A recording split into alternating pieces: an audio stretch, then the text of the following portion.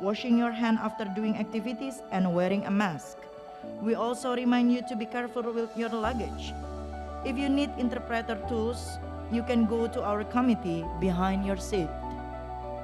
If you need interpreter tools, you can go to our committee behind your seat. Thank you.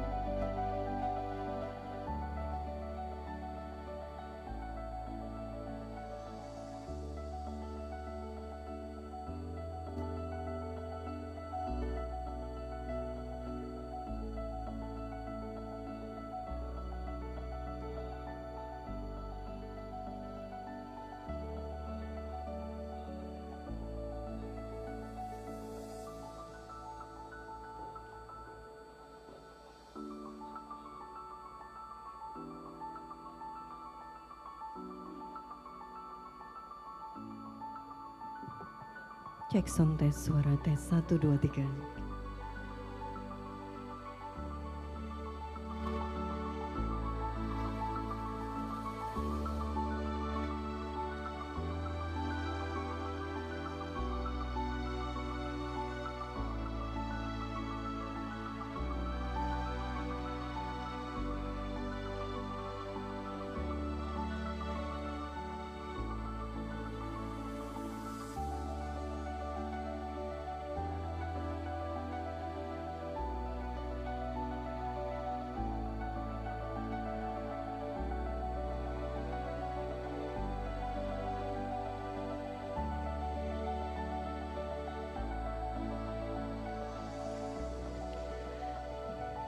Ladies and gentlemen, we are ready to start. Please take your seat.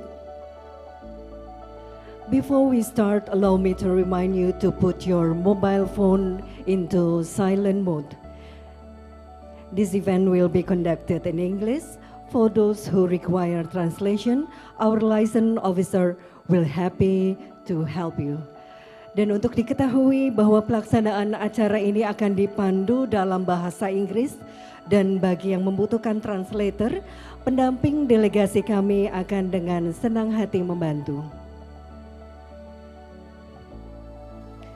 For your information, members of PNLG who's joining on site were Cambodia, Indonesia, Philippines, Republic of South Korea, Japan, and Timor-Leste, as well as representatives from the national government, private sector partners, and the academies. Joining online, we have China and Vietnam.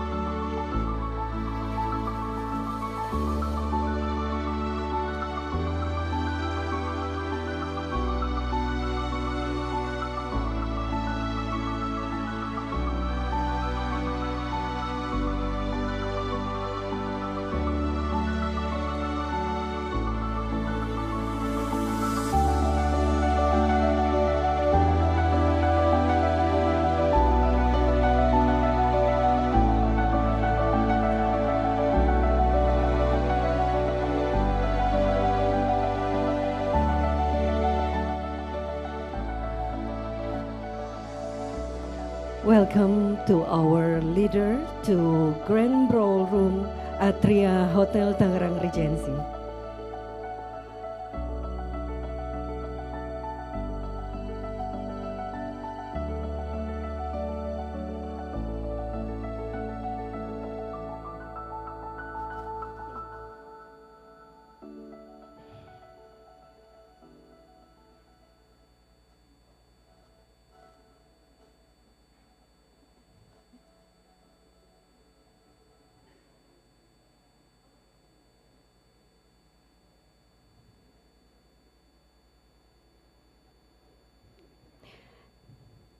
In addition, this venue would like to announce few important notes that will be presented by Ms. Diani Anjarvika.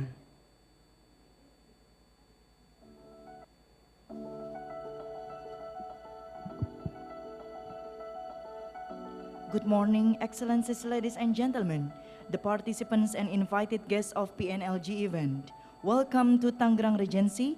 We remind you, if you haven't registered yet, please register first.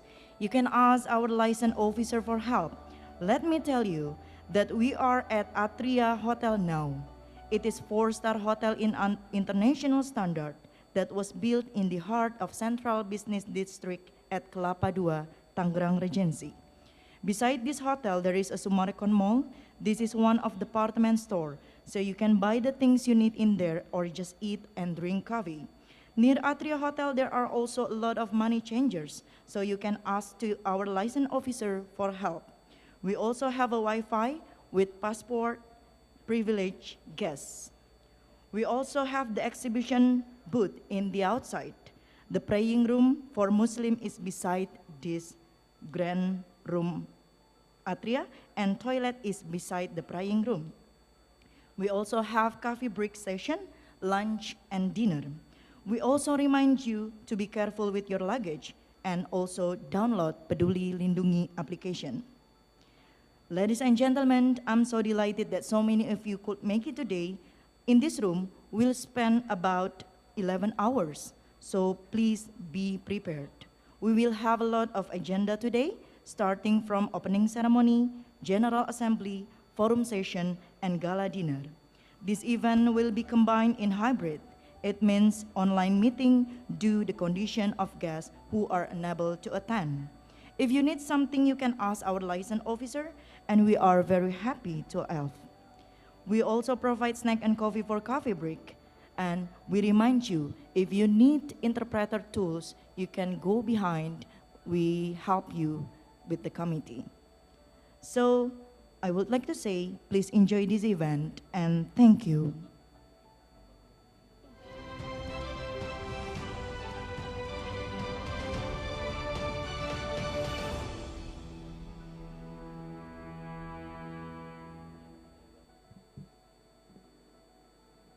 Bismillahirrahmanirrahim.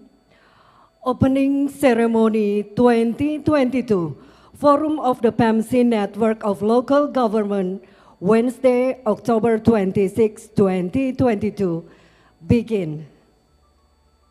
Excellency, Minister of Ministry of Environment and Forestry Indonesia, Ibu Siti Nurbaya Bakar. His Excellency, Governor of Banten Province, Bapak Dr. Al-Mukhtabar, President PNLG and Vice Chair Danang People's Committee Vietnam, Dr. Le Quang Nam, who's joining with us today from Vietnam. Vice President PNLG Region Tangerang Regency, Bapak Ahmed Zaki Iskandar.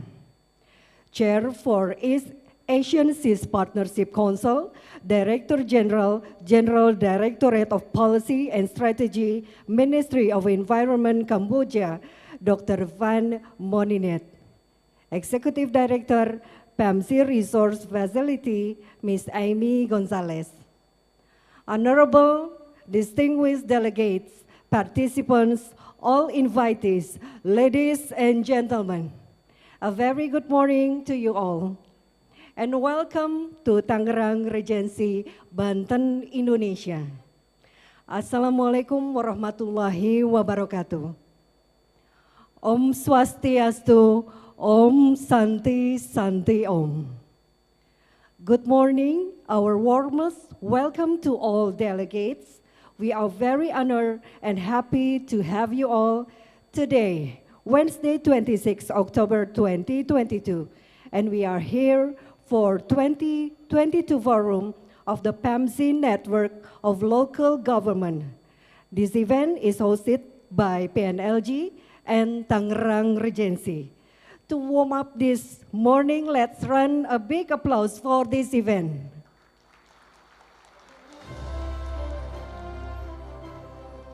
My name is Gita Amalia. Certainly, I'm honored to be part of 2022 Forum of the PAMC Network Local Government and to serve as a master ceremony for today's event. Ladies and gentlemen, over the next few days, this event will give you a plenty of opportunity to discuss policies and procedures and share knowledge to mix and mingle among delegates.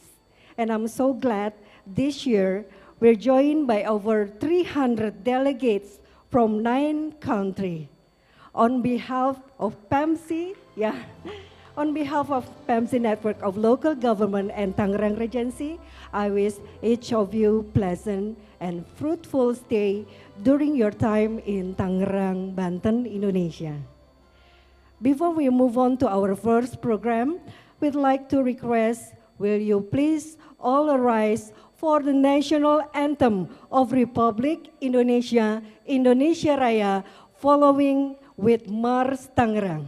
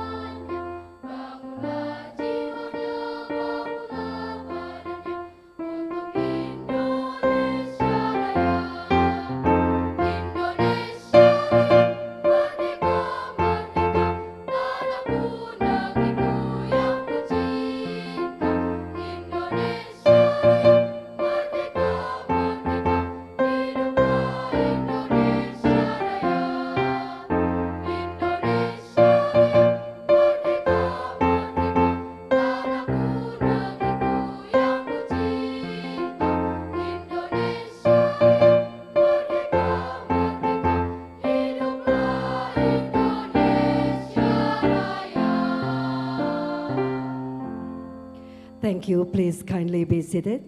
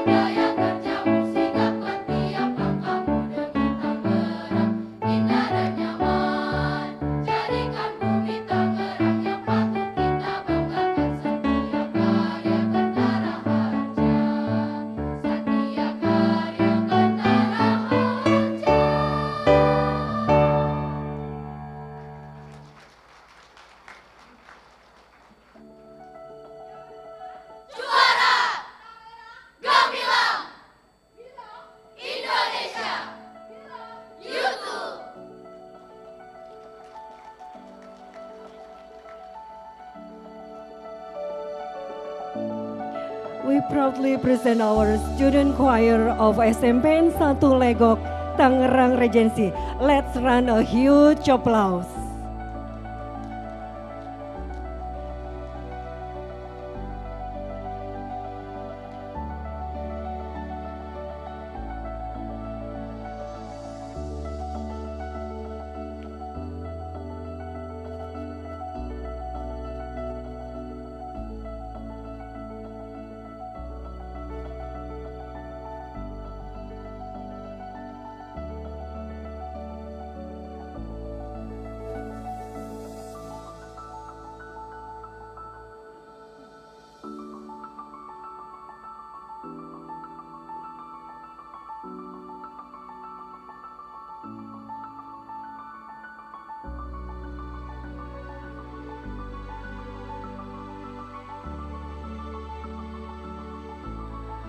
Ladies and gentlemen, now for the welcoming remarks, please help me welcome Vice President PNLG, Region of Tangerang Regency, host for 2022 Forum PNLG, Bapak Ahmed Zaki Iskandar.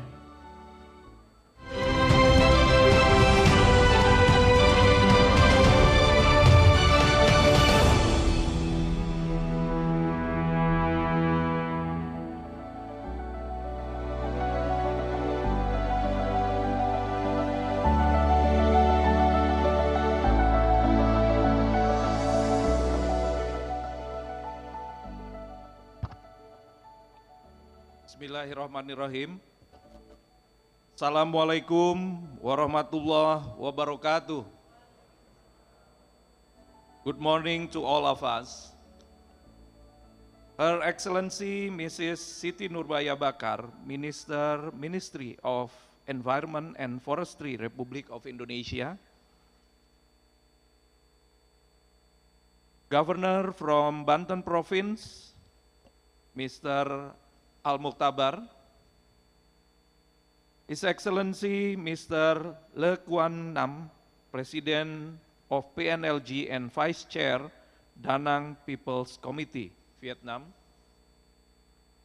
His Excellency Mr. Van Moninet, Chair East Asia CIS Partnership Council and Director General, General Director of Policy and Strategy, Ministry of Environment, Cambodia. Mrs. Amy Gonzalez, Executive Director, PEMC Resources Facility. Mr. Jon Fitner, President, PEMC Network of Learning Center. All leaders and members of the PNLG delegation from countries Malaysia, Philippines, Cambodia, Timor-Leste, South Korea, Japan, China, Vietnam, and Indonesia. Dear ladies and gentlemen and invited guests, first of all, let us always offer our praise and gratitude to the presence of God Almighty for all of His blessing and gift, so that on this happy day, we can be all present at Hotel Atria, Gading Serpong for the implementation forum of the PEMC Network of Local Government, or PNLG 2022. Dear distinguished ladies and gentlemen, on behalf of the Tangerang Regency Government, of course, I would like to express my deepest gratitude and appreciation to all PNLG member delegation who have been present in Tangerang Regency, Banten Province, Republic of Indonesia, to share their knowledge and experience in terms of coastal governance in the context of integrated coastal management, which in the forum currently taking the theme, strengthening coastal resilience towards sustainable local blue economies. As we know, development problems in various sectors, especially those related to coastal governance, are currently still serious challenge that we must face together. This is important considering that the good coastal governance, it is hoped that the Human Development Index will also increase and ultimately the competitiveness of human resources will be better. The Tangerang Regency itself development program from 2019 to 2023 has a vision of realizing a religious, intelligent, and healthy, as well as prosperous Tangerang Regency community. With this vision, we hope is that all people in Tangerang Regency will be able to be competitive in facing the challenges and changing times that demand efficiency and effectiveness in all things that Tangerang Regency government, in an effort to manage the coastal area since 10 years ago, has prioritized program called Gerbang Mapan, or in English, Coastal Community Development Movement. In implementing the Gerbang Mapan program, or the Coastal Community Development Movement program, the government involved the participation of all coastal communities, so that development goals and target of Tangerang Regency will lead to improving the welfare of coastal communities can be realized and sustained.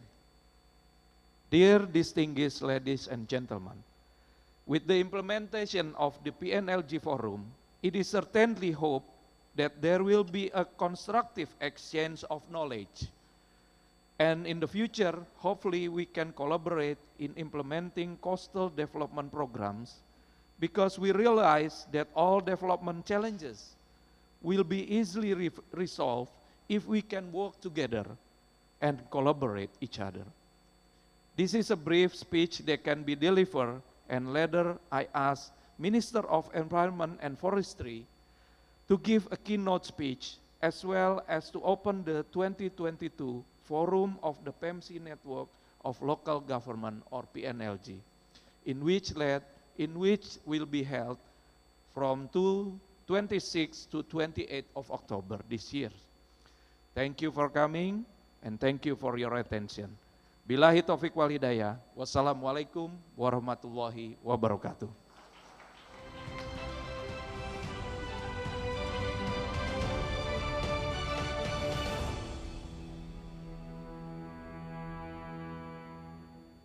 Thank you, Bapak Ahmed Zaki Iskandar, for the welcome remarks.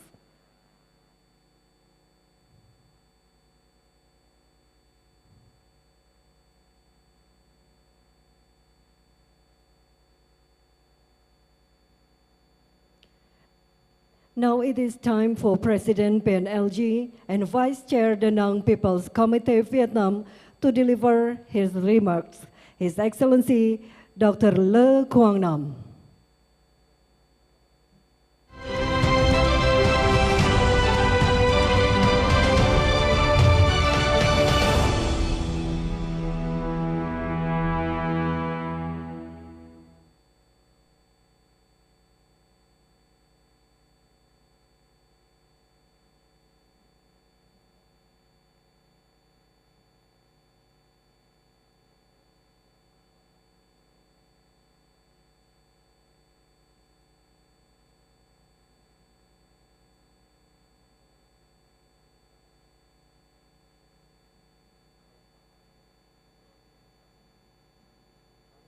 Hello, Dr. Le.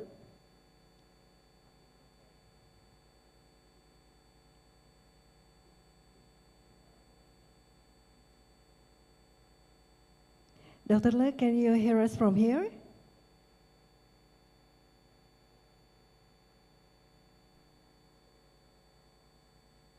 You're still on mute?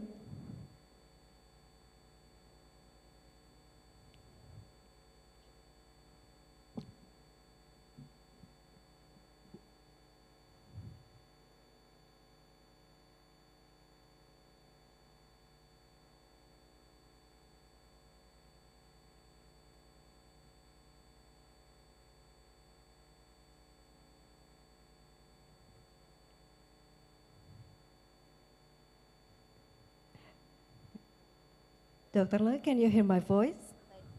Ladies and gentlemen, first of all, allow me to extend my warmest greetings to the delegates attending the forum, online and offline. I am I'm sorry for because of business matter I cannot attend directly in the forum. I am grateful to Tanjaran for hosting the PNLG forum with the theme Strengthening Coastal Resilience Towards Sustainable Local Blue Economies. As we all have known, we are having a local government forum to discuss vital issues on climate adaptation and mitigation 2 weeks before an important global climate change conference in Egypt, the 27th Conference of Parties to the UN Framework Convention on Climate Change. This affirms PNLG's commitment to contribute to actions to adapt to climate change and mitigation of climate change. We are aware of the risk we are facing in this powerful threat, and this is partly caused by the human communities, and we in the coastal cities and provinces are well aware of these threats. My city, Da Nang, has many lessons to share on natural and man-made hazard prevention and management. So please allow me to share very briefly to you. We have been facing with increasing impacts from floods, typhoons, and coastal erosion. We have been focusing on ICM programs to strengthen communities' resilience to climate change, including creating natural buffers against storm surges and improving forecasting, early warning and response and recovery systems. We have also been constructing multi-purposes shelters and houses to help our community withstand typhoon damages.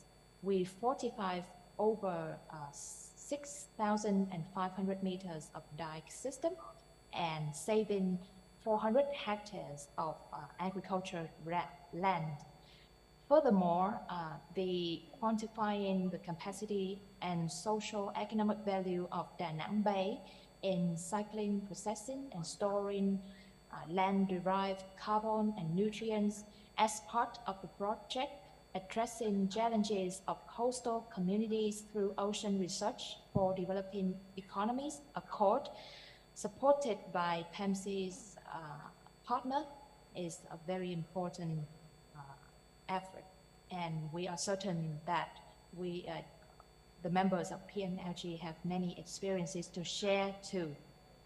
And all of this effort is aligned with the UN Sustainable Development Goals timeline. Ladies and gentlemen, Da Nang has issued our action plan on implementing the PNLG SAP for the period 2022 to 2030, affirming our commitment towards contributing to PNLG targets and actions towards 2030. And this is one of the key programs for climate change and adaptation and disaster risk reduction, which aims to contribute to UN SDG number 13. PNLG is also a proud non-country partner of MC, and we look forward to more years of active collaboration with PEMC country partners and non-country partners, PEMC Resource Facility, and PEMC Network of Learning Center. Once again, I apologize for not being able to join you physically in Tangerine. I am grateful with this blended approach of working where we'll stay connected through digital system, and we look forward to participating in many of the sessions today and tomorrow. Thank you very much. Thank you.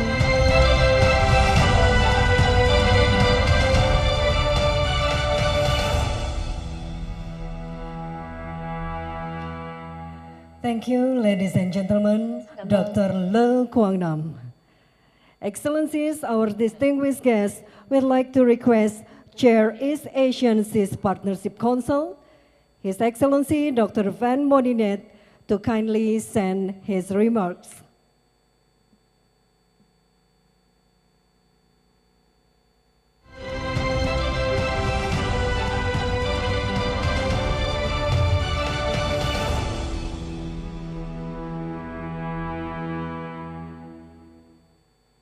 Her Excellency Dr. Siti Nubaya Baka, Minister of Environment and Forestry of Indonesia, Honorable Mr. Ahmed Zaki Iskandar, Regent of Tangerang, Honorable Lê Quang Nam, President of the PNLG, local government members of PNLG, Professors Dr. Arif Setria, rectors of IPB University, Indonesia, officers and members of the PUMC network of learning centers, Ms. Amy Gonzalez, PUMC Executive Directors, distinguished guests, ladies and gentlemen, a pleasant morning to all of you. On behalf of East Asian Sea Partnership Councils, as a governing board of partnership in environmental management for Sea of East Asia, or PUMC for short, I would like to congratulate and extend our sincere appreciation to Gangkerang Regencies for hosting this year's PNLG Forum. The forum theme of strengthening coastal resilience towards sustainable blue economy is very timely and important. A large percentage of the population in East Asia Sea region rely on coastal and marine economy.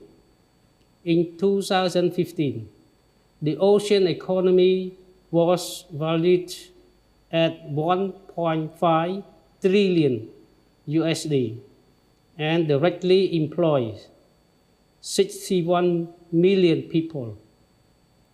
This does not include those relying on the ocean for small-scale and sustenance-related livelihood and informal economies.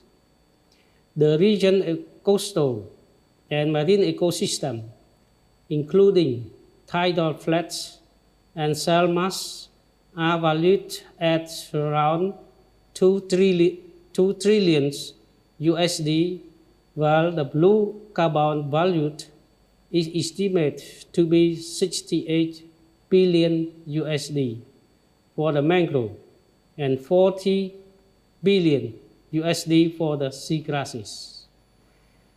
Yet we are all aware that the region, coastal and marine areas are faced with threat of environment degradation and pollution, natural disasters, and the impact of climate change.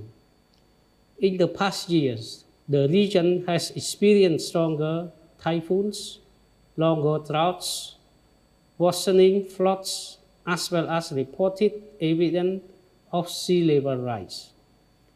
Costs of floods loss to East Asia economy are projected to increase eightfold, from 6 billion USD in 2005 to 52 billion USD by 2050.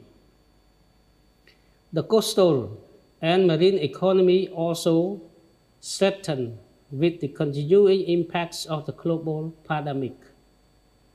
As the East Asia Sea region geared towards transitioning to the blue economy and recovering from COVID-19 pandemic, the role of your local government in strengthening coastal resilience through the implementation of your respective program on integrated coastal management, or ICM, for the sustainable development and management of the coastal and marine areas cannot be discounted.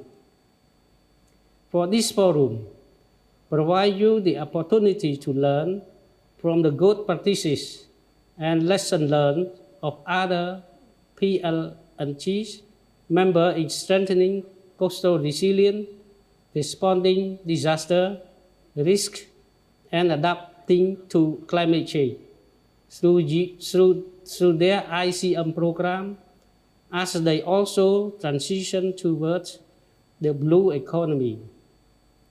The blue economy pathway offers the development strategy anchored on sustainable and inclusive prosperities, low carbon growth, and protection of the ocean ecosystem to ensure food security, jobs and livelihoods, coastal resiliency, recreation, and well-being.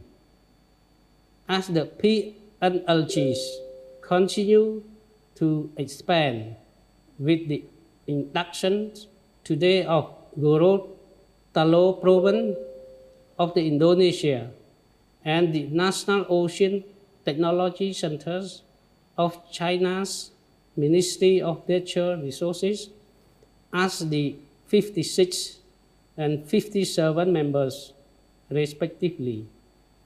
I strongly believe that this network provides a forum in advancing the implementation of our Sustainable Development Agenda through the implementation the PNLG's Strategic Action Plan in supporting of the SEA Implementation Plan 2023 to 2027.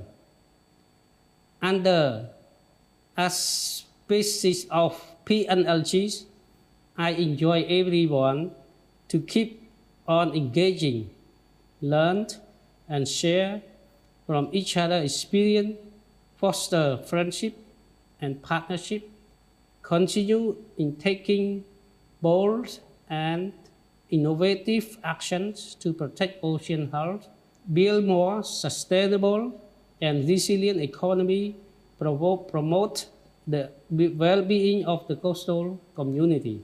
It is with deep regret that I will not be with you in Tangerang personally due to other commitment, but I wish you all engaging and productive forum. Thank you.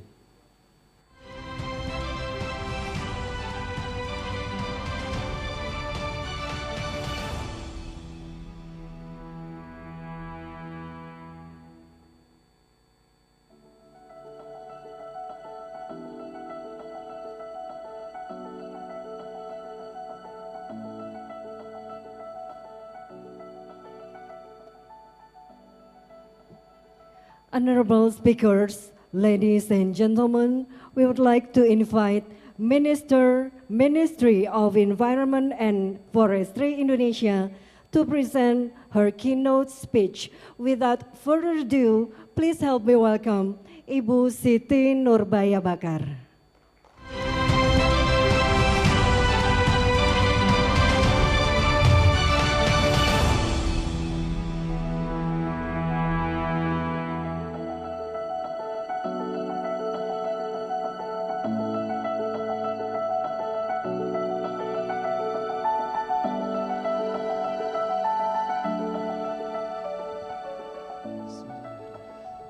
Assalamualaikum warahmatullahi wabarakatuh.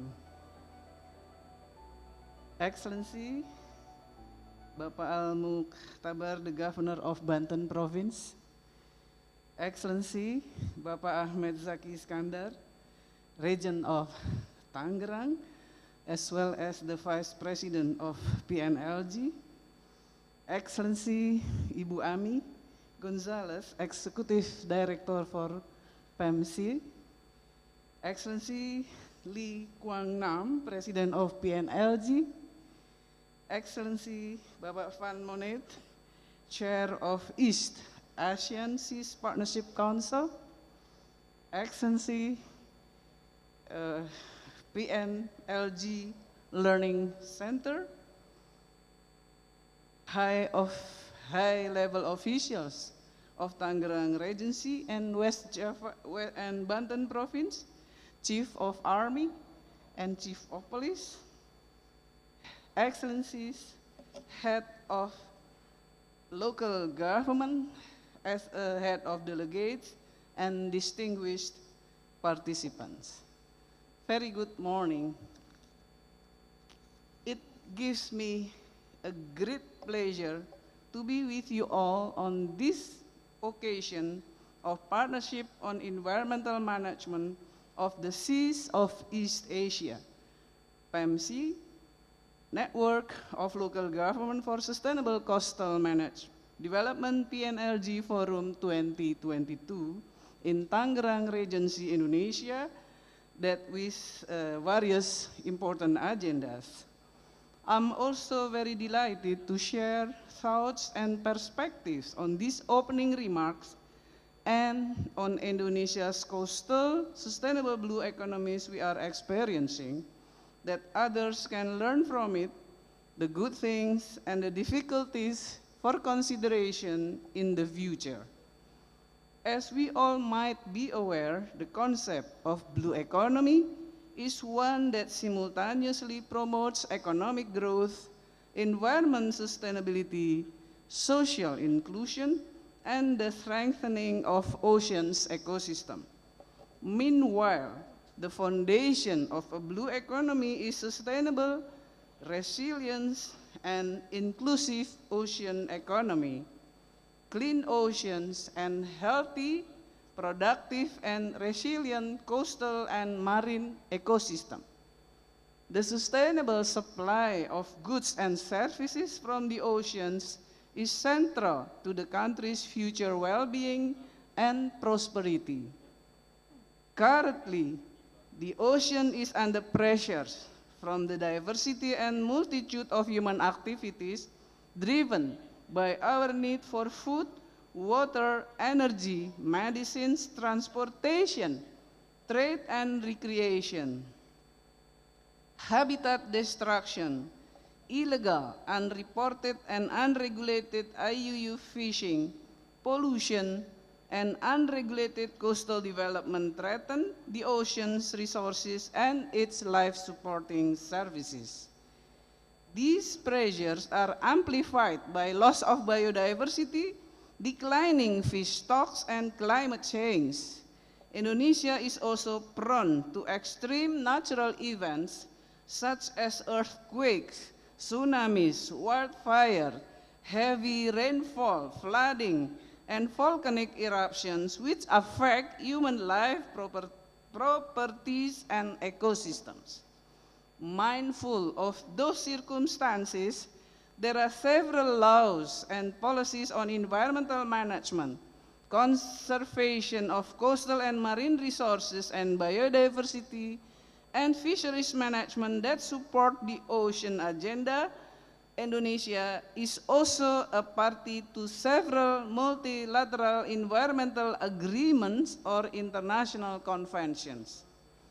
The National Ocean Policy provides the guiding principles and course of action to promote sustainable development, protect the marine environment, ensure healthy and sustainable marine ecosystem, and conserve fisheries and other natural resources from the oceans. It is critical for the various institutions and organizations to elaborate the SDG 14 Life Below Water targets and other related SDGs, as well as identify the specific coastal and marine issues and actions that would be most substantial to the coastal communities and ocean health. The ocean GDP growth requires investment and policy support through compound of regulation and incentive that encourage business to invest in the ocean-based economy that is also aligned with sustainable, inclusive, and resilient development principles as encompassed in the blue economy paradigm. Accordingly, the development perspective has been changed by transforming the established ocean economy into blue economy and integrating ocean and land-based economic activities into a unified national economy. Excellencies and distinguished delegates, policies on blue economy and integrated ocean management should be pursued in concrete steps, together with capacity improvement, innovative technologies, laws and plans that consider economic growth, job creation, wages and income, financial viability, environmental and ecological sustainability, and natural hazard and climate resiliency in an integrated way. On that note, among Indonesia's coastal ecosystem that have been much considered to strengthening the country's coastal resilience towards sustainable local blue economies is the mangrove ecosystem, since it provides vital ecosystem services to local communities and to the global population. At the moment, more than 100 million people around the world live within 10 kilometers of significant mangrove forest. Meanwhile, in emerging economy countries in Asia, including Indonesia, most of these people depend on mangrove resources for their livelihoods and well-being. According to the National Mangrove Map that has been developed by Indonesia since 2013, we started from Java and then every year to Sumatra, Sulawesi, Kalimantan, etc. There are 3.31 million hectares of mangrove in Indonesia, or accounted for about 20% of the world's mangrove. A World Mangrove Center has now been initiated by Indonesia with the purpose of to serve and share Indonesia's experiences in mangrove rehabilitation and conservation, to develop networking for research and information, to collaborate among global stakeholders to save the world mangroves, and to actuate the mangrove governance. Mangrove has high blue carbon potential as part of the National Low Carbon Development Strategy. Research and development of mangrove cultivation technology are increasing, so there is a need for a sharing and learning platform for stakeholders.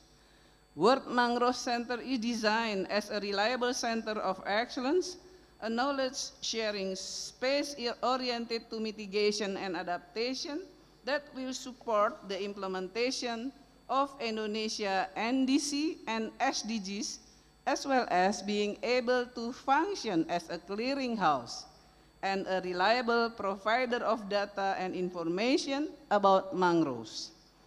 World Mangrove Center functions as an international hub to provide access to knowledge database of mangrove ecosystem for better understanding mangrove ecosystem, as well as to connect, coordinate, and encourage collaboration between different mangrove-related stakeholders from various sectors in many countries. Excellencies and distinguished delegates, while looking forward to accelerating the rehabilitation of 6,000 hectares of mangrove until 2024, we had carried out the labor-intensive acceleration of mangrove rehabilitation within the National Economic Recovery Scheme, reaching almost 35,000 hectares in 654 villages, in addition to the regular pattern of mangrove forest rehabilitation. The rehabilitation, conservation, as well as governance on mangrove is supported by World Bank for 75,000 hectares for 2020 and 2022 and 2023. Japan, Korea, Japan ASEAN Integrated Fund, JAIF, and Global Climate Fund are countries and agencies that also support mangrove program in Indonesia. By this year, we have at least established 250 mangrove stewardship villages using the government budget for 220 villages, and 30 others were formed and facilitated by partners using CSR scheme. Intervention for the mangrove stewardship villages include educational activities and community capacity building with mangrove community field school training. Last year, about 176 cadres were formed through mangrove field schools, consisting of 150 cadres of mangrove rehabilitation field schools and 26 cadres for environmentally friendly ponds field schools. The field schools are aimed to enhance community capacity in mangrove management practices such as participatory mapping, mangrove rehabilitation techniques, identification of mangrove species, seeding, preparation of planting sites, planting, maintenance, monitoring, and evaluation. We all can see the importance of the community existence in the environmental relationship of the coastal settlement centers, in addition to the work agenda of mangroves as I mentioned. In this regard, Indonesia also encouraged the Climate Steward Village program that intensively involves the community to behave in a climate-friendly manner, including the coastal communities, by planting mangrove program and waste management to prevent the marine litter. We call it Program Kampung Iklim or Proklim. Currently, there are 4,300 Proklim villages in Indonesia in the 68 regencies and cities, and there are 15 climate stewardship villages in this Tangerang Regency. Those programs are important as part of our efforts in reducing global greenhouse gases emissions to limit the temperature increase to 1.5 degrees Celsius as the ultimate goals on climate actions. The target has stated in the nationally determined contribution and the long-term strategy for low carbon and climate resilience 2050 has been formulated to the concrete strategy and roadmap to ensure that these commitments are met through policies and concrete actions. Leading by example, the approach is relevant for local government networks. Considering that humans are requiring water, hence, human settlements are normally situated at the coastal zones for water points. Regencies and cities in the coastal area may densely inhabited, with the consequences such as marine litter and high carbon emissions. Global CO2 emission from fuel combustion by sector is coming from electricity and heat for 42%, transportation 24%, residential 6%, and commercial 3%, as the data mentioned by IHS Market 2020. By 2019, global oil consumption was 30% higher than it had been in 2000. Oil and natural gas are also the feedstock for petrochemical from which chemical and plastics are made. A growing movement focuses on limiting the use of plastic straw and single-use plastic, especially owing to the ocean pollution and the debris washing up on beaches. Recyclability to replace single-use plastic has become priority. This is seen as part of the circular economy, where products are reused, recycled, and remade at the end of their lives instead of going into landfills. Excellencies and distinguished delegates, the local government has particular and important roles on environmental management, as the externalities are mainly in the level under local government affairs. All in all, regulation, incentive, institutional building, stakeholders participation, research and capacity development, and financing mechanism in key environmental service sectors such as biodiversity conservation, solid waste management, wastewater treatment and remediation services are the enabling condition that would support further investment to ensure not only healthy and sustainable oceans, but also sustainable and resilient ocean economy. And thus, there is a potential of partnership to access technologies, expertise, and financing for this sector. With this, I congratulate for the new member and all delegates, and I open the PNLG 2022 and have a fruitful forum. Thank you. Wassalamualaikum warahmatullahi wabarakatuh. Thank you, Ibu Siti Nurbaya. Will you please remain on stage?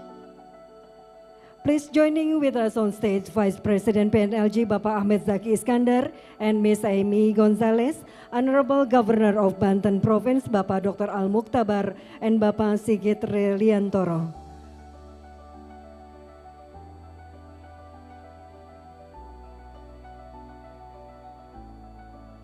To officially opening this ceremony, we'd like to request the Minister of Ministry, Environment and Forestry Indonesia to initiate the gong procession.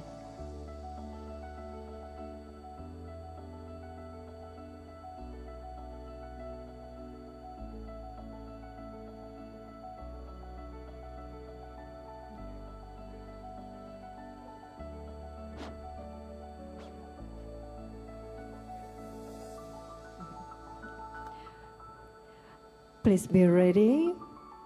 Bismillahirrahmanirrahim. On 1, 2, and 3, please hit the gong.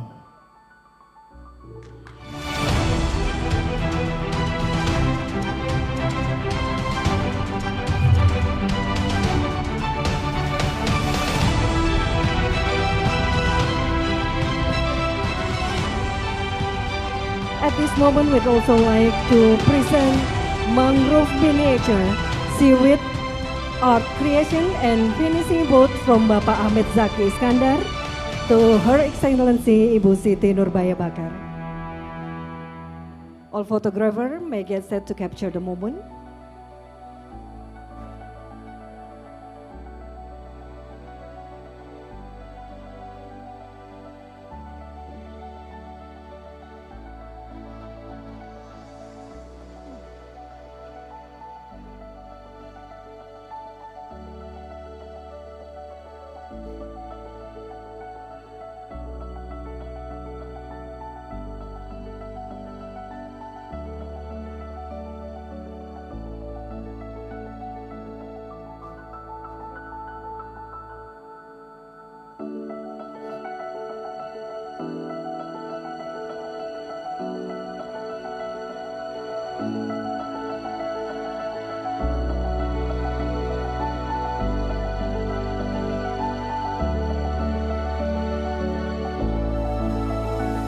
We'd like to have this opportunity to have a group photo.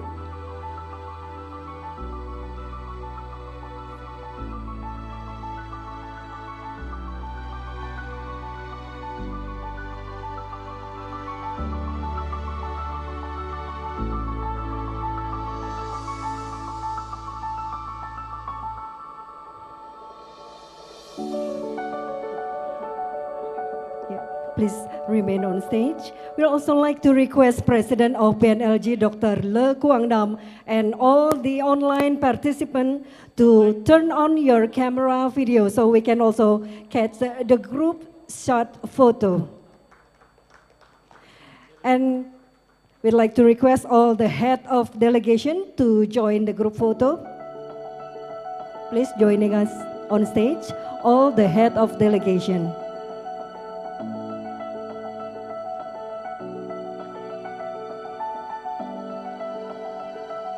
Once again, we'd like to request to all head of delegation to joining us on stage and have a group photo.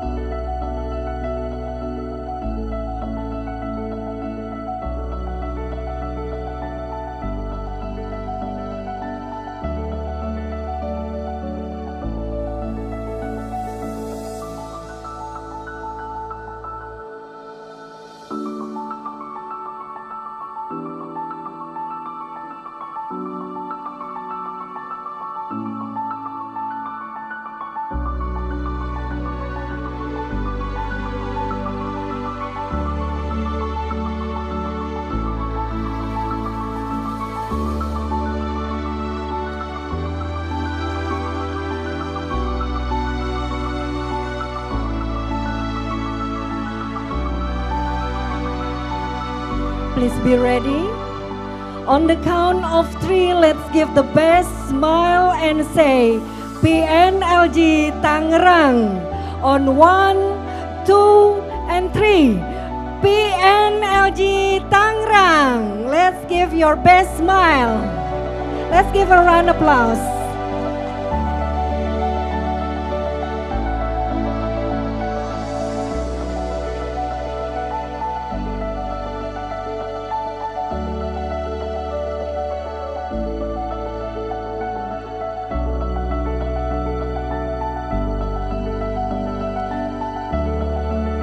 Thank you for the group photo session. Excellency Bu Siti Nurbaya Bakar, it's my honor to invite you to the site of the opening of exhibition outside this building for leading ribbon cutting ceremony. Kindly invited to join us, Bapak Ahmed Zaki Iskandar, Ms. Amy Gonzalez, and all the head of delegation, and also Honorable Governor of Banten Province to joining exhibition opening ceremony.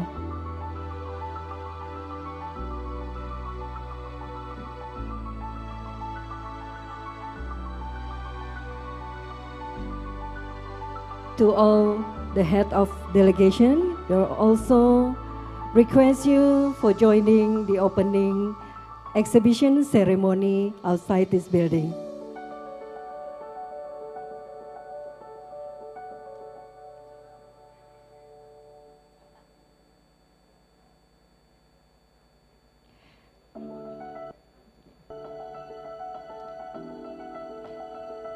And to all delegates, it is time for coffee break outside this venue.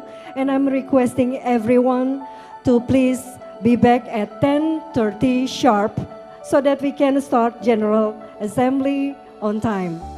Enjoy your coffee break.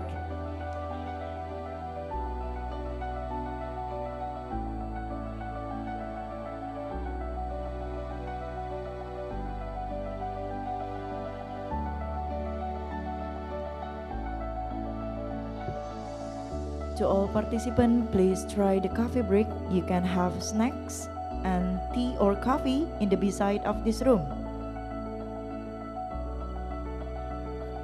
In the beside of this room, we have coffee, tea, and some snacks. And we'll be right back at 10:30. Thank you.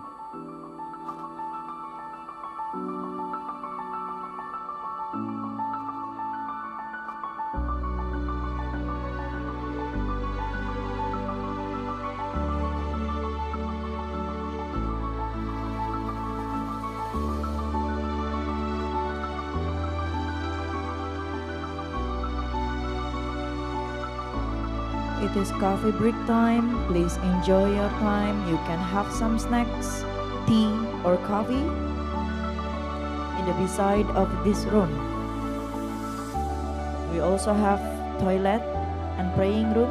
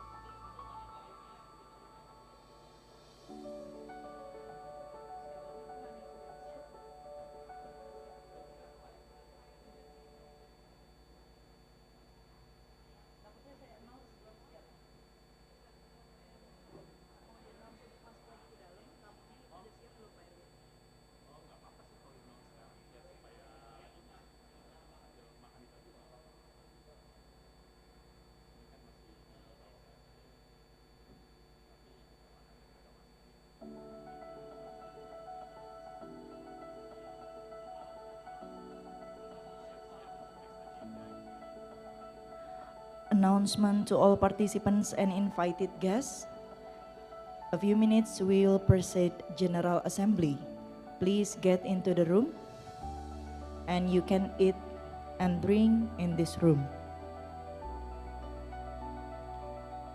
To all participants and invited guests of PNLG event, a few minutes we will be faced General Assembly, so please get into this room. You can eat and drink in this room.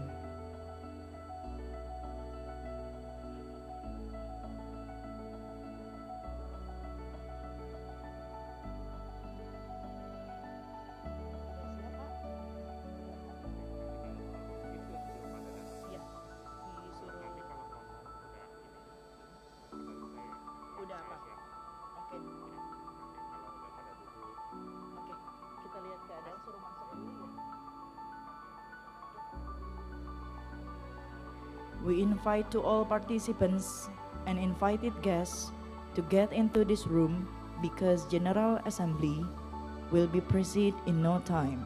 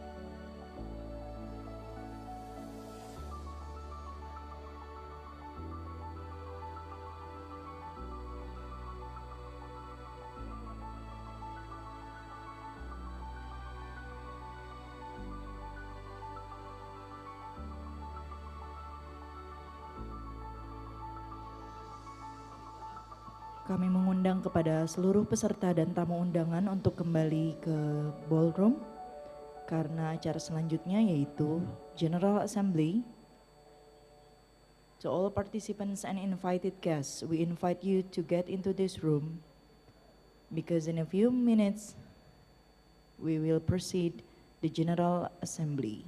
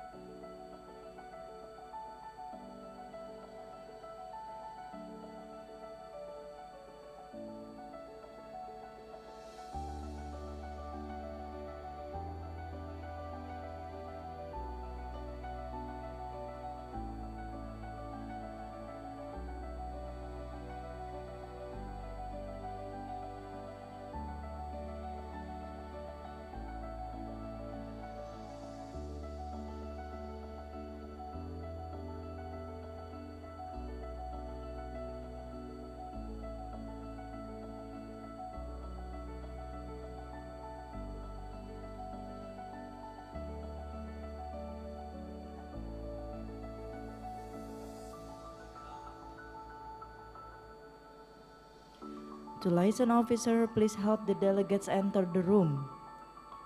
Because in a few minutes, we will proceed the General Assembly. Kepada seluruh peserta dan tamu undangan dipersilakan kembali ke tempat hall karena akan dimulai General Assembly.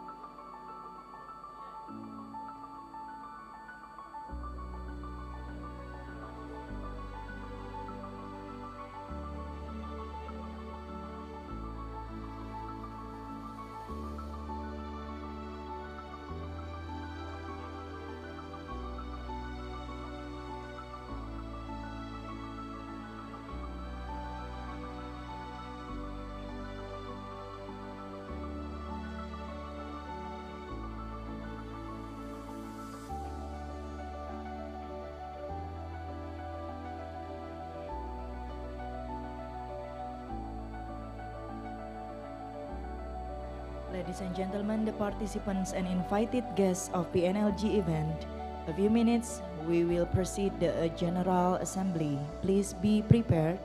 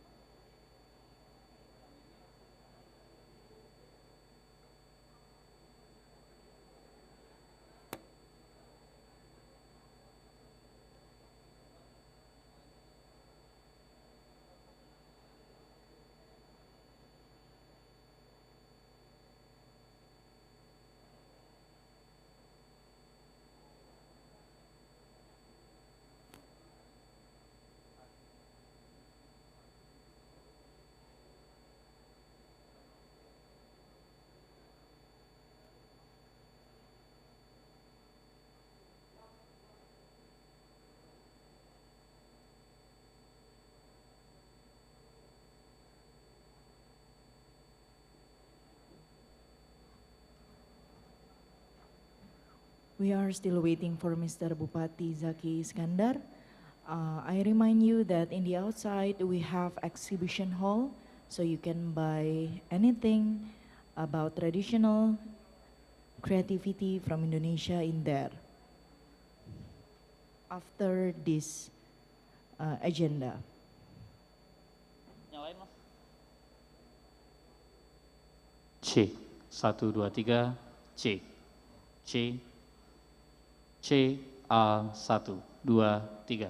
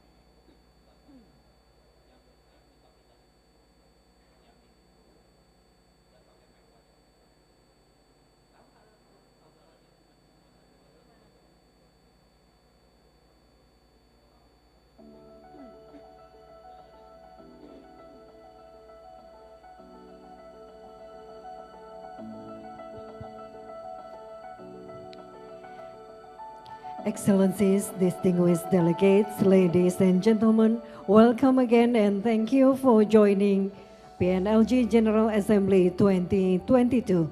For this year, we are happy to kindly request the President and Vice President of PNLG to chair and co-chair this session and to take over the floor. Ladies and gentlemen, please help me welcome His Excellency Dr. Le Quang Nam and Bapak Ahmed Zaki Iskandar.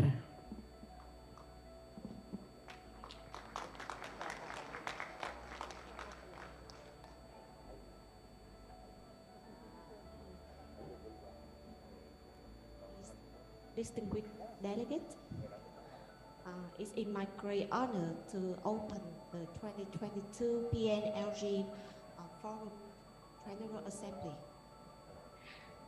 So thank you, PNLG member, for entrusting me to lead together with His Excellency Ahmed Zaki Iskandar to co-chair the forum. And let me also take this opportunity to thank Tangerang Regencies on behalf of the PNLG for hosting this year's forum and acknowledge Mr. Iskandar, who will be co-chair for his excellent leadership in the General Assembly. Ladies and gentlemen, I would like to call the General Assembly of the PNLG to order. May I call on the PNLG Secretariat to present the meeting agenda and request the PNLG member afterward to review and approve the agenda.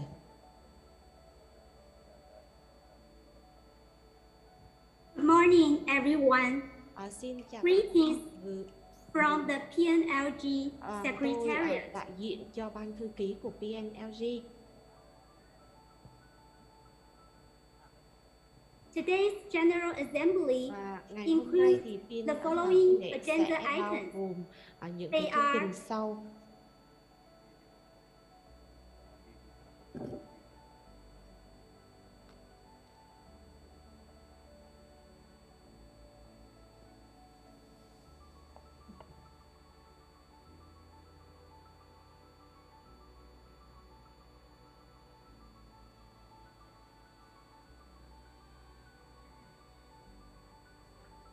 Sorry, Chair. Can I continue? Lỗi ngài chủ trì ạ, tôi xin được bắt đầu chương trình tiếp theo.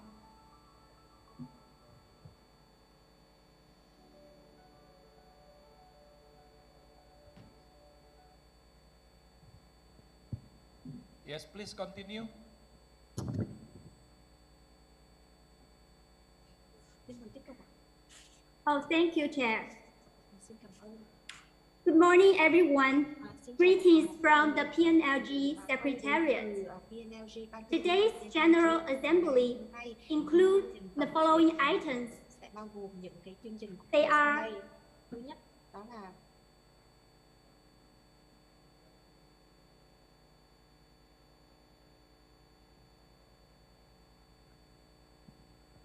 Sorry, Chair. It seems that I'm muted.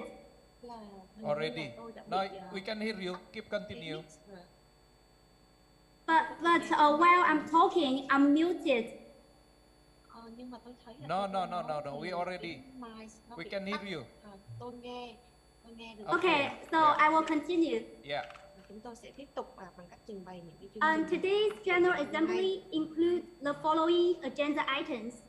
They are 2022 Thứ nhất, accomplishment reports việc and trình bày và 2023 báo cáo work tổng thể plan and năm budget. 2022 cũng như là cái chương trình hành động. The implementation of PNLG Strategic Action Plan 2022 to 2030.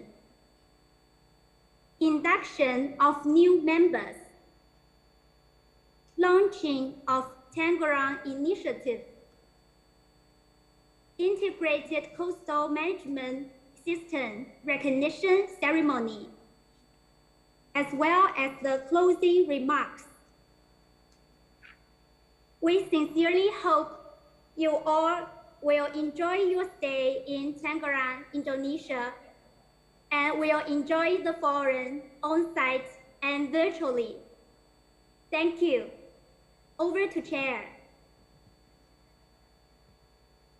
Thank you very much.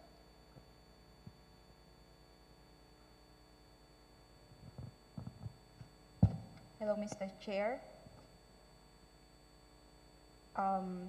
Mr. Chair, my name is Annabel Cayabyab from the province of Cavite, Philippines. I would like to reiterate that the agenda for the forum has been previously distributed and reviewed by the PNLG members. We agree with the agenda items to be discussed today, and thus, on behalf of the Cavite province and the PNLG members, I move for the approval of the agenda of the 2022 PNLG Forum as presented. Thank you. Mr. Chair, I am Mario Cabral. Yeah. I am Mario Cabral representing Timor-Leste. And I second Cavite Province motion for the approval of the agenda. Thank you. Thank you. Give the applause for Timor-Leste and Cavite.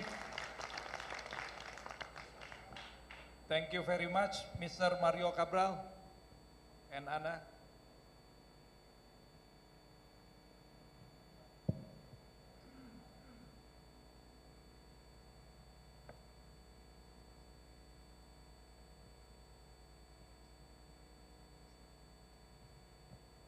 Mr. President, can you please continue the meeting agenda?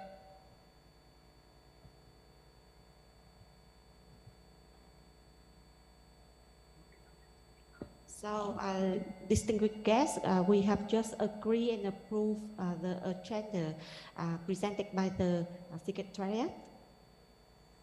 Next, we would like to invite Dr. Pan King-wo, the Deputy General Secretary, the PNLG Secretariat, the PEMC Vice President, and the Vice President of Hamon Xiamen University, China, to present the 2022 accomplishment report and 2023 plan.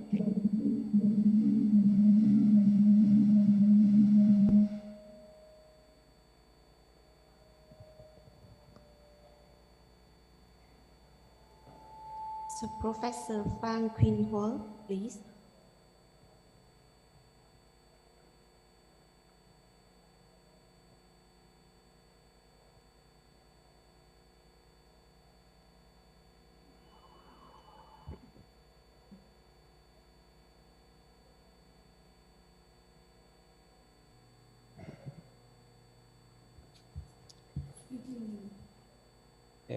Thank you, Mr. Chair. Distinguished guests, ladies and gentlemen, morning. It's my privilege to report to the General Assembly on behalf of PNLG Secretary from Xiamen, China. It's a pity we could not join you in Tangerang, Indonesia. I wish you all enjoy your stay in Indonesia for this exciting event. The past year has still been difficult for all of us. The PNLG Secretary has been devoted to move forward with the guidance of Pansy Resource Facility, the Ministry of Natural Resources of China, Xiamen Municipal Government, and with the valuable support of all of you, the PNLG members. So we have been working very closely with PRF and particularly Tangerang this year to prepare for the annual forum. So thank you for all our partners. So therefore, we are pleased to make some progress to promote our network, so which I'd like to report to you. Since you already have had the documents on your hand, I'd like to make my report as short as possible. There are 6 items to highlight for the work of 2022. The first is conducting the 13th PNLG Executive Committee meeting virtually on last July 5th. We had productive discussion in the EC meeting, which many important decisions has been made, including laying a good foundation for the smooth conduct of the PNLG forum. The second is preparation for the annual forum. The PNLG sector, together with PRF and the host Tangerang Regency actively made preparations for the forum by discussing relevant issues at more than 10 online meetings. So let's thank all of them for their contribution to this organization for this forum. The third is active participation in the development of the SDS SEA implementation plan. So I was recommended as the representative of the PNLG sector to participate in the technical working group of the SDS SEA implementation plan. So we have had 3 meetings plus many email exchanges. So I'm pleased to see the voice of PNLG has been heard in the process. The fourth is the recruiting new members. So we are very happy to have received application from Gorontalo of Indonesia and the National Ocean Technology Center of the Ministry of Natural Resources of China in last June. The sector reviewed the application and submitted the recommendation to the EC for approval. So we will witness the signing ceremony today, and this will bring PNLG membership to 53 regular members and 4 associate members. So welcome to Gorontalo and NOTC, and wish more members will join us to our network. The fifth is the PNLG has taken effort to promote capacity building of our network, including actively providing training opportunity for PNLG members. So next year, the PNLG secretariat, together with PRF, COMI of Xiamen University, and the Xiamen Marine International Cooperation Center are going to organize the international workshop on science and management of blue carbon to share the research progress and the good practices on blue carbon with our members. So this workshop is a joint PNLG PNLC event and will be open to all our members, and we are looking forward to your active participation.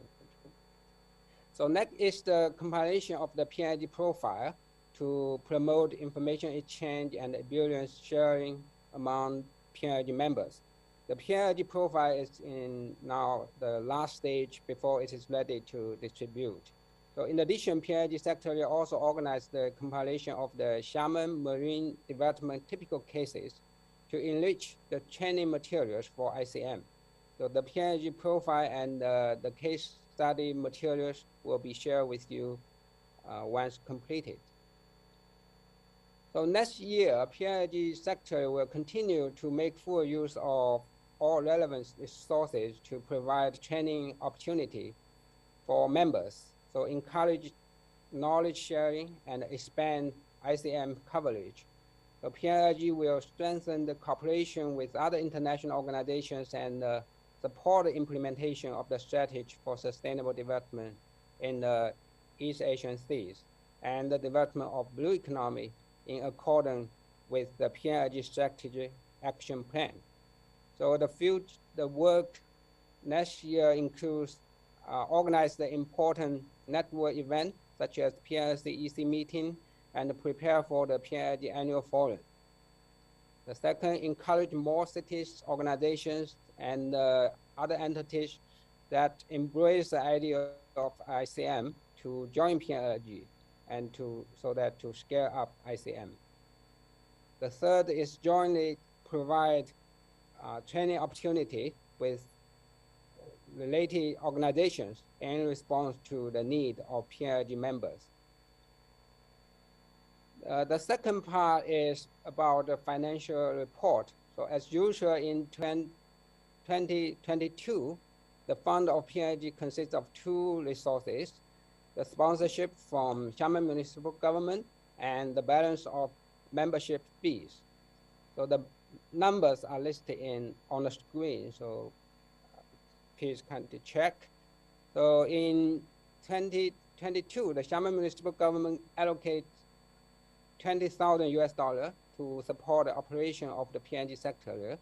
The fund was used to organize the EC meeting and meet the personnel costs and also the daily operation costs of the PNLG sector. And this year, there is no expenditures incurred from Xiamen account, and for Manila account, that will allocate estimated 3,600 some US dollar for PRF staffs attending the annual forum. For the next year, please see the funding sources in 2023 from the screen. In order to better serve the membership, the fund is proposed to be allocated for the following items. The first, as usual, the fund provided by the Xiamen Municipal Government will be used for the 14th PNLG EC meeting, the daily operation and the capacity building of the PNLG sector. And for the member fee account, the 30,000 US dollar from Xiamen account is proposed to allocate for the cost of the activities of training and information sharing. And the third is 6,000 US dollar from the Manila account is proposed to allocate for international travels for PNLG officers to attend the EC meeting and also annual forum, and also cost of experts and related supporting costs of the annual forum. So the total budget adds up to 56,000 US dollar. So that's all for my report. So thank you for your attention. Over to you, Mr. Chair. Thank you very much.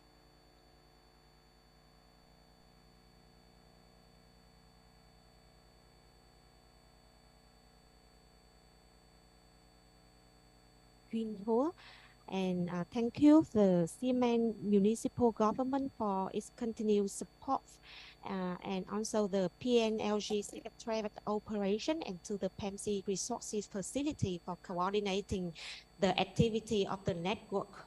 And now may I request the General Assembly to review and approve the 2023 work plan and budget.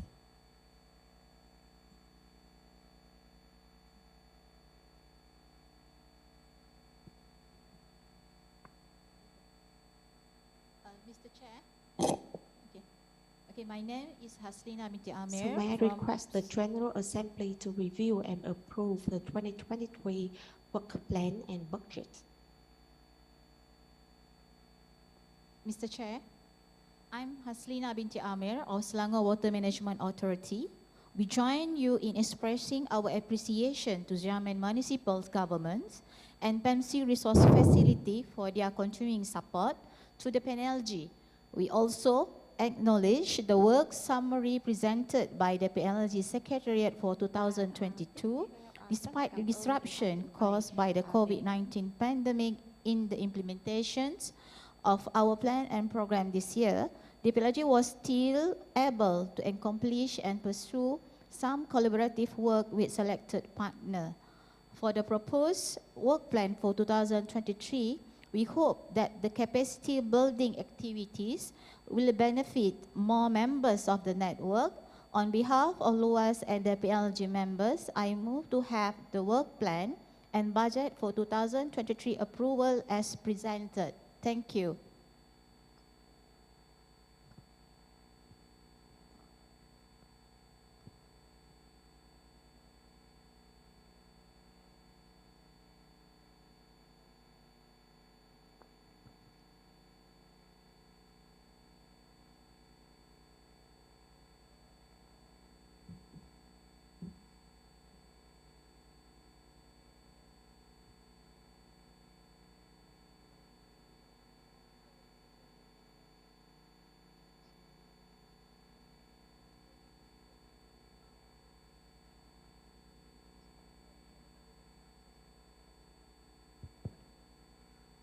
Thank you, Ms. Haslina, for your approve.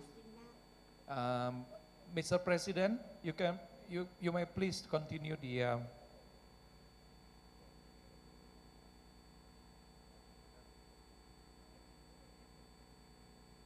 So we take note of the recommendation on capacity development of the network. The PNLG Secretariat and PRF will update the member on the capacity building activity that will be lined up for 2023. The 2023 work plan and budget is hereby approved as presented. And at this point, it's my pleasure to invite Ms. Ahmed Zaki Iskandar, the Vice President of PNLG and Regent of Tangerang Regency, to chair the discussion on the agenda item on the implementation on PNLG Strategic Action Plan 2023-2030 and the introduction of the new PNLG member. So, Mr. Iskandar, the floor is yours. Okay, thank you, Chairman, Mr. President, Dr. Lee. I would like to remind the PNLG members of the adoption of the PNLG Strategic Action Plan for 2022 to 2030. During the 2021 PNLG Forum, with the signing of the pre-Sihanouk Declaration and the commitment that we made to implement our respective integrated coastal management program in support of the Strategic Action Plan and report on our progress during the annual PNLG Forum. I would like to invite Mrs. Nancy Bermas, Senior Program Manager of PEMC Resources Facilities, to present the progress in the implementation of 2022-2030 PNLG Strategic Action Plan since its adoption in 2021.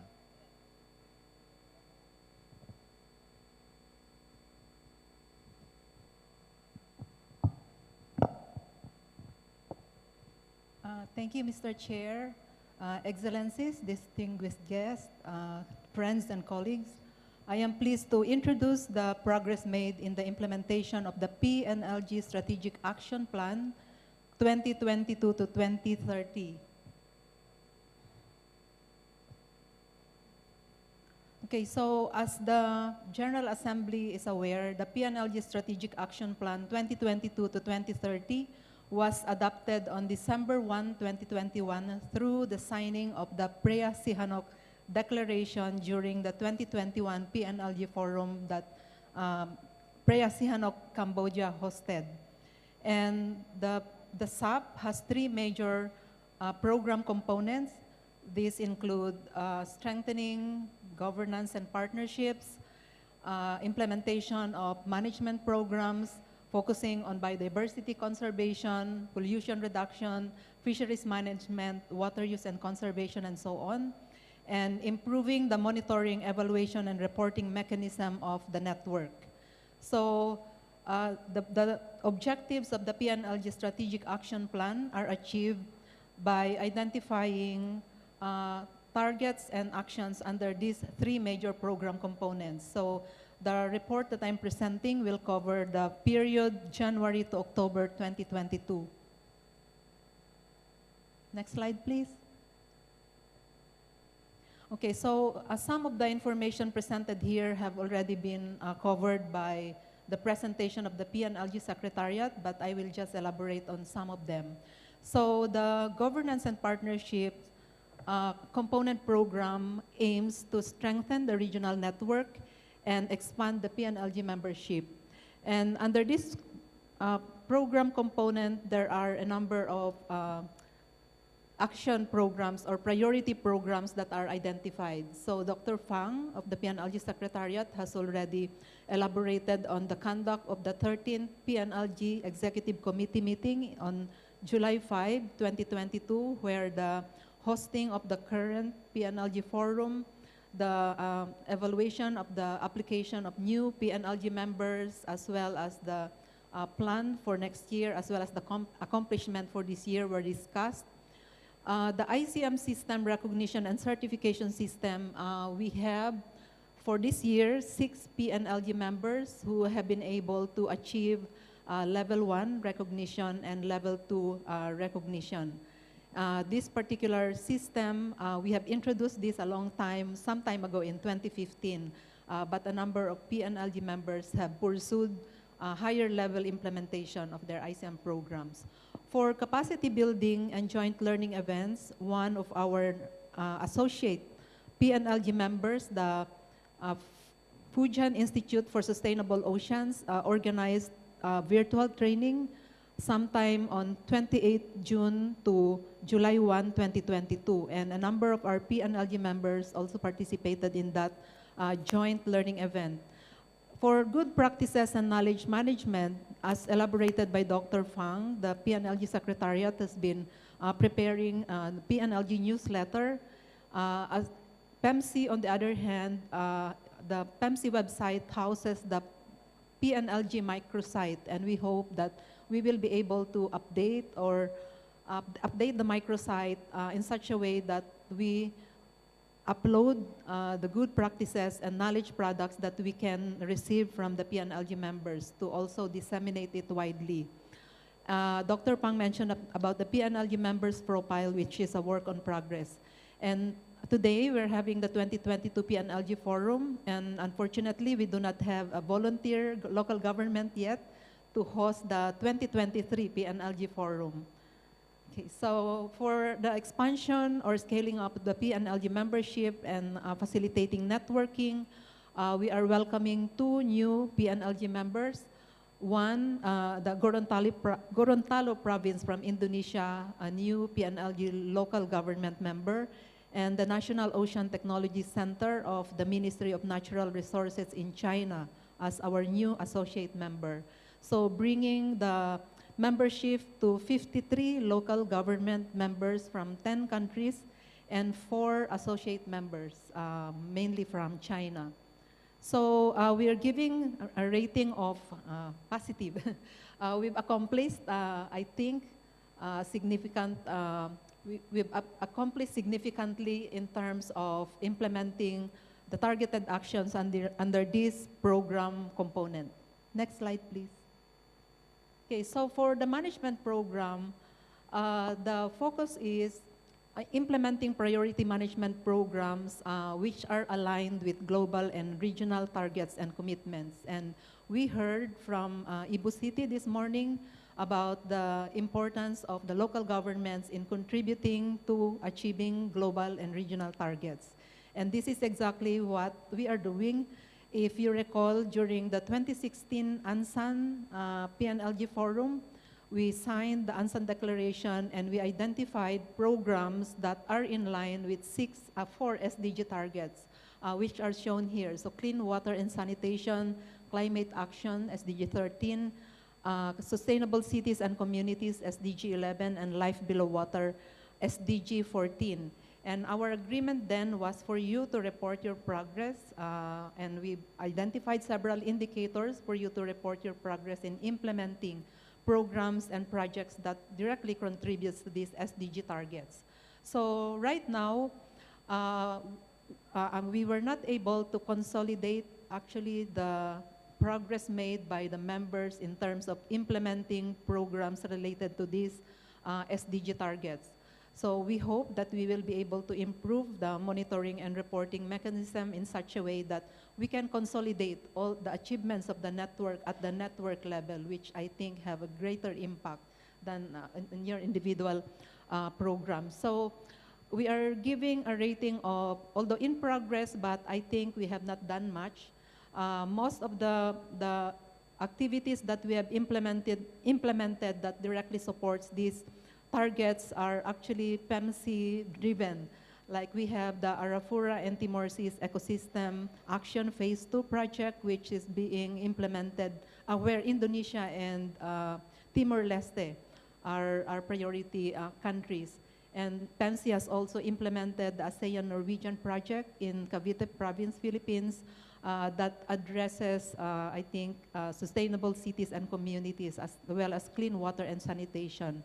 And in partnership with the International Global IGS, International Global Environmental Strategies of Japan, we've also developed a local adaptation pathway for Guimaras Province, which addresses SDG 13. Next slide, please.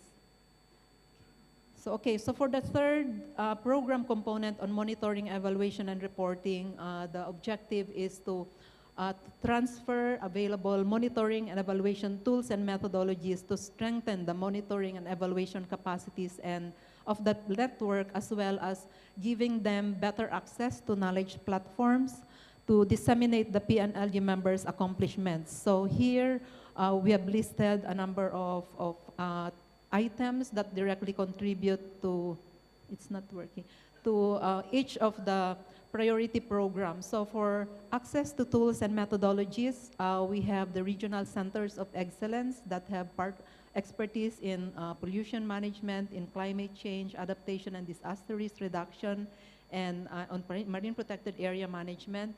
And we, of course, have the PEMC Network of Learning Center. We also have the PEMC non-country partners, as well as our associate members who have expertise on a number of sectors that can help local governments to improve and strengthen their planning process. So what we will do in this particular target is we will develop a capacity development plan for the PNLG that would match the training or capacity needs of the network. For the methodology for ICM effectiveness, we have developed a framework, evaluation framework, a harmonized evaluation framework and indicators to measure the effectiveness of ICM. This has been pilot tested in China, and we hope that we will be able to also apply it in other PNLG members. And we are in the process of refining the framework. For the state of the coast reporting, we have the SOC reporting in place, and a number of you have developed their state of the coast report. But of course, we are not confined to just SOC reporting. If you have a similar reporting mechanism like a state of the coast, state of environment reporting, or ecosystem health report card, that can also be considered as your M&E tool. So we hope to be able to, again, pursue the SOC reporting, because I think we need it to enable us to measure if indeed we are progressing in terms of achieving our targets.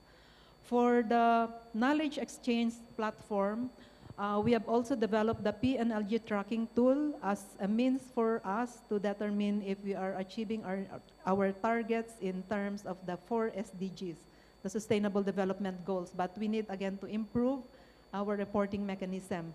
So we thought that we might need a simplified reporting system so that we can consolidate across the 53 or 54 local government members.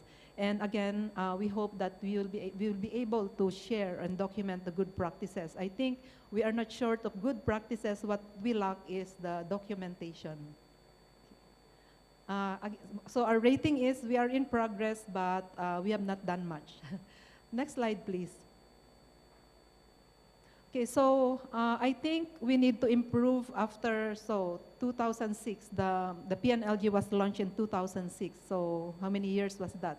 And I think we need to improve the reporting process so that we can also enhance the PNLG's visibility.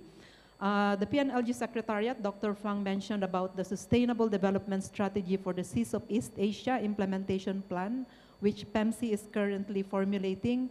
And in that plan, the role of the local government is highlighted, particularly in ICM scaling up and in the implementation of management programs, for instance, related to marine protected area management, like implementing your local climate change action plan and so on. And so we are referring to the PNLG as a unique network of local governments because we are one of a kind, and we were launched in 2001 as a regional network and was formally inaugurated as a PNLG in 2006, and we're still expanding. And we are being recognized as one of those entities that are contributing to achieving global targets. So during the I think Rio Plus 20, this adage, global is local, local is global, was very famous, and we thought that through the PNLG, we can actually operationalize how we can contribute to the global targets through our local, through our activities at the local level. So for looking forward, in terms of improving the reporting process, we would like to include the PNLG in the reporting of progress at the East Asian Seas Partnership Council, since the PNLG is a non-country partner of MC. And also during the East Asian Seas Congresses, as well as other forum, aside from, of course, our annual event. Next, please. Okay, that would be all from me, Mr. Chair. Thank you.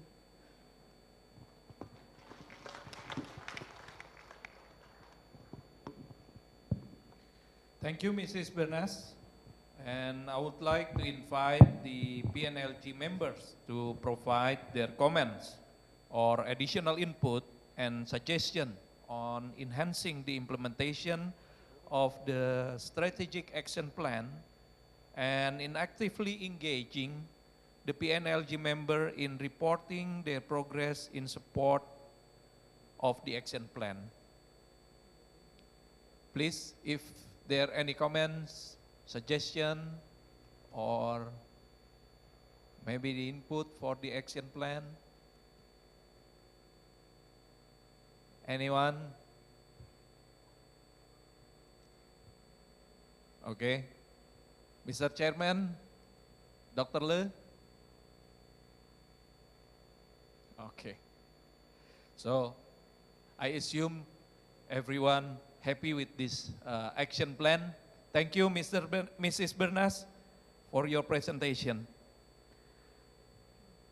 And I would like to request the PRF and PNLG Secretariat to take into consideration if there are any suggestion made by the members, if they cannot present it here, maybe by the email or anything else, by the member of the Strategic Action Plan Implementation and Reporting. The PNLG Secretariat will receive application, or already has received application from Gorontalo Province. Any representative from Gorontalo Province at the moment? Please raise, okay, thank you very much. For regular membership and the National Ocean Technology Center, or NOTC, of the Ministry of Natural Resources China for associate membership. Any representative from NOTC? Online, okay, thank you very much. May I invite Mr. Lin Huan Yuan, Executive Deputy Secretary General of PNLG Secretariat, to introduce the result of the review made by PNLG Executive Committee during their meeting on 5th of July 2022 on the application for new PNLG membership. Please, Mr. Lin.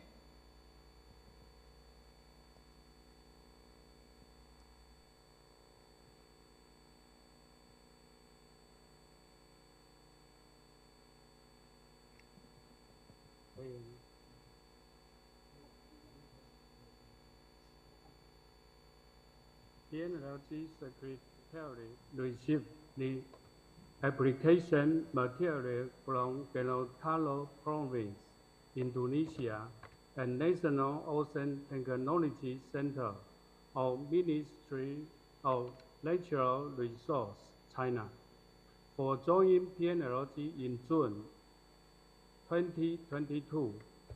The PNLG Secretariat reviewed the application based on the PNLG Charter and submit the recommendation to the PNLG Executive Committee for final review and approval. The EC approved the application of Gorontalo Province, Indonesia, for regular membership and Natural Ocean Technology Center of Ministry of Natural Resources, China, for associate membership at the EC meeting conducted on July the Field 2022. Gorontalo's province has made some progress in restoration of mangrove ecosystem coral reefs, transportation, while National Ocean Technology Center has been devoted to the marine spatial planning and integrated coastal management. Their values and mission align with that of PNLG's. This is a hope that after joining PNLG, Gorontalo's province and National Ocean Technology Center will follow the PNLG charter, actively participate in PNLG-related activities, and jointly promote the sustainable coastal development of the East Asia Sea. Thank you very much. Okay, thank you, Mr. Lin. With the acceptance of Gorontalo Province and the National Ocean Technology Center, the PNLG membership will increase to 53 local government members and 4 associate members spanning 10 countries in East Asia region. Please give applause for the new member. Thank you very much. And now may I invite the representative from Gorontalo Province and the National Ocean Technology Center to sign the PNLG Charter. And may I also invite Dr. Lee Kwan Nam, Mrs. Amy Gonzalez, and Dr. Suk Jae Kwon to serve as witnesses to another important milestone of the PNLG.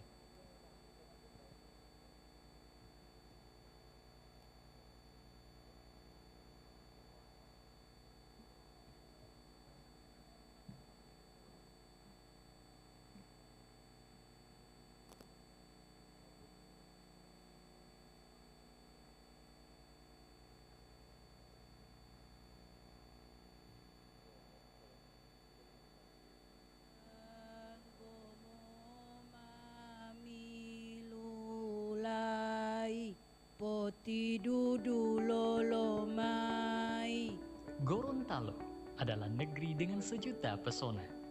Negeri dengan kekayaan geologi, biologi, dan budaya yang berpadu dengan keramahan penduduknya. Harta bumi di utara Sulawesi yang terangkat dari kedalaman samudra, tempat sejuta pesona menampakkan keunikannya. Gorontalo bukan hanya the heart of Celebes. Gorontalo adalah the hidden paradise. Di depan pintu the hidden paradise yang damai ini, kami menanti Anda dengan hati yang hangat.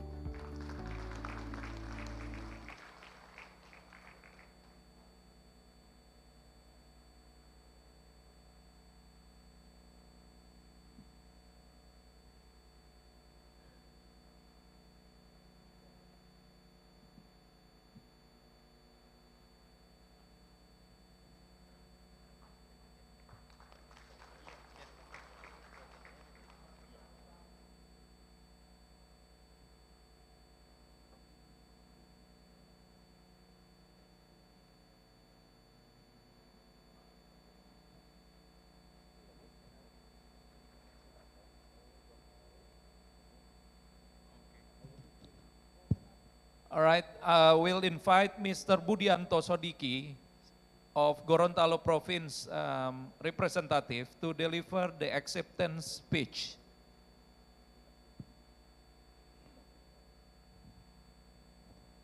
Thank you, Co-Chair.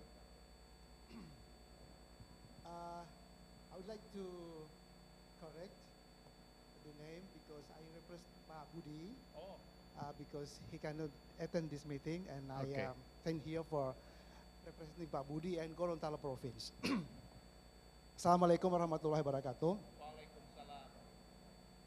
Co-Chair, distinguished Pak Ahmad Zaki Iskandar, the Vice PNLG President and the region of Tangerang Regency, distinguished delegates and ladies and gentlemen. Let me allow to express our sincere appreciation and gratitude for the approval of Gorontalo joining the PMC program. I am also personally deeply honored to be invited to the very important meeting and discussion about the way we should take to manage our coastal area sustainably, especially in regard to the induction of Gorontalo province as the new member of PMC PNLG. I myself was involved in the initial discussion with the Center of Coastal and Marine Resource Studies of Bogor University in promoting Gorontalo's involvement in PMC works. You know, Gorontalo is the smallest province in the northern part of Sulawesi. It's just about 12 kilometers square with a population about more than 1 million people. So it's very small. And Gorontalo is a newly established province in Indonesia. It was established in 2000 at the beginning of the decentralization era. And as the new province, Gorontalo pursues regional development with a focus on economic and infrastructure. It has led to negative impacts in lowland areas, in particular coastal region. So as considered coastal region, Gorontalo province is interested to develop an integrated coastal management program to support our SDGs program. Today, sustainable coastal management is embedded in the midterm planning document 2023-2026 under the strategy of improving carrying capacity. We hope that being the member of PNLG, Gorontalo Province government will have support in the wider field regarding strengthening regional seas management, food security, habitat protection, marine pollution, and the blue economy. We also expected that as part of the network, Gorontalo provincial government could have a chance to share experiences about ICM with other members. Finally, Excellency, ladies and gentlemen, before concluding my remarks, I would like to reiterate our common intention on this ICM approach as the one of the very effective tools to promote sustainable development. Being participating in this important agenda, I wish not only collect updated information and knowledge in coastal management, but also will have a chance to seek new collaboration with all of you delegates from some other countries in making ICM works in Gorontalo. Thank you very much. Thank you, Pak, for your speech. So we will like to wait for your invitation for us to visiting Gorontalo province. Thank you. Now, may I invite the representative from NOTC to deliver the acceptance speech.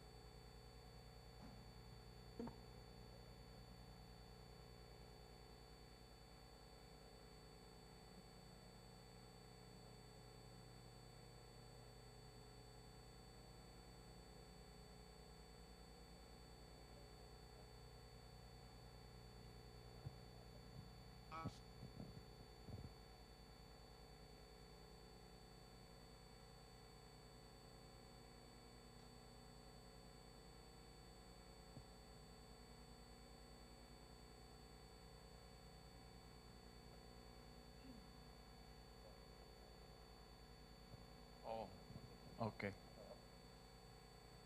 They have a problem with this connection in NOTC, so we'll have them speech later on. Anyway, now we continue. I would like to turn over the floor to Dr. Le Quang Nam to chair the remaining agendas, items of the General Assembly. Over to you, Dr. Le.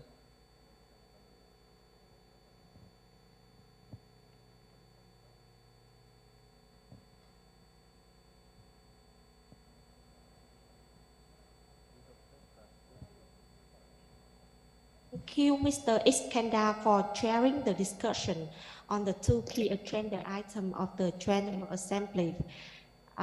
So next, we would like to listen to initiative to enhance the resilience in the coastal area. This is the Tangara initiative. So we would like to invite Professor Luki Adrianto, Faculty of Fishery and Marine Science, IPP University, Indonesia, and member, Center for Coastal and Marine Resources Study, for delivering the initiative.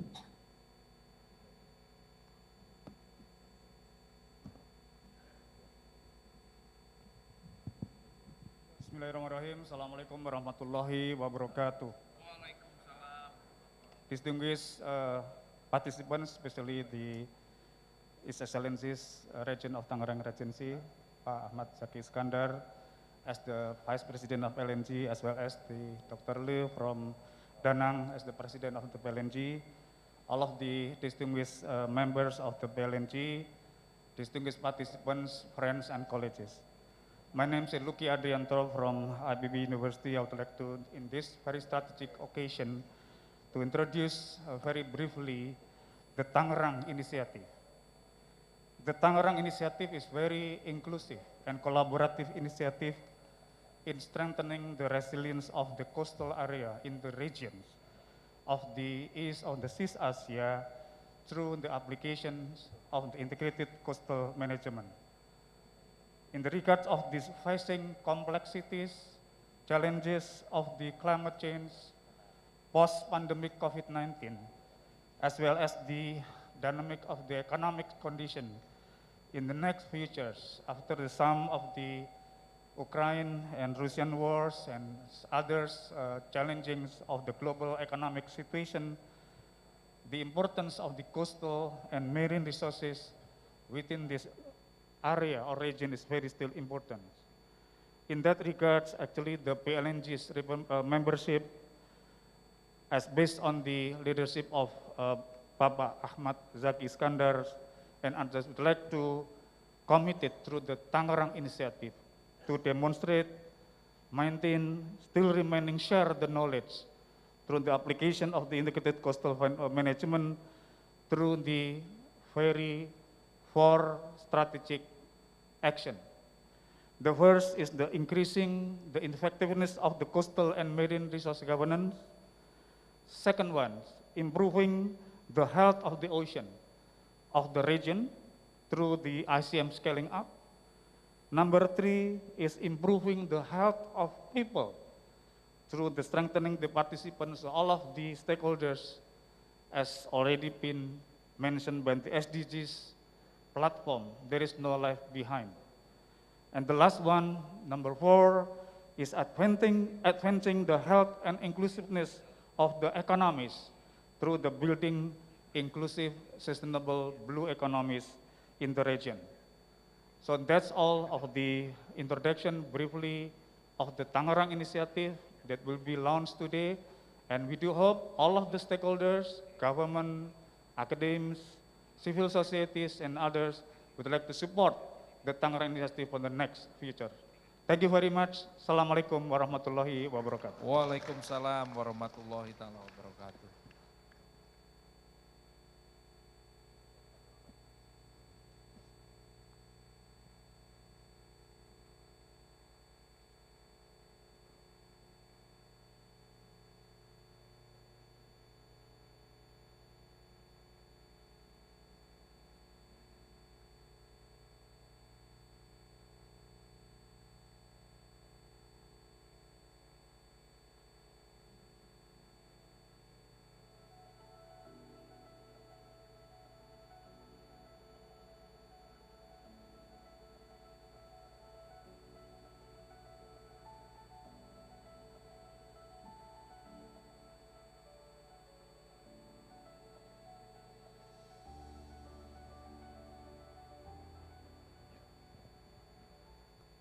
The Chairman, President Dr. Le,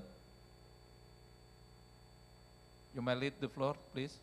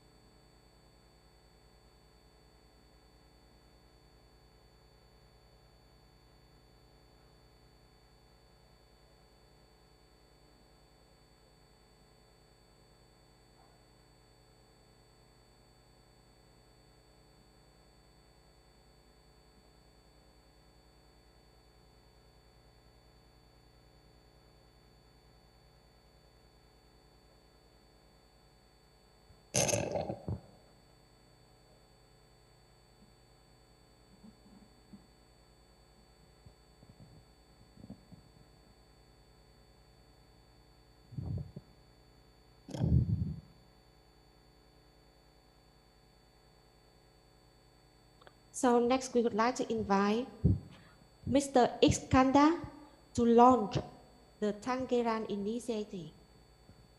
Okay, thank you very much, Dr. Le. Xin cảm ơn.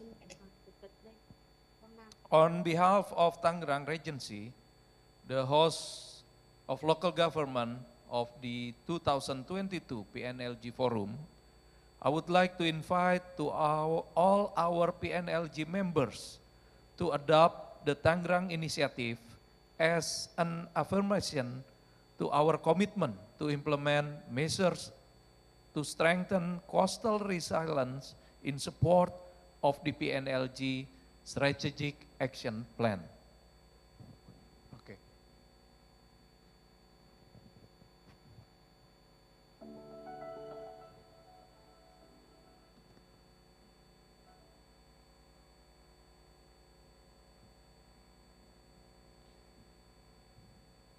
Okay, to all members of PNLG, Tangerang Initiative on Strengthening Coastal Resilience through Inclusive and Sustainable Integrated Coastal Management. 2022 PNLG Forum, 26 of October 2022, Tangerang Regency, Indonesia. We, representative of local government and the stakeholders of the countries of the Seas of East Asia region, have gathered this day in Tangerang Regency, Indonesia, on the occasion of the 2022 PEMC, Network of Local Government or PNLG Forum, mindful of our commitments and responsibilities in promoting sustainable, resilient, and inclusive blue economics as called for in the PNLG Strategic Action Plan 2022-2023, which provides local government action to support the implementation of the Sustainable Development Strategy for the Seas of East Asia, SDSC, and its implementation plan for 2023-2027. We reaffirm our strong commitment as a non-country partner of PEMC in implementing the SDS and SEE, which recognize and applies integrated coastal management or ICM as an effective management framework and a systematic approach to achieve sustainable development of the coastal and marine areas. We will vigorously promote the continuing expansion of PNLG as more local government and stakeholders acknowledge the value of the network as an effective platform for information exchange, knowledge sharing, and showcasing best practices and lessons in the local implementation of coastal and marine programs. We remain steadfast in our commitment to share the knowledge and experience as advocates to ICM, particularly in developing, demonstrating, maintaining, and continually improving the application of ICM across the region through these following action. A. Increasing the effectiveness of coastal and marine governance through strengthening national and local coastal and ocean policy and institutional mechanism, as well as building capacity of local stakeholders on effective and inclusive ICM implementation. B. Improving the health of ocean through ICM scaling up program based on effective regulatory framework and functional and structural adaptive policy integration and implementing programs on biodiversity conservation and habitat protection, climate change adaptation, and pollution reduction and waste management in the coastal and marine areas to promote coastal ecosystem resilience. C. Improving the health of people through strengthening the participation of coastal community and building stronger and sustainable livelihood programs for ensuring social and economic resilience. And D. Advancing the health and inclusiveness of our economies through building sustainable local blue economics and creating stronger partnership between public and private sectors. We will report on the progress towards meeting these targets in support of the implementation of the PNLG Strategic Action Plan 2022-2030 using the PNLG SAP tracking mechanism during the annual PNLG Forum. We call on the PNLG Secretariat to provide operational support to the PNLG activities, the PEMC network of Learning Center to provide technical advice and assistance in ICM implementation, and in convening joint PNLG, PNLC learning events, and the PEMC resource facility to monitor the action and the impact of implementing the PNLG SAP 2022-2023. And to promote cooperation in education and training and capacity development activities related to ICM, in particular, and sustainable coastal and marine development in general. We encourage international organizations, donors, scientific and technical organizations, the academy and the business sector to partner with local governments in their quest to develop, implement, and continually improve integrated coastal management program as outlined in the PNLG Strategic Action Plan 2022-2030. Adopted in Tangerang Regency, Indonesia this 26th day of October in the year 2022. Thank you.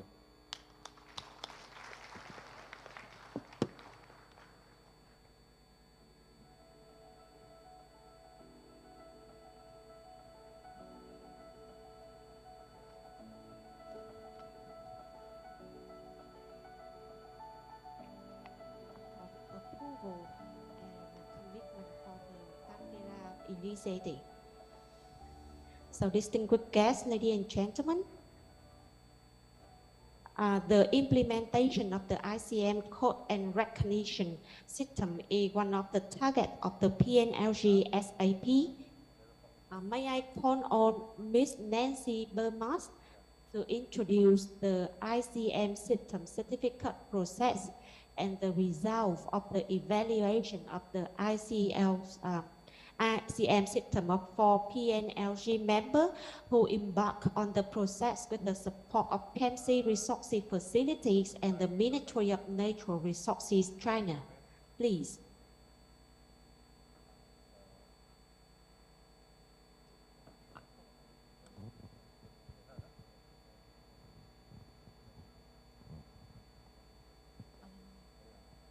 Chairman, may I request for my presentation, please? Thank you, Mr. Chair.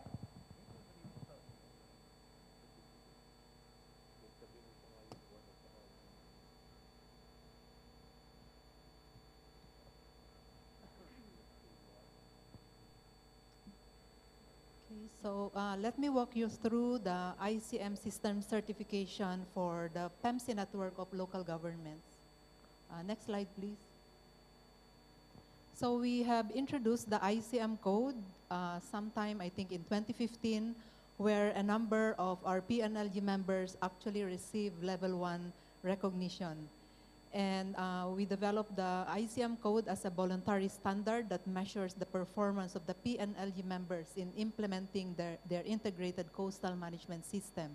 So the code is now a PEMC certified document, and we are promoting it to our local government partners because it measures the performance of the local governments in implementing their ICM programs. And one thing unique with the ICM code is the requirements are measurable and auditable, and it conforms to the requirements of two international standards, particularly ISO 9001, the Quality Management System, and ISO 14001, Environmental Management System. Next slide, please. Okay, so there are 3 levels of ICMS certification depending on the level of implementation of your ICM program. So those who are new to developing and implementing their ICM program, probably you will vie for level 1. And for those whose ICM programs are maturing, you might vie for level 2. And for those who are really doing their ICM program efficiently and are showing positive impacts in terms of social, ecological, and economic indicators might aim for level 3. So level 1, proficient ICM governance. So there are already in place the basic elements of an ICM program, which includes the institutional arrangements, availability of annual budget and staff and work plan, a long and medium-term strategic plan, a state of the coast reporting, a stakeholder participation process, and so on. So if you are if you're buying for level 1, so you are compliant to level 1 ICM code requirements. For effective ICM system level 2, there are significant progress that are already in place, and there are environmental benefits that are being demonstrated. And under level 2, you are consistent with the requirements of ISO 9001 and 14001. And for the blue economy level, it shows high level of excellence in ICM. And this particular level, as I mentioned already, you are already seeing benefits in terms of improvements in social indicators, ecological indicators, and economic indicators. And you are able to continually maintain and improve your system. Next slide, please. Okay, so this shows the process. There are 4 local governments that were included in this assessment. These include Da Nang, Vietnam, Guimaras Province, Philippines, Preah Sihanouk, Cambodia, and Tangerang Regency in Indonesia. So we started with a webinar to introduce the requirements of the ICM system, and we walk them through the required documentation and so on. And step 2, documentation and self-assessment. One of the major outputs under this step is the preparation of an ICMS manual, which shows all of the processes and the interaction or linkages of these processes to other relevant sectors. It also requires the local governments to compile the necessary documents in terms of available data and records, particularly on governance as well as management programs. They were also required to conduct a self-assessment to ensure that they are in compliance to whatever level they are aiming for. So they have to show evidence of compliance.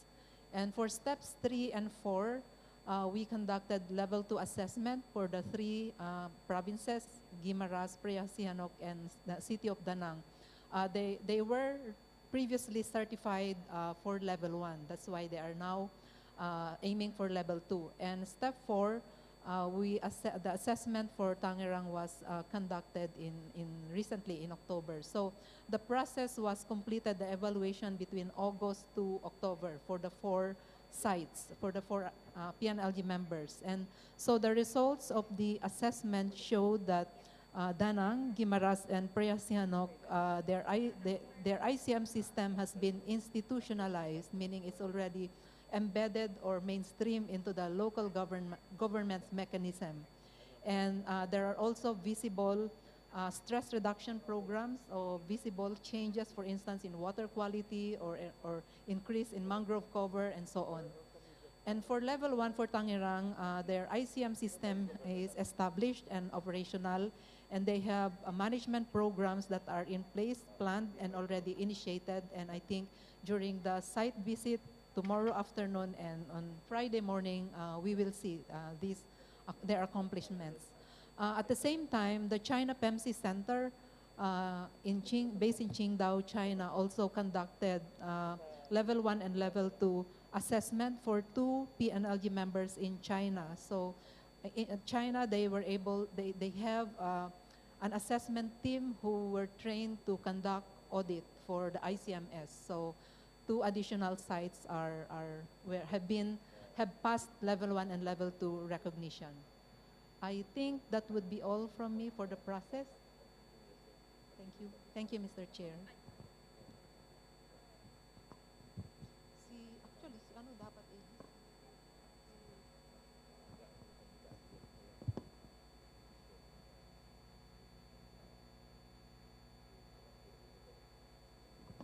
So you've heard the process of how select local governments actually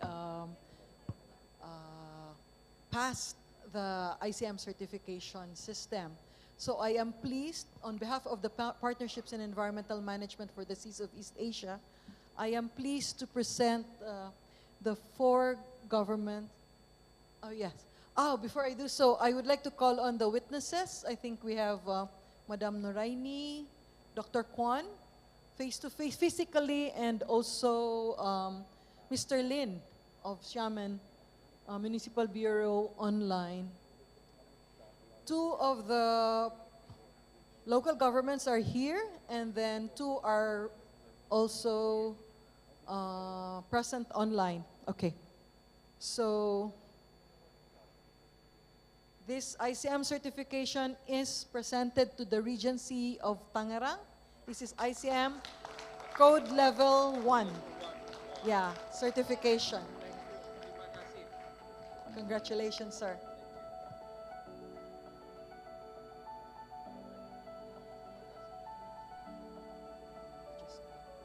May I call on the, yeah, sure, the representative from the province of Guimaras. Oh, okay.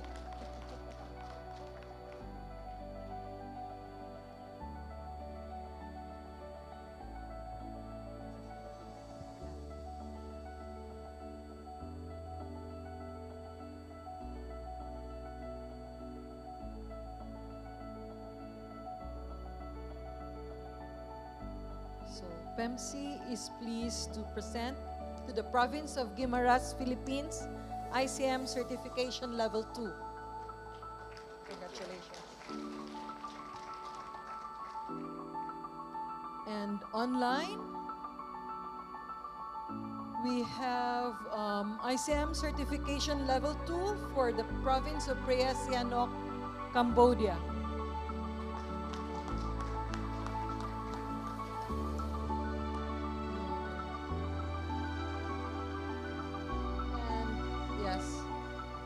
The ICM system certification for level 2 for Danang. Oh, this is Cambodia, sorry.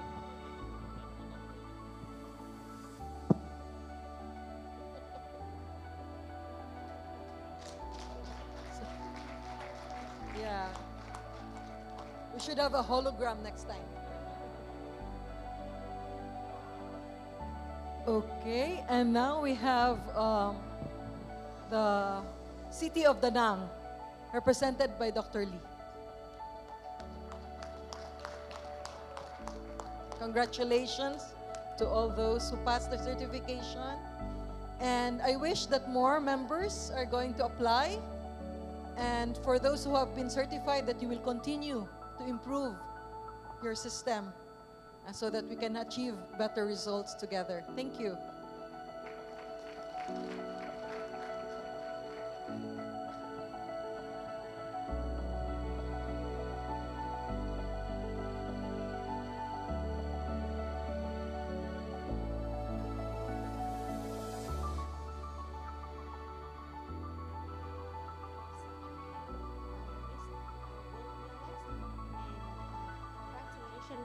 For PNLG member to receive the ICM cost recognition system.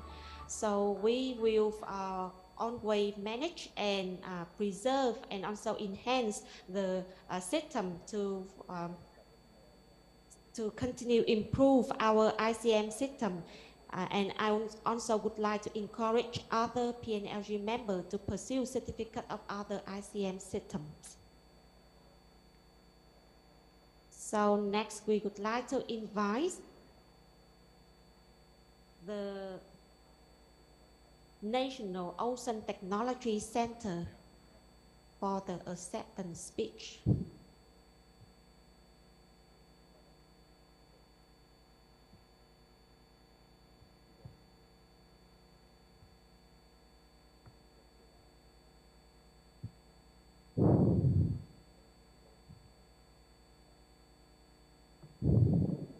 So once again, we would like to invite the National Ocean Technology Center to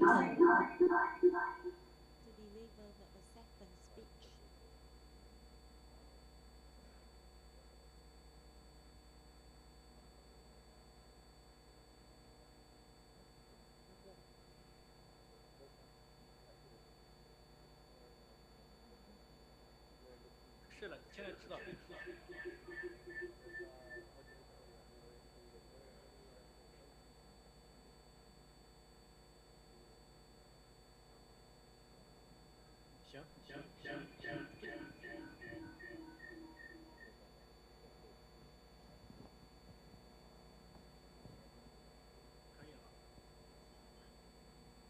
OK， 翻译，你就没事，你这样可以，行，可以你这是说，你们有那个访问。We would like to have a warm welcome from NOTC, the new member of PNLG. Yes, we can hear you, sir. Please advance. Hello, can you hear the voice? Yes, you can watch. OK, continue. OK.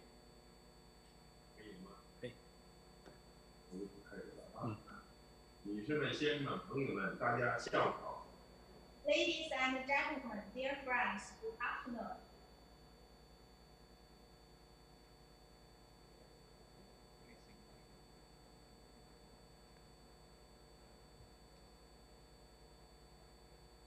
我是国家 PNLG 联会。I'm Chen Wujing from National Ocean Technology Center. It gives me great pleasure to participate in the 2022 forum of the PNLG network of local governments on behalf of NOTC, Ministry of Natural Resources of the People's Republic of China.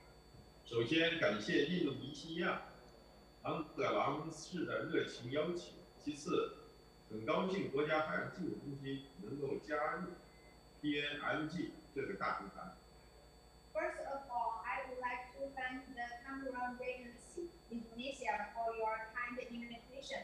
And secondly, I'm very happy that NOTC will join PNLG as an associate member. 国家海洋技术中心创建于1965年，是隶属于中国自然资源部的国家公益性事业单位。NOTC is a national public welfare institution founded in 1965, directly administered by the Ministry of Natural Resources of China.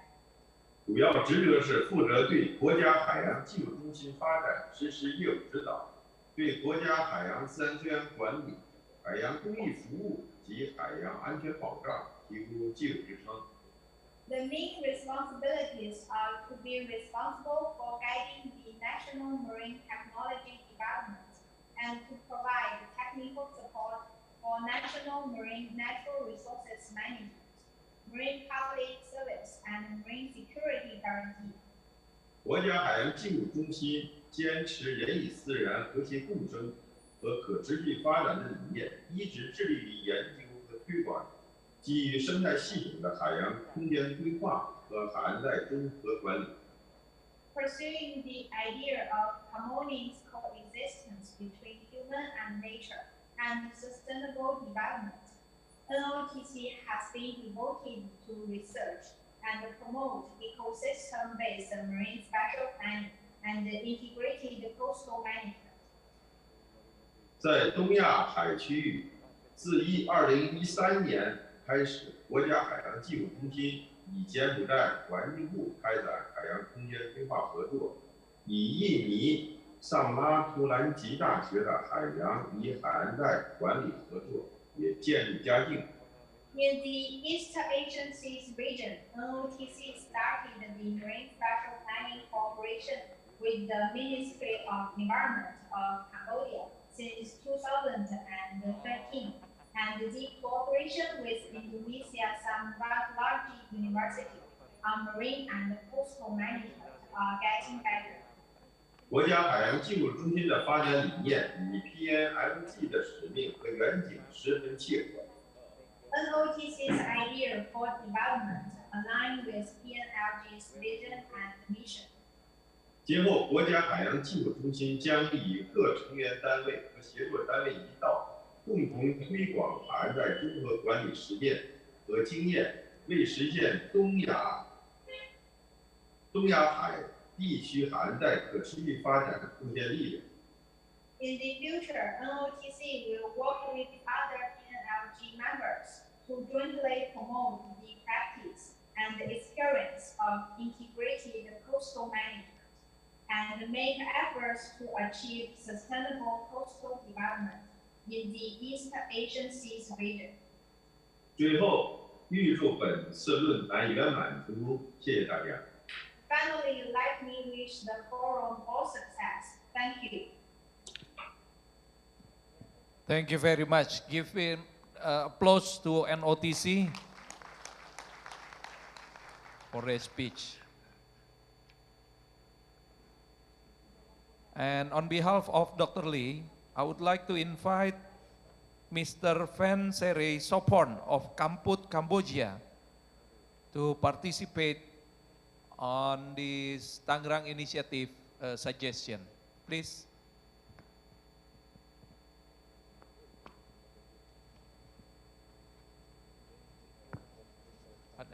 Okay.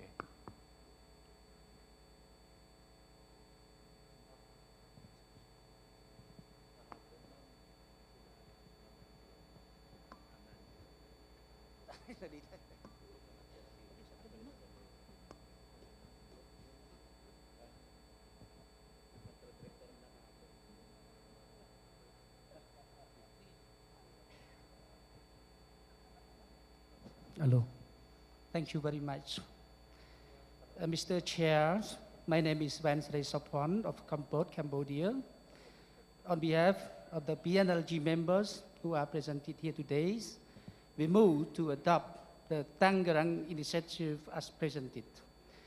And we join you in clearing our commitment to implement program in line with the recommended action that are identified in the initiative and in support of the PNLG sub. Thank you very much. Okay, thank you, Mr. Van Sere Sopon of Kamput. Thank you very much.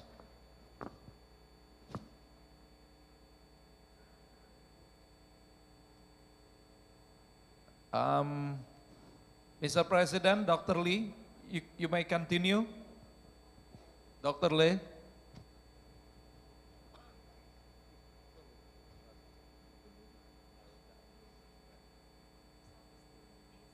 gentlemen, after a very effective meeting, we come to the conclusion of the General Assembly. So once again, I'm deeply grateful for your participation and engagement and support in successfully concluding the General Assembly. So next, I would like to call on Mr. Iskandar to formally close the General Assembly and give the concluding remark. So please, Mr. Okay, thank you, Dr. Lee. So for all the member of PNLG, thank you very much for your suggestion, for your speech regarding the Tangerang initiative. And I wish we could increasing our communication and coordination regarding our PNLG strategic action plan for 2022 to 2027 and 2020-30. And for that we already agree and commit to follow the Tangerang initiative. And as well as the Secretariat of PEMC will be happy to help and share all success program, success stories to all the members of PNLG. Once again, I would like to thank you for everyone, for all the members, and I would like to thank you for all the participants today that attending this summit meeting by online or offline. And I know we already passed the lunch time, so I'm not speaking anymore. So thank you very much and congrats to all new members. Give them applause for Gorontalo and NOTC. Thank you.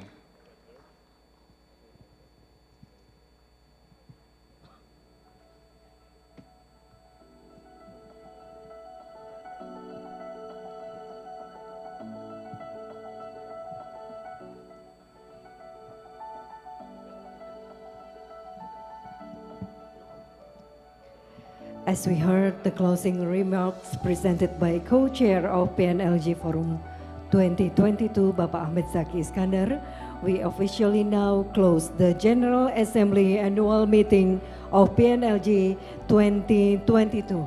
I think we deserve a big round of applause to everyone here. We'd like to have this opportunity to present plaque of appreciation from Secretary of Tangerang Regency to Executive Director PEMC Resource Facility, Ms. Amy Gonzalez, and Senior Program Manager PEMC Resource Facility, Ms. Nancy Bermas. Please joining us on stage.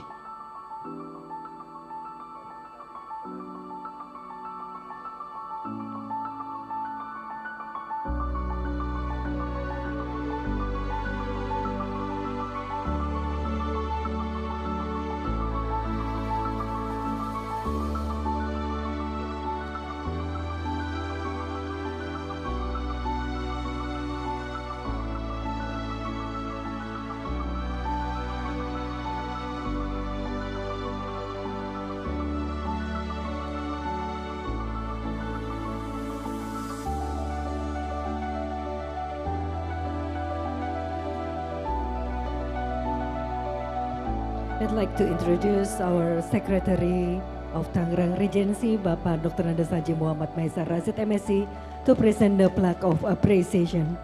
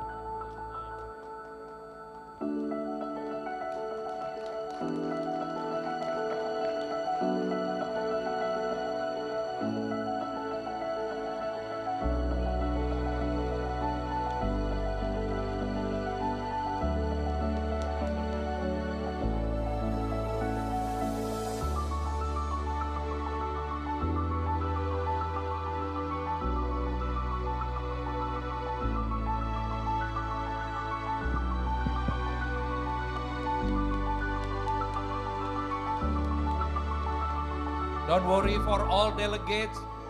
You all will receive these goodie bags from Tangerang.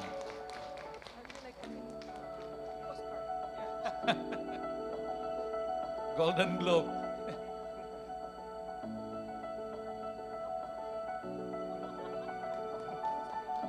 Yes. Thank you, Amy. Thank you. Thank you. Please kindly return to your seat.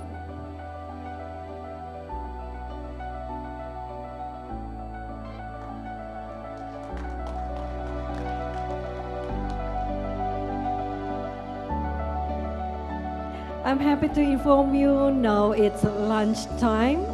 The buffet lunch is served outside the meeting venue. Please be reminded to convene here for the seminar session. Enjoy your lunch and see you later.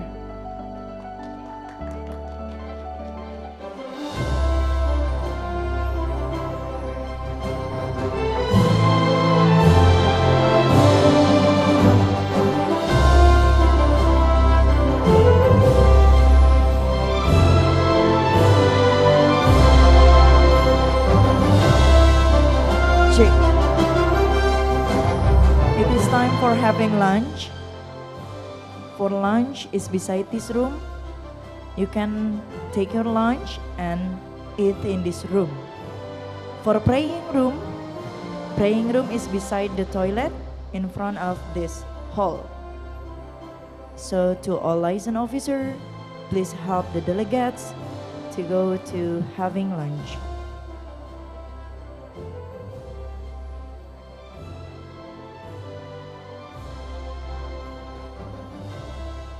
The lunch time is until 2:30.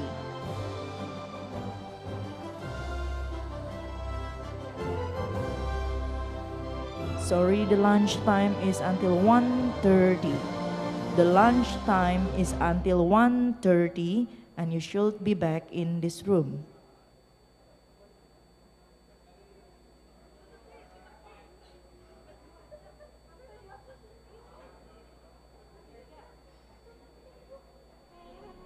Hutan bakau habitat untuk banyak biota. Mari kita rawat, kita jaga bersama. Pantai Ketapang menjadi tujuan wisata. Mari buat indah, lestarikan bakaunya. Mari kembangkan untuk tujuan wisata. Buat bakau indah, masyarakat bergaya. For Cegah abrasi dan dekarbonisasi. lunchtime until 2:30. Reminding again for lunchtime until 2:30. So after lunch you can go to praying room. For Muslim, the praying room is beside this hall. Thank you and have a good lunch. Jadi penyelamat di Kecamatan Mau untuk mencegah abrasi dan juga untuk dekarbonisasi. Maka dari itu, bakau jadi sarana penting dalam kelestarian Pantai Ketapang. Pohon mangga, pohon turi. Pohon turi punya Bu Susi. Pantai Ketapang indah lestari, bakau hadir untuk cegah abrasi dan dekarbonisasi. Halo semuanya, kita mau ngasih tahu nih. Ternyata ada tempat wisata baru loh di Kabupaten Tangerang. Namanya Ketapang Urban Aquaculture yang berlokasi di Kecamatan Mau. Di tempat ini, kita bisa melihat kawasan hutan mangrove yang menjadi penyelamat pesisir pantai dari terjangan gelombang laut di pantai Desa Ketapang. Oleh karena itu, tempat yang berlokasi di kawasan pesisir pantai ini juga dijadikan tempat konservasi mangrove oleh pihak pemerintah daerah loh. Oh iya, di sini juga ada kawasan pemukiman nelayan yang tadinya kumuh kini kian menjadi tertata berkat adanya pembangunan yang dilakukan oleh pihak pemerintah daerah. Yuk berkunjung ke Ketapang Urban Aquaculture untuk melihat keindahan kawasan hutan mangrove dengan lebih dekat.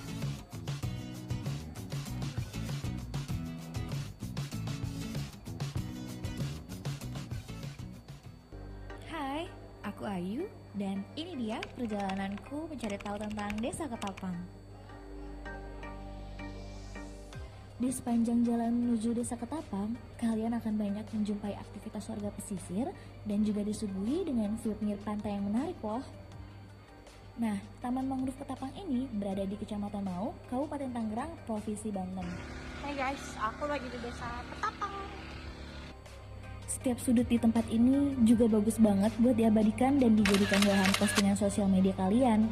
Nah, yang ikonik dari mangrove ini adalah bangunan lingkar yang menjadi one of the best view di Ketapang. Jadi, dengan banyak keunggulan di dalamnya, Desa Ketapang layak jadi primadona dan mestinya masuk sih ke dalam list jalan-jalan kalian.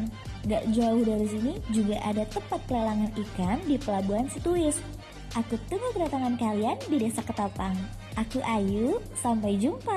This is my story about a hidden village on the coast of Tangerang Regency.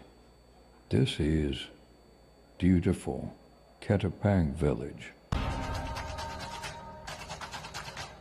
A village with many new charms. Located in Moth District, Tangerang Regency. A village that has been transformed into a prima donna. Wrapped in mangrove forest that protects the village from the waves of the sea. Born of many stories. Beautiful place to visit. Territory of great fishermen. Surrounded by very beautiful boats. That's Ketapang Village.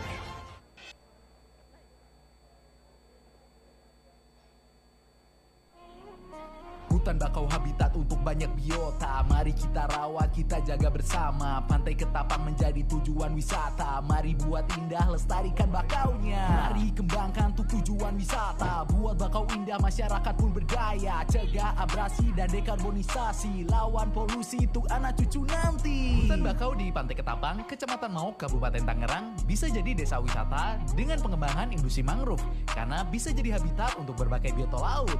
Mari kembangkan untuk jadi desa wisata dengan lihat potensi edukasi biota, lestarikan alam untuk kesejahteraan, bakau tanaman sejuta pengharapan. Hutan bakau di Pantai Ketapang jadi penyelamat di Kecamatan Mauk untuk mencegah abrasi dan juga untuk dekarbonisasi. Maka dari itu, bakau jadi sarana penting dalam kelestarian Pantai Ketapang. Pohon mangga, pohon turi punya Bu Susi. Pantai Ketapang indah lestari, bakau hadir untuk cegah abrasi dan dekarbonisasi. Halo semuanya, kita mau ngasih tahu nih. Ternyata ada tempat wisata baru loh di Kabupaten Tangerang. Namanya Ketapang Urban Aquaculture yang berlokasi di Kecamatan Mauk. Di tempat ini, kita bisa melihat kawasan hutan mangrove yang menjadi penyelamat pesisir pantai dari terjangan gelombang laut di pantai Desa Ketapang.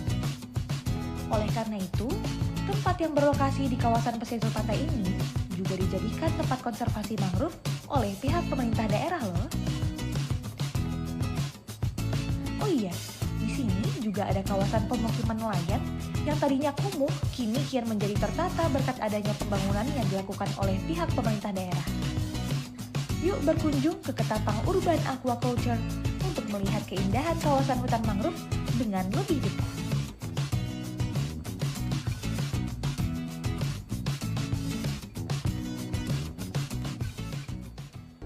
Hai, aku Ayu dan ini dia perjalananku mencari tahu tentang Desa Ketapang. Di sepanjang jalan menuju Desa Ketapang, kalian akan banyak menjumpai aktivitas warga pesisir dan juga disuguhi dengan view pinggir pantai yang menarik loh.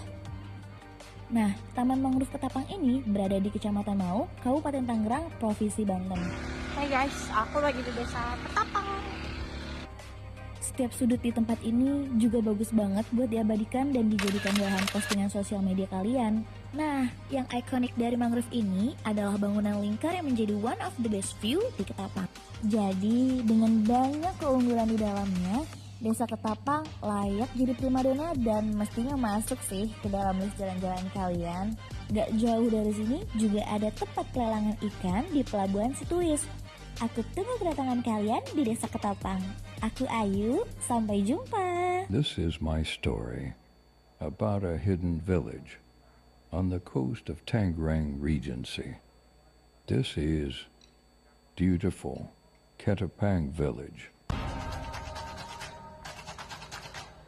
A village with many new charms. Located in Moth District, Tangerang Regency. a village that has been transformed into a prima donna, wrapped in mangrove forest that protects the village from the waves of the sea. Born of many stories, beautiful place to visit, territory of great fishermen, surrounded by very beautiful coast. That's Ketapang Village. Taman Mangrove Desa Ketapang terletak di Kecamatan Mau, Kabupaten Tangerang. Memiliki luas kurang lebih 416 hektar persegi. Dengan keindahan hutan mangrove yang menjadi primadona destinasi ekowisata di Indonesia. Mayoritas penduduk setempat adalah nelayan yang saat pagi menjelang membawa hasil tangkapannya lalu dijual kepada masyarakat sekitar. Dengan program pemerintah Kabupaten Tangerang, diharapkan konservasi lingkungan ini bisa mewujudkan Ketapang sebagai desa pesisir yang jadi primadona.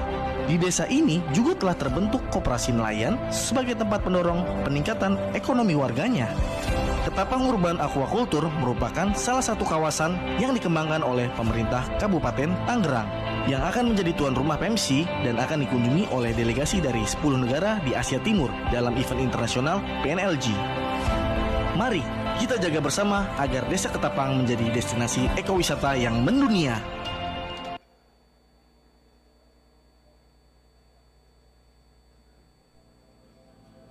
Berkembang adalah hal yang sudah pasti terjadi. Maka kali ini, Kabupaten Tangerang berkembang melalui program Gerbang Mapan atau gerakan membangun masyarakat pantai. Program ini dilaksanakan di Ketapang ini khususnya, Kampung Pelelangan. Kawasan yang luas serta beragamnya keindahan di Desa Ketapang membuat desa ini menjadi primadona. Destinasi wisata taman mangrove dan pusat kuliner seafood bersiap untuk dikembangkan. Konsep Gerbang Mapan ini adalah penataan satu kawasan wilayah yang komprehensif. Dengan adanya program ini, Camat Maok berharap warganya bisa meningkatkan perekonomian dan dapat menjaga fasilitas yang sudah diberikan oleh pemerintah. Karena itu, mari kita jaga kampung Pelelangan ini tetap bersih dan terjaga lingkungannya, agar Desa Ketapang tetap menjadi primadona yang membanggakan.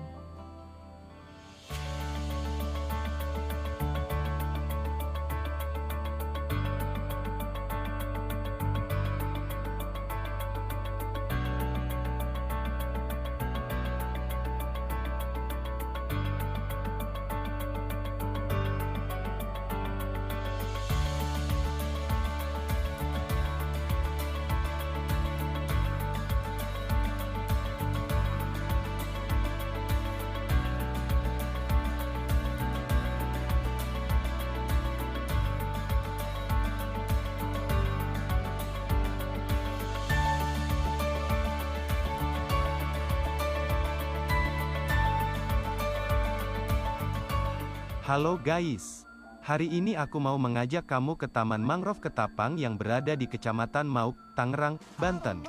Tempatnya bagus banget guys dan berbagai macam infrastruktur sudah tersedia dengan baik. Di sini kamu bisa belajar banyak tentang tanaman bakau. Tanaman ini berperan penting untuk menjaga ekosistem laut, darat serta udara. Selain merupakan sarana edukasi dan konservasi yang baik, tempat ini juga merupakan kawasan ekowisata yang membantu perekonomian masyarakat sekitar secara berkelanjutan. Kegiatan pemanfaatan bakau di sini dilakukan oleh masyarakat sekitar pesisir, dengan dukungan pemerintah dan pemangku kepentingan terkait melalui pelatihan UMKM setempat. Sehingga juga dapat memperkuat ketahanan pesisir ekonomi biru secara berkelanjutan. Yuk bersama kita jaga dan rawat kawasan bakau ini. Sampai di sini dulu ya.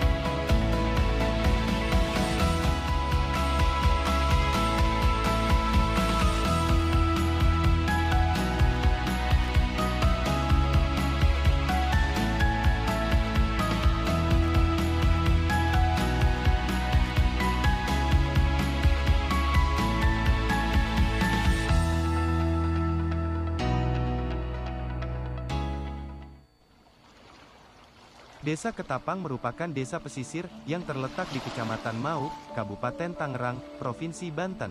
Memiliki luas kurang lebih 416 hektar persegi, dengan perkampungan yang tertata baik, dan hutan mangrove, yang menjadi primadona destinasi ekowisata di Indonesia. Di desa ini juga telah terbentuk koperasi nelayan, dan tempat usaha, sebagai pendorong peningkatan ekonomi warganya, fasilitas peribadatan, infrastruktur pendukung masyarakat nelayan, serta fasilitas olahraga, dan tempat bermain yang memadai, tersedia bagi anak-anak dan warga desa. Selain itu, Desa Ketapang merupakan lokasi wisata edukasi bagi yang ingin belajar mengenai budidaya mangrove. Atas program pemerintah Kabupaten Tangerang, konservasi lingkungan, pemberdayaan ekonomi, serta kebutuhan infrastruktur dasar Desa Ketapang, kini terpenuhi melalui kegiatan pemanfaatan alam yang berkelanjutan, yang telah mewujudkan Ketapang sebagai desa pesisir yang jadi primadona. Dulu, Desa Ketapang hanyalah salah satu dari puluhan desa tertinggal di Kabupaten Tangerang. Sebagaimana desa pesisir lainnya, tak banyak pekerjaan yang bisa dilakukan warganya selain sebagai nelayan subsisten untuk memenuhi kebutuhan sehari-hari. Namun, saat ini Desa Ketapang sudah disulap menjadi primadonanya desa pesisir loh, dengan adanya pembangunan yang dapat menarik perhatian sejauh mata memandang. Mulai dari susunan perahu yang kini sudah tersusun rapih, juga ada jembatan tinggi yang sangat menarik perhatian, dilengkapi dengan adanya saung-saung seperti ini yang sangat cocok untuk dijadikan sebagai tempat bersantai dengan pemandangan laut yang luas. Kini setiap hari libur, Desa Ketapang ramai dikunjungi wisatawan dari berbagai daerah. Warga sekitar pun ikut mendapat dampak positif lainnya dalam segi perekonomian, karena semakin banyak minat pengunjung untuk membeli berbagai aneka hidangan yang dijual warga sekitar. Mari kita saling jaga desa pesisir ini agar tetap lestari dan semakin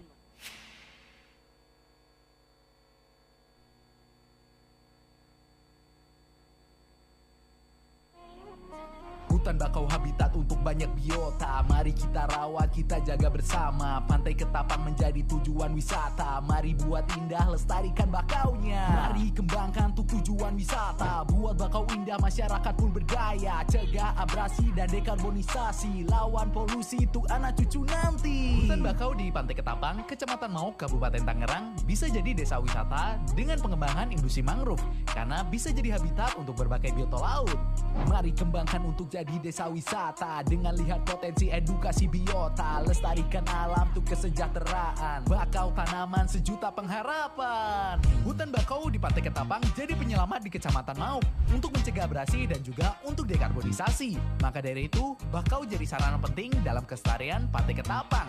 Pohon mangga, pohon turi punya Bu Susi. Pantai Ketapang indah lestari, bakau hadir untuk cegah abrasi dan dekarbonisasi. Halo semuanya, kita mau ngasih tahu nih. Ternyata ada tempat wisata baru loh di Kabupaten Tangerang. Namanya Ketapang Urban Aquaculture yang berlokasi di Kecamatan Mauk. Di tempat ini, kita bisa melihat kawasan hutan mangrove yang menjadi penyelamat pesisir pantai dari terjangan gelombang laut di pantai Desa Ketapang. Oleh karena itu, tempat yang berlokasi di kawasan pesisir pantai ini juga dijadikan tempat konservasi mangrove oleh pihak pemerintah daerah loh. Oh iya, di sini juga ada kawasan pemukiman nelayan yang tadinya kumuh kini kian menjadi tertata berkat adanya pembangunan yang dilakukan oleh pihak pemerintah daerah. Yuk berkunjung ke Ketapang Urban Aquaculture untuk melihat keindahan kawasan hutan mangrove dengan lebih dekat.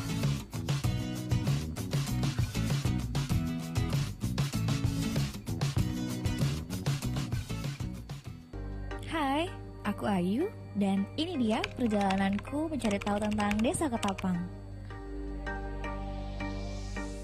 Di sepanjang jalan menuju Desa Ketapang, kalian akan banyak menjumpai aktivitas warga pesisir dan juga disuguhi dengan view pinggir pantai yang menarik loh. Nah, Taman Mangrove Ketapang ini berada di Kecamatan Mauk, Kabupaten Tangerang, Provinsi Banten.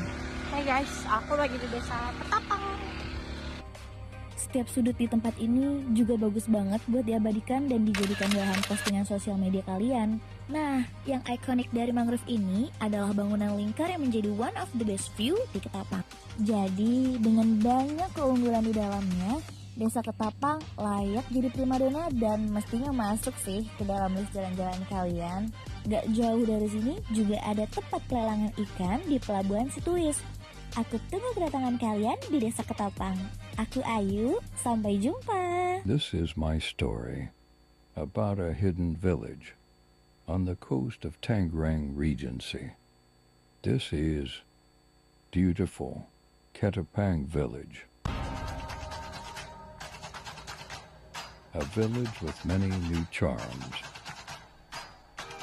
Located in Mok District, Tangerang Regency. A village that has been transformed into a prima donna.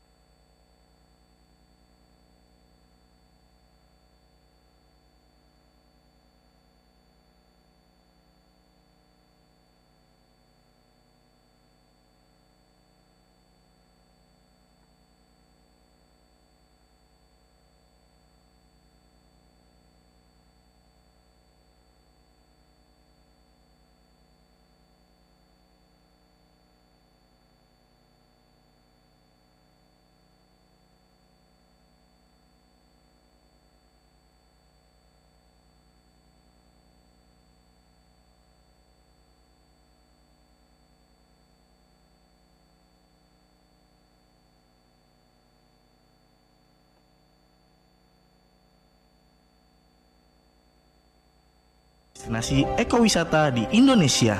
Mayoritas penduduk setempat adalah nelayan yang saat pagi menjelang membawa hasil tangkapannya lalu dijual kepada masyarakat sekitar.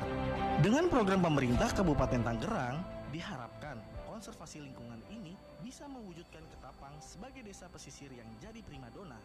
Di desa ini juga telah terbentuk koperasi nelayan sebagai tempat pendorong peningkatan ekonomi warganya.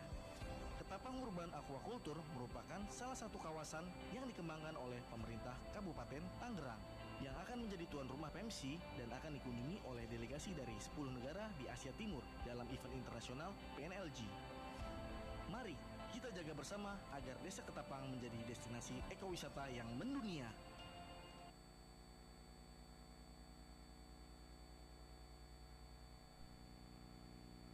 Berkembang adalah hal yang sudah pasti terjadi. Maka kali ini, Kabupaten Tangerang berkembang melalui program Gerbang Mapan atau gerakan membangun masyarakat pantai. Program ini dilaksanakan di Ketapang ini khususnya, kampung Pelelangan. Kawasan yang luas serta beragamnya keindahan di Desa Ketapang membuat desa ini menjadi primadona. Destinasi wisata taman mangrove dan pusat kuliner seafood bersiap untuk dikembangkan. Konsep Gerbang Mapan ini adalah penataan satu kawasan wilayah yang komprehensif.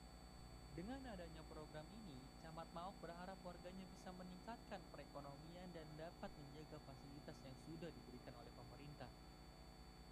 Karena itu, mari kita jaga kampung Pelelangan ini tetap bersih dan terjaga lingkungannya, agar Desa Ketapang tetap menjadi primadona yang membanggakan.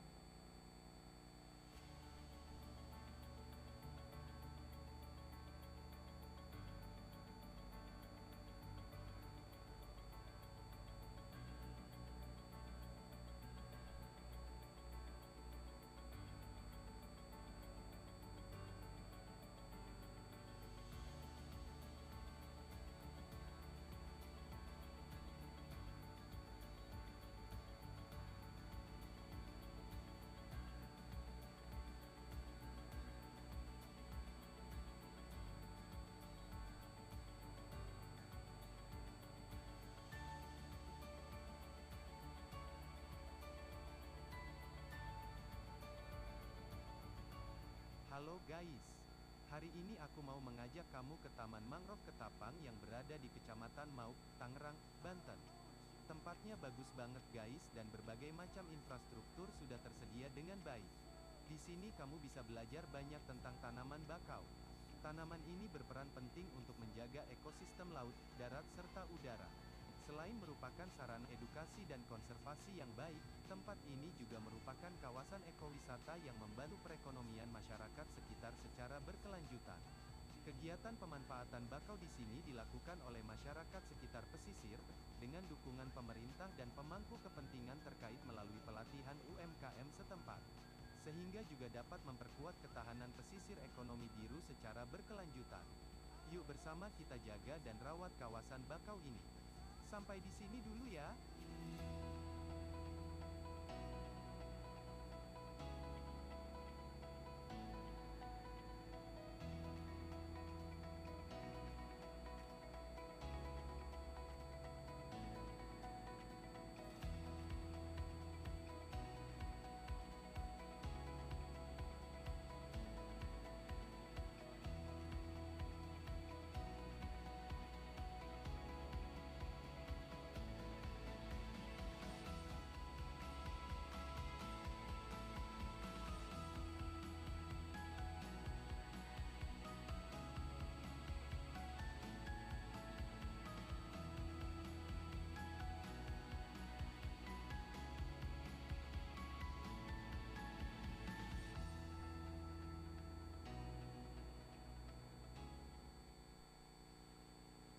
Desa Ketapang merupakan desa pesisir yang terletak di Kecamatan Mauk, Kabupaten Tangerang, Provinsi Banten. Memiliki luas kurang lebih 416 hektar persegi, dengan perkampungan yang tertata baik, dan hutan mangrove, yang menjadi primadona destinasi ekowisata di Indonesia. Di desa ini juga telah terbentuk koperasi nelayan, dan tempat usaha, sebagai pendorong peningkatan ekonomi warganya, fasilitas peribadatan, infrastruktur pendukung masyarakat nelayan, serta fasilitas olahraga dan tempat bermain yang memadai tersedia bagi anak-anak dan warga desa. Selain itu, Desa Ketapang merupakan lokasi wisata edukasi bagi yang ingin belajar mengenai budidaya mangrove. Atas program pemerintah Kabupaten Tangerang, konservasi lingkungan, pemberdayaan ekonomi, serta kebutuhan infrastruktur dasar Desa Ketapang kini terpenuhi melalui kegiatan pemanfaatan alam yang berkelanjutan, yang telah mewujudkan Ketapang sebagai desa pesisir yang jadi primadona. Dulu, Desa Ketapang hanyalah salah satu dari puluhan desa tertinggal di Kabupaten Tangerang.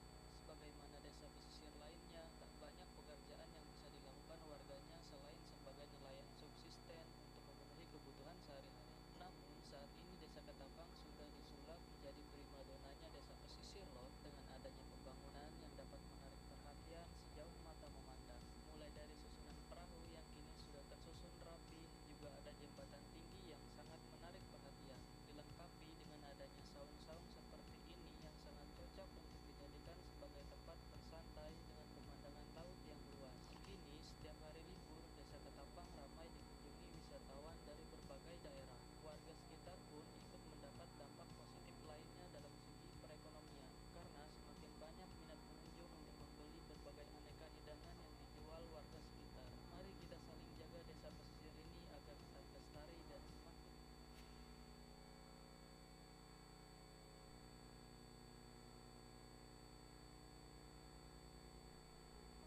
Hutan bakau habitat untuk banyak biota. Mari kita rawat, kita jaga bersama. Pantai Ketapang menjadi tujuan wisata. Mari buat indah, lestarikan bakaunya. Mari kembangkan tuh tujuan wisata. Buat bakau indah, masyarakat pun bergaya. Cegah abrasi dan dekarbonisasi. Lawan polusi untuk anak cucu nanti. Hutan bakau di Pantai Ketapang, Kecamatan Mauk, Kabupaten Tangerang bisa jadi desa wisata dengan pengembangan industri mangrove, karena bisa jadi habitat untuk berbagai biota laut.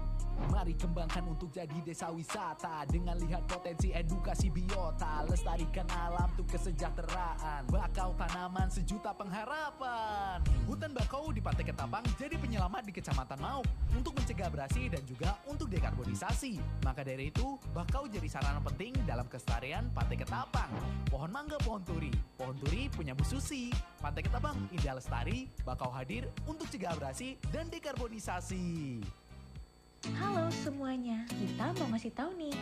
Ternyata ada tempat wisata baru loh di Kabupaten Tangerang. Namanya Ketapang Urban Aquaculture yang berlokasi di Kecamatan Mauk. Di tempat ini, kita bisa melihat kawasan hutan mangrove yang menjadi penyelamat pesisir pantai dari terjangan gelombang laut di pantai Desa Ketapang. Oleh karena itu, tempat yang berlokasi di kawasan pesisir pantai ini juga dijadikan tempat konservasi mangrove oleh pihak pemerintah daerah loh.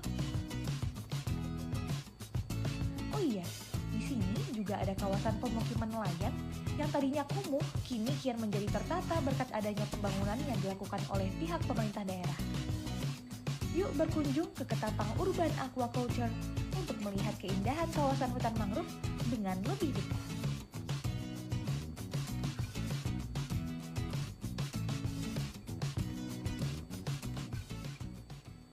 Hai, aku Ayu, dan ini dia perjalananku mencari tahu tentang Desa Ketapang.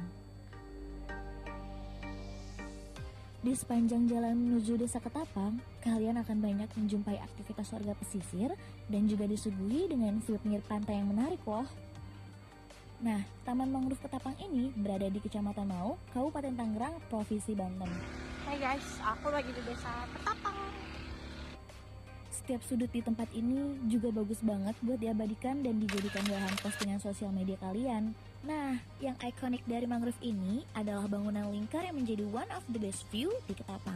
Jadi, dengan banyak keunggulan di dalamnya, Desa Ketapang layak jadi primadona dan mestinya masuk sih ke dalam list jalan-jalan kalian. Gak jauh dari sini juga ada tempat pelelangan ikan di Pelabuhan Situis. Aku tunggu kedatangan kalian di Desa Ketapang. Aku Ayu, sampai jumpa. This is my story about a hidden village on the coast of Tangerang Regency. This is beautiful Ketapang Village. A village with many new charms. Located in Mauk District, Tangerang Regency, a village that has been transformed into a prima donna, wrapped in mangrove forest that protects the village from the waves of the sea. Born of many stories, beautiful place to visit, territory of great fishermen, surrounded by very beautiful coasts. That's Ketapang Village. Taman Mangrove Desa Ketapang terletak di Kecamatan Mauk, Kabupaten Tangerang. Memiliki luas kurang lebih 416 hektar persegi. Dengan keindahan hutan mangrove yang menjadi primadona destinasi ekowisata di Indonesia. Mayoritas penduduk setempat adalah nelayan yang saat pagi menjelang membawa hasil tangkapannya lalu dijual kepada masyarakat sekitar.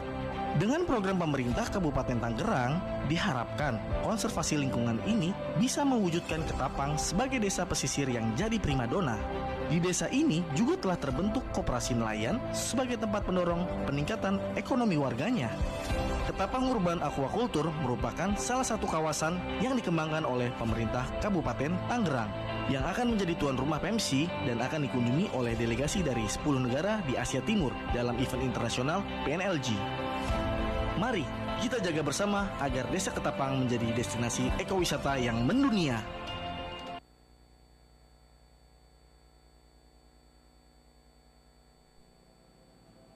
Berkembang adalah hal yang sudah pasti terjadi. Maka kali ini, Kabupaten Tangerang berkembang melalui program Gerbang Mapan atau gerakan membangun masyarakat pantai. Program ini dilaksanakan di Ketapang ini khususnya, Kampung Pelelangan. Kawasan yang luas serta beragamnya keindahan di Desa Ketapang membuat desa ini menjadi primadona. Destinasi wisata taman mangrove dan pusat kuliner seafood bersiap untuk dikembangkan. Konsep Gerbang Mapan ini adalah penataan satu kawasan wilayah yang komprehensif. Dengan adanya program ini, Camat Mauk berharap warganya bisa meningkatkan perekonomian dan dapat menjaga fasilitas yang sudah diberikan oleh pemerintah. Karena itu, mari kita jaga kampung Pelelangan ini tetap bersih dan terjaga lingkungannya, agar Desa Ketapang tetap menjadi primadona yang membanggakan.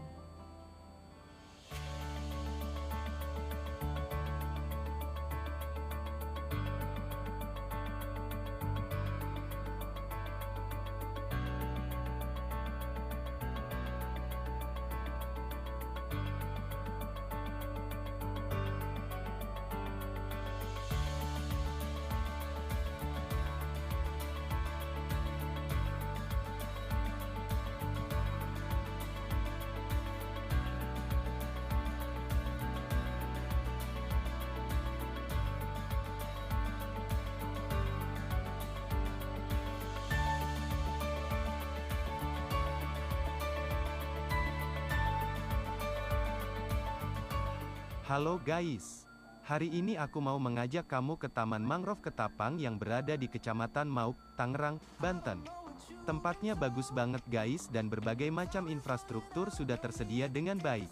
Di sini kamu bisa belajar banyak tentang tanaman bakau. Tanaman ini berperan penting untuk menjaga ekosistem laut, darat serta udara. Selain merupakan sarana edukasi dan konservasi yang baik, tempat ini juga merupakan kawasan ekowisata yang membantu perekonomian masyarakat sekitar secara berkelanjutan. Kegiatan pemanfaatan bakau di sini dilakukan oleh masyarakat sekitar pesisir, dengan dukungan pemerintah dan pemangku kepentingan terkait melalui pelatihan UMKM setempat.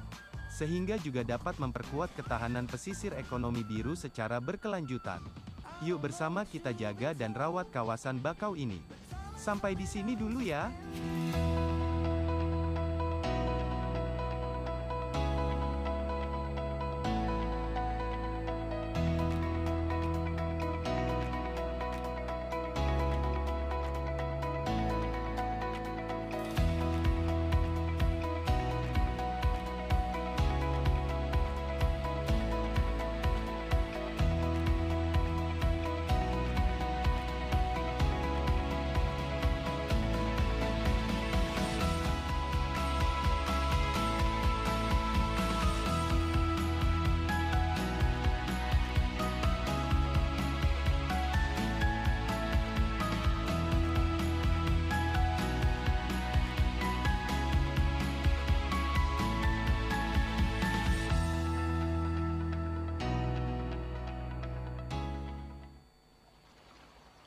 Desa Ketapang merupakan desa pesisir yang terletak di Kecamatan Mauk, Kabupaten Tangerang, Provinsi Banten. Memiliki luas kurang lebih 416 hektar persegi, dengan perkampungan yang tertata baik, dan hutan mangrove, yang menjadi primadona destinasi ekowisata di Indonesia. Di desa ini juga telah terbentuk koperasi nelayan, dan tempat usaha, sebagai pendorong peningkatan ekonomi warganya, fasilitas peribadatan, infrastruktur pendukung masyarakat nelayan, serta fasilitas olahraga, dan tempat bermain yang memadai, tersedia bagi anak-anak dan warga desa. Selain itu, Desa Ketapang merupakan lokasi wisata edukasi bagi yang ingin belajar mengenai budidaya mangrove. Atas program pemerintah Kabupaten Tangerang, konservasi lingkungan, pemberdayaan ekonomi, serta kebutuhan infrastruktur dasar Desa Ketapang, kini terpenuhi melalui kegiatan pemanfaatan alam yang berkelanjutan, yang telah mewujudkan Ketapang sebagai desa pesisir yang jadi primadona. Dulu, Desa Ketapang hanyalah salah satu dari puluhan desa tertinggal di Kabupaten Tangerang. Sebagaimana desa pesisir lainnya, tak banyak pekerjaan yang bisa dilakukan warganya selain sebagai nelayan subsisten untuk memenuhi kebutuhan sehari-hari. Namun, saat ini Desa Ketapang sudah disulap menjadi primadonanya desa pesisir loh, dengan adanya pembangunan yang dapat menarik perhatian sejauh mata memandang. Mulai dari susunan perahu yang kini sudah tersusun rapih, juga ada jembatan tinggi yang sangat menarik perhatian, dilengkapi dengan adanya saung-saung seperti ini yang sangat cocok untuk dijadikan sebagai tempat bersantai dengan pemandangan laut yang luas. Kini setiap hari libur, Desa Ketapang ramai dikunjungi wisatawan dari berbagai daerah. Warga sekitar pun ikut mendapat dampak positif lainnya dalam segi perekonomian, karena semakin banyak minat pengunjung untuk membeli berbagai aneka hidangan yang dijual warga sekitar. Mari kita saling jaga desa pesisir ini agar tetap lestari dan semakin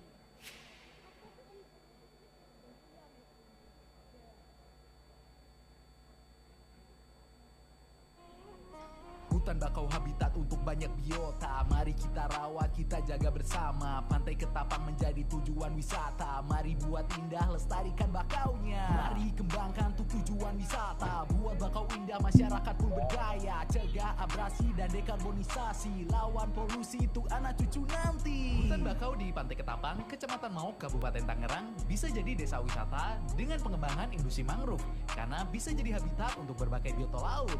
Mari kembangkan untuk jadi desa wisata dengan lihat potensi edukasi biota, lestarikan alam untuk kesejahteraan, bakau tanaman sejuta pengharapan. Hutan bakau di Pantai Ketapang jadi penyelamat di Kecamatan Mauk untuk mencegah abrasi dan juga untuk dekarbonisasi. Maka dari itu, bakau jadi sarana penting dalam kelestarian Pantai Ketapang. Pohon mangga, pohon turi. Pohon turi punya Bu Susi. Pantai Ketapang indah lestari, bakau hadir untuk cegah abrasi dan dekarbonisasi.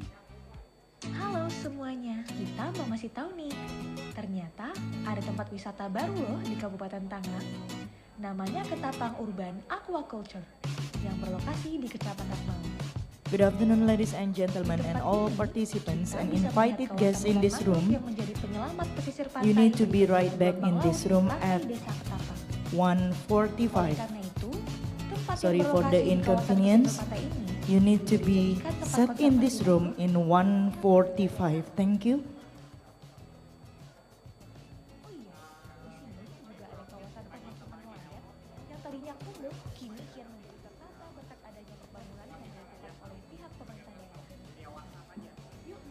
Good afternoon, ladies and gentlemen, and all participants and invited guests in this room. The next session will be start on 1:45. So you need to be in this room at 1:45. Thank you. To all license officer, please help the delegates to enter the room in 1:45. To license officer, please help the delegates to enter the room in 1:45. Thank you.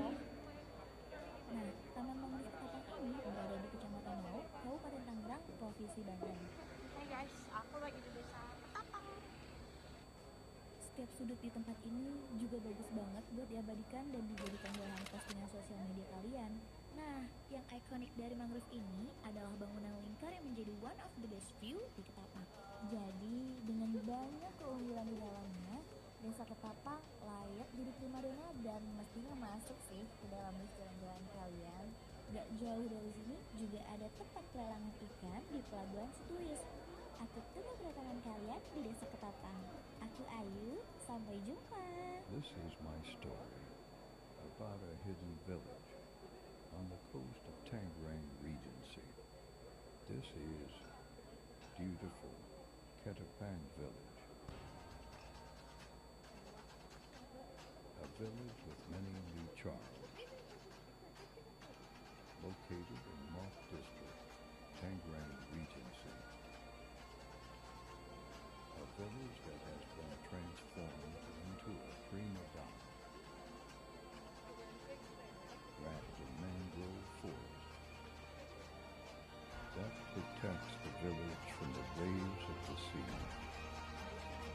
Born of many stories. Beautiful place to visit. Territory of great fishermen. Surrounded by Excellencies, ladies and gentlemen, and all participants and invited guests in this room.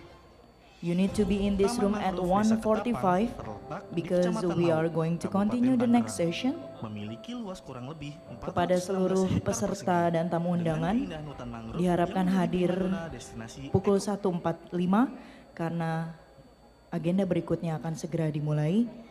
To liaison officer, please help the delegates to enter the room, please.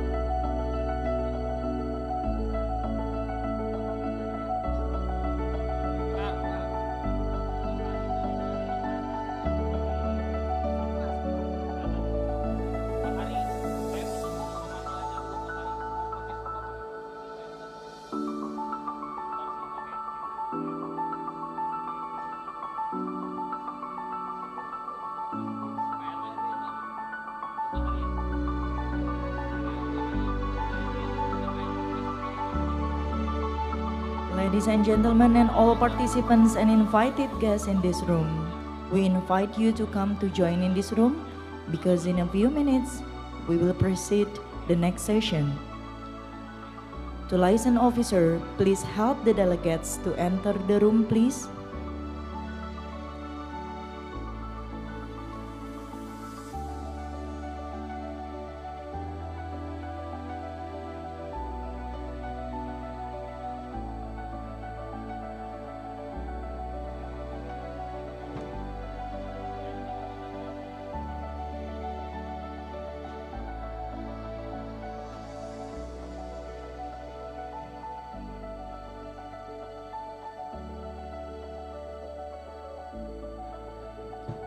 Announcement, in a few minutes we are going to continue the next session.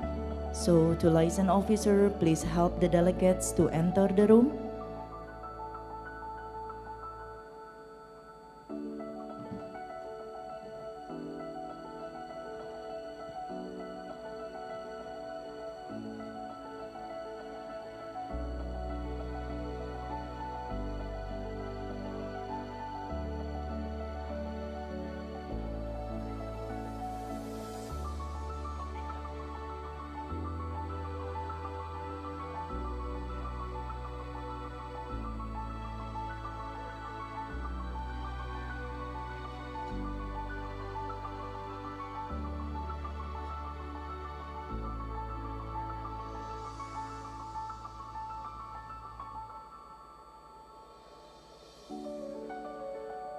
Reminding to all participants and invited guests, please join in this room. In a few minutes, we are going to continue the next session, please.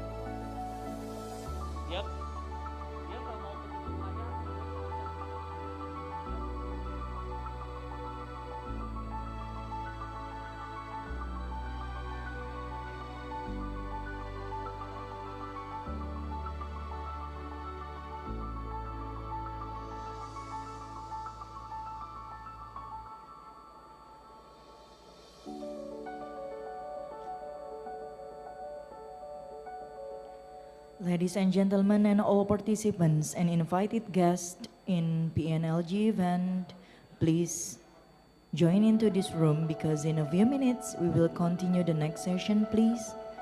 To liaison officer, please help the delegates to enter the room.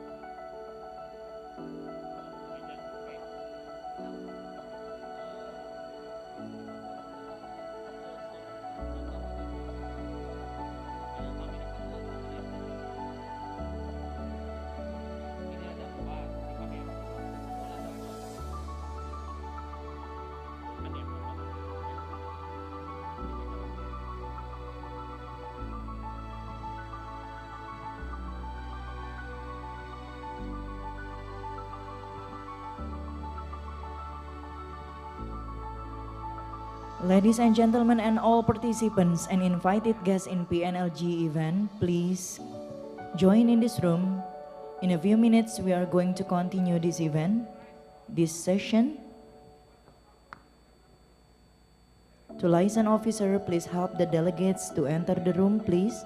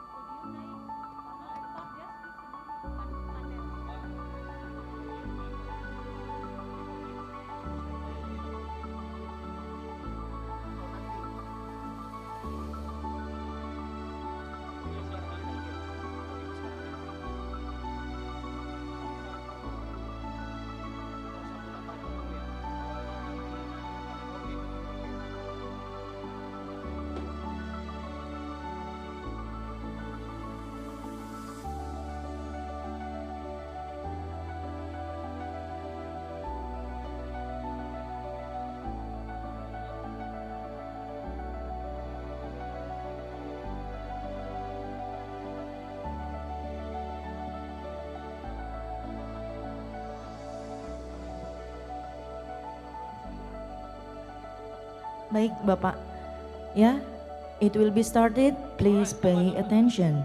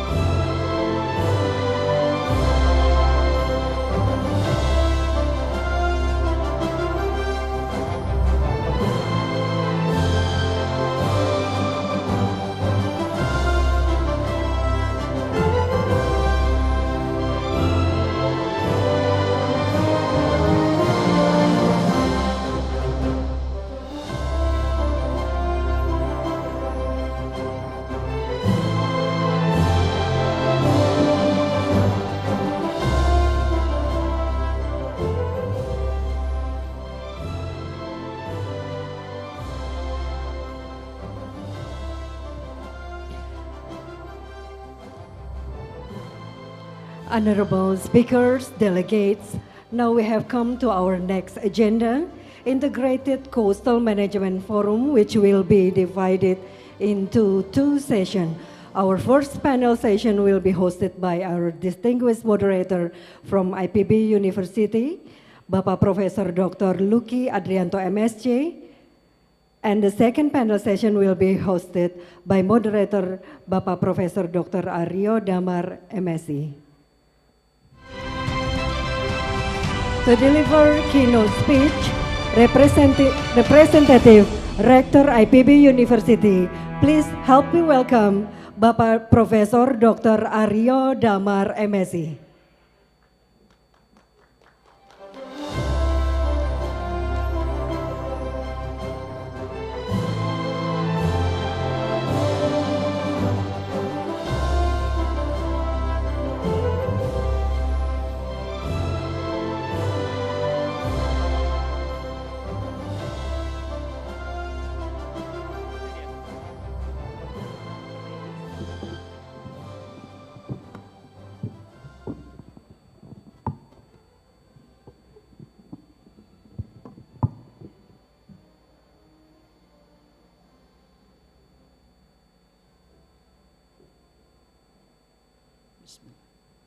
Excellencies, Minister of Environment and Forestry of the Republic of Indonesia, Honorable Director General of Environmental Pollution and Degradation Control, MOEF, Honorable Regent of Tangerang Regency, and also Vice President of PNLG, Executive Director Honorable Ms. Amy Gonzalez, Executive Director of PMC Resource Facilities, Honorable Director of Coastal and Marine Environment, Pollution and Degradation Control, Presidents of PNLG, and also all honorable PNLG countries delegates, honorable speakers and resources persons, distinguished guests and participants, ladies and gentlemen. First of all, I would like to apologize for the rector of IPB who could not come and attend this event, and he asked me to deliver his presentation. First slide, please.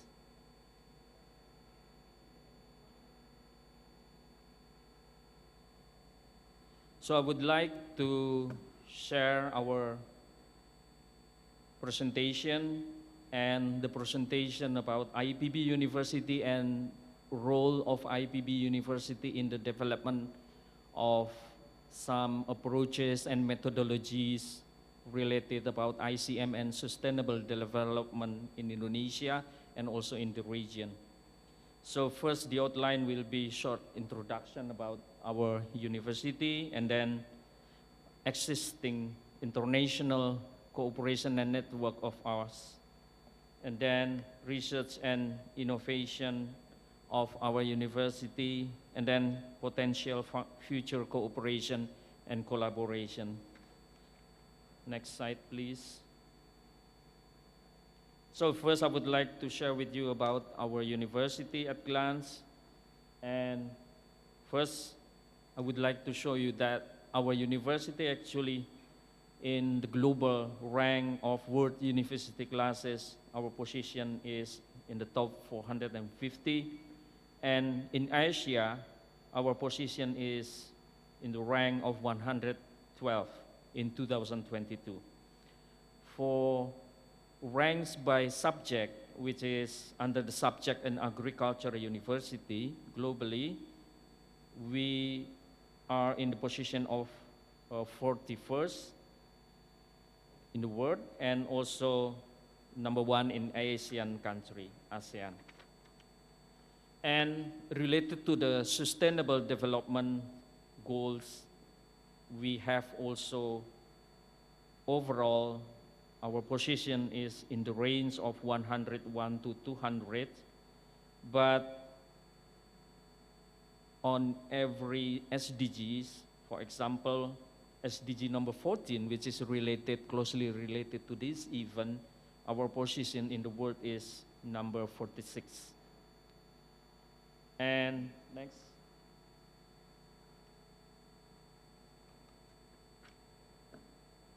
In our university, all SDGs are accommodated in each faculties and also its research centers. And for example, SDG number 14, which is closely related to this event, it's mostly under the Faculty of Fisheries and Marine Sciences, and also the Research Center, Center for Coastal and Marine Resources Studies. And next. And all faculties also related to each SDGs. This is the history, short history of our university development. We were started in 1927 when it was still in the Dutch colonial period, where agriculture-based educational institutions were established at that time. It was also still in Bogor, at the same place like what we are now. And then in 1940, the Dutch government transformed this school into a higher education institution of agriculture at higher education in Bogor also. And as you know, in 1945, we got our independence, and then all these school and educational facilities and system transformed into Indonesian government. And in 1963, we officially using our name as Bogor Agriculture University or Institut Pertanian Bogor. And next. As student bodies, we have around 29,000 students, where about 1,000 of them are international students. Next. And we are lucky because we are located in Bogor, the city where it is center also some other scientific and research institution related to agriculture, related to veterinary, and also about plantation, about plants and animal. And we have also botanical garden as well in that city. Next. If you are talking about the strategy, we have been setting up our strategy for 5 years strategy development, and today we are in the stage of enriching and empowering the society. Next. In total, we have 12 faculties and schools, and all related to agriculture, related to research, education, and also innovation in the field of agriculture, and also some other very close related to agriculture field of sciences. We have, next please. Besides doing education, we have also research centers. In total, we have 24 research centers, and 6 of them are National Center of Excellence. And among those 6 centers, which is National Center of Excellence, which is very closely related to this event, we have the Center for Coastal and Marine Resources Studies, where Professor Rohmin Dahuri was the founding father of this institution in 1996. And also here, Professor Luki Adrianto used to be the director, and myself also used to be the director, and now Dr. Jon Fitner as the recent director of those center. And talking about cooperation, IPB, IPB has an active, next please, has an active MOU and MOA. It is recorded as per April 2022, we have about 394 active MOU. And among of those MOUs and MOAs, the most MOUs and cooperation is between IPB and European institution, and also in Asia also, because it's our regional partners. Next.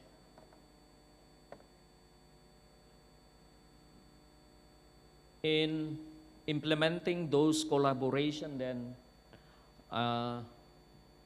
cooperation, also we join in consortia, and the consortia is not only about research consortia, but also about education consortia.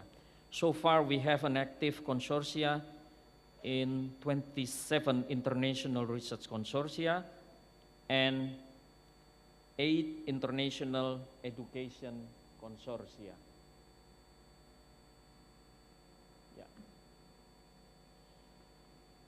Related to the development of research atmosphere, and at IPB, we have been already declared that our focus of research is, we call it in Agro-Maritime 4.0.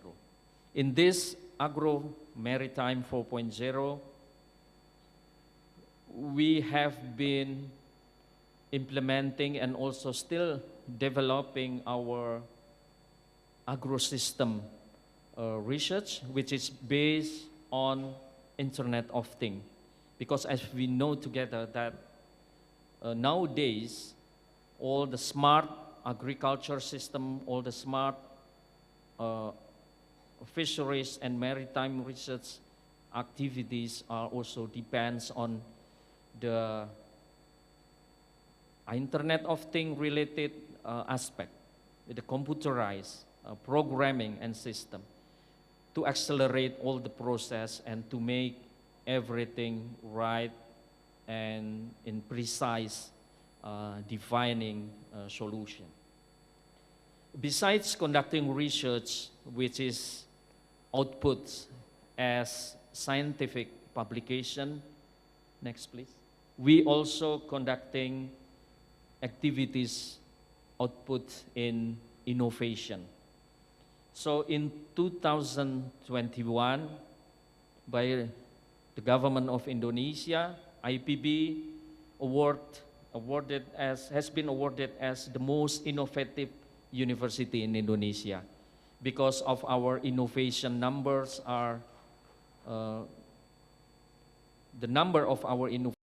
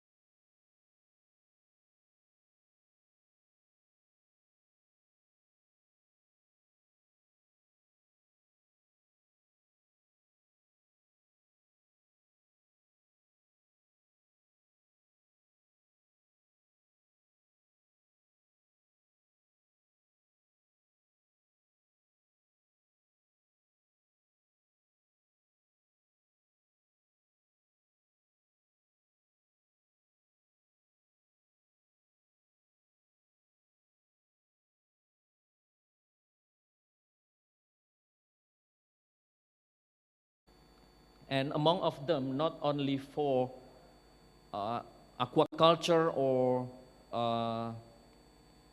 fishing fisheries activities, this application is also focusing on the fisherman safety activity base, where in this application we combine all weather information, and then we analyze and inform at the in the real-time situation to the fishermen about the situation, fishing ground, and all other related situation related to the fisherman activity in fishing. Sorry. For the development of technology for smart fishing and smart aquaculture, also in principle, we have 4 programs, main program. The first is smart fishing, and then smart aquaculture. Next, please. And then smart fisheries and ocean management, and then smart small islands management. So related to today's event, these 4 main programs of our agro-maritime's smart activities is really related. Next, please. Besides conducting all research and innovation about the smart aquaculture, smart fishing, and smart small island management, we are actively involved in supporting central government, in this case the Ministry of Fisheries and Marine Affairs, and also local government in development of ecosystem approach to fisheries management. Not only in the development of the system itself and application, we also conducting a capacity building where we conduct a training for local fishermen about how to conduct a sustainable and ecosystem approach fisheries activities. Next.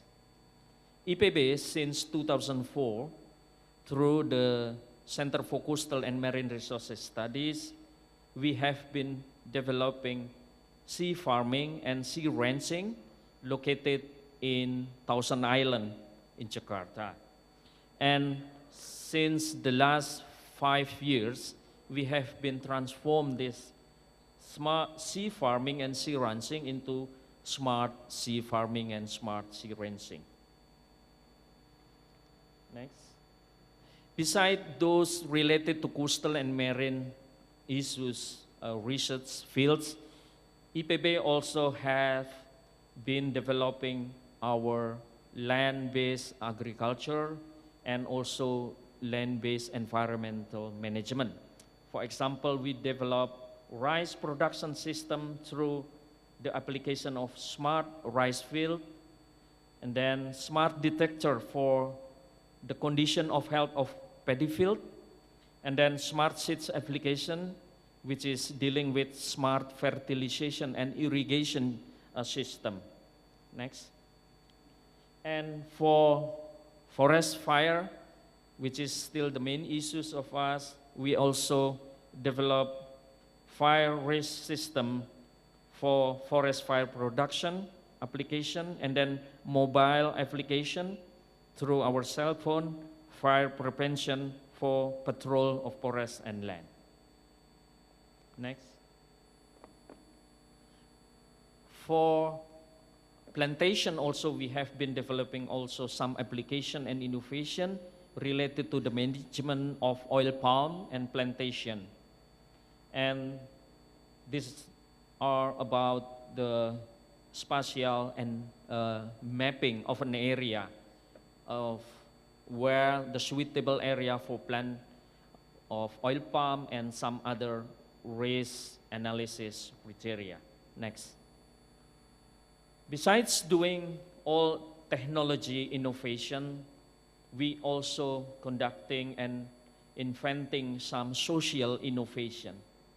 And some of those social innovation is about, for example, precision of village data, community farming school, Tani Center, agribusinesses and technology park of IPB, one village, one CEO, and one village, one innovation.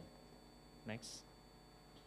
For example, one village, one CEO is an integrated application starting from the very beginning of the process of agriculture until at the end of the process, which is marketing, in one application.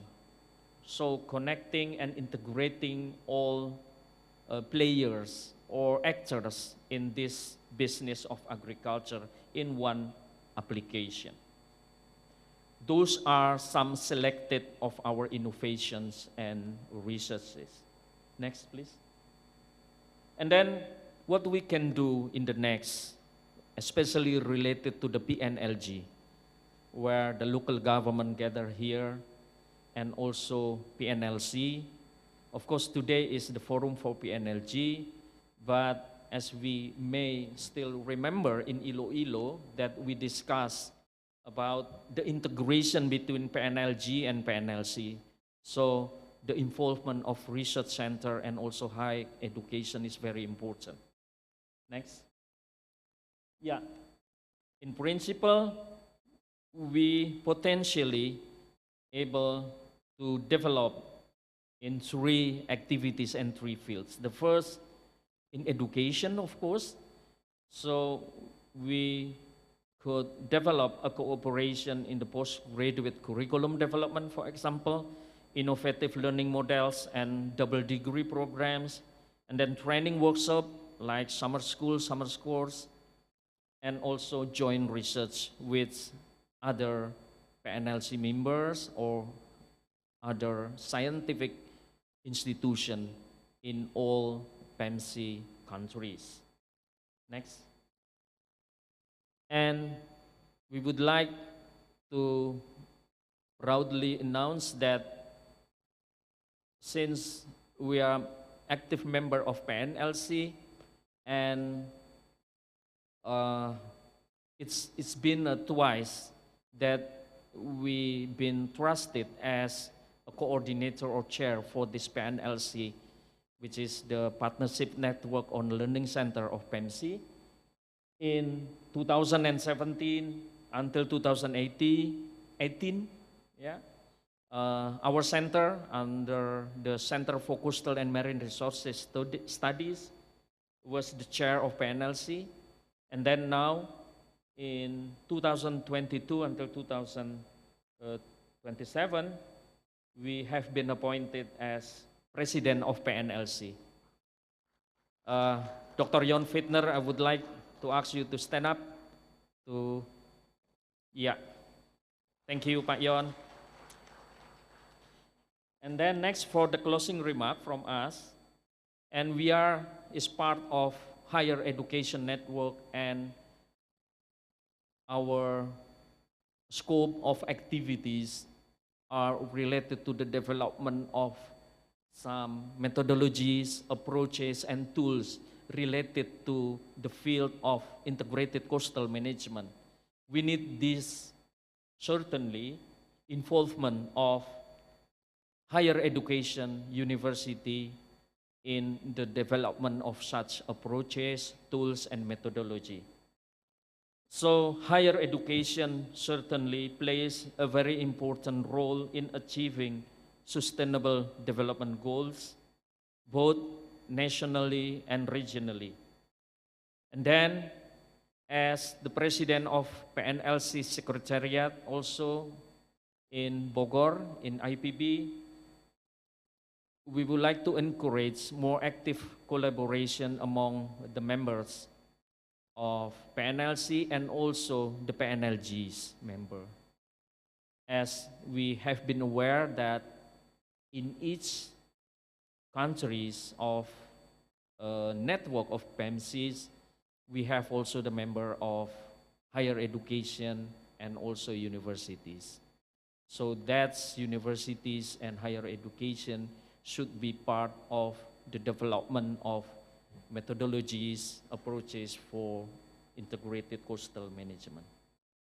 And the last from the rector of IPB is we look forward to have strong collaboration with all PNLG's local government who are attending in this PNLG forum. Thank you very much, and Assalamualaikum warahmatullahi wabarakatuh.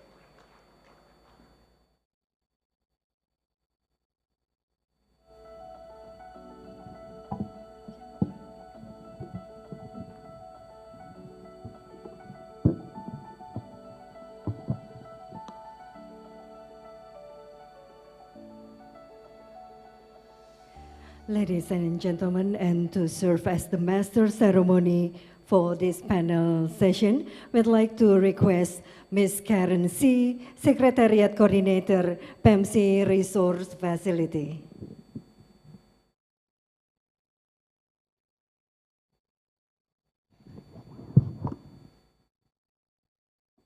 Thank you for the introduction.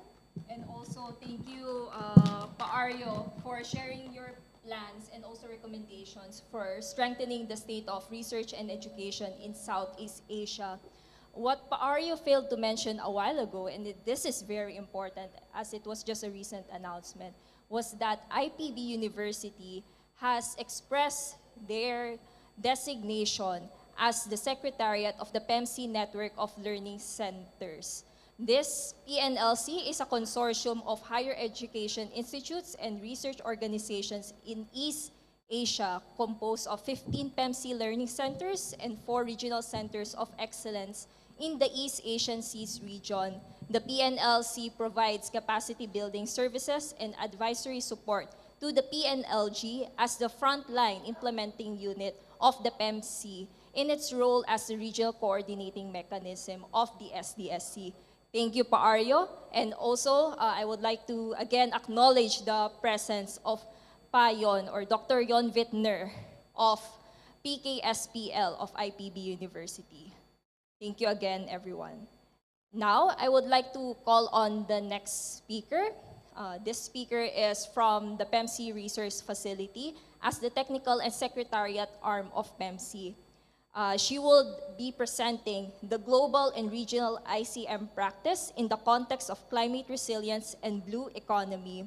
I would like to turn over the floor to Ms. Amy Gonzalez, the Executive Director of PEMC Resource Facility, who would be presenting the concept, principles of ICM and how it began in the East Asian Seas region, as well as the efforts of PEMC in implementing and scaling up ICM in the region.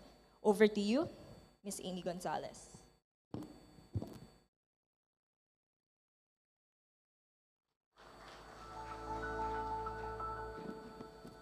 Good afternoon, everyone. I hope you had a good lunch. Thank you, Karen, for that introduction. So, next, my slide, please.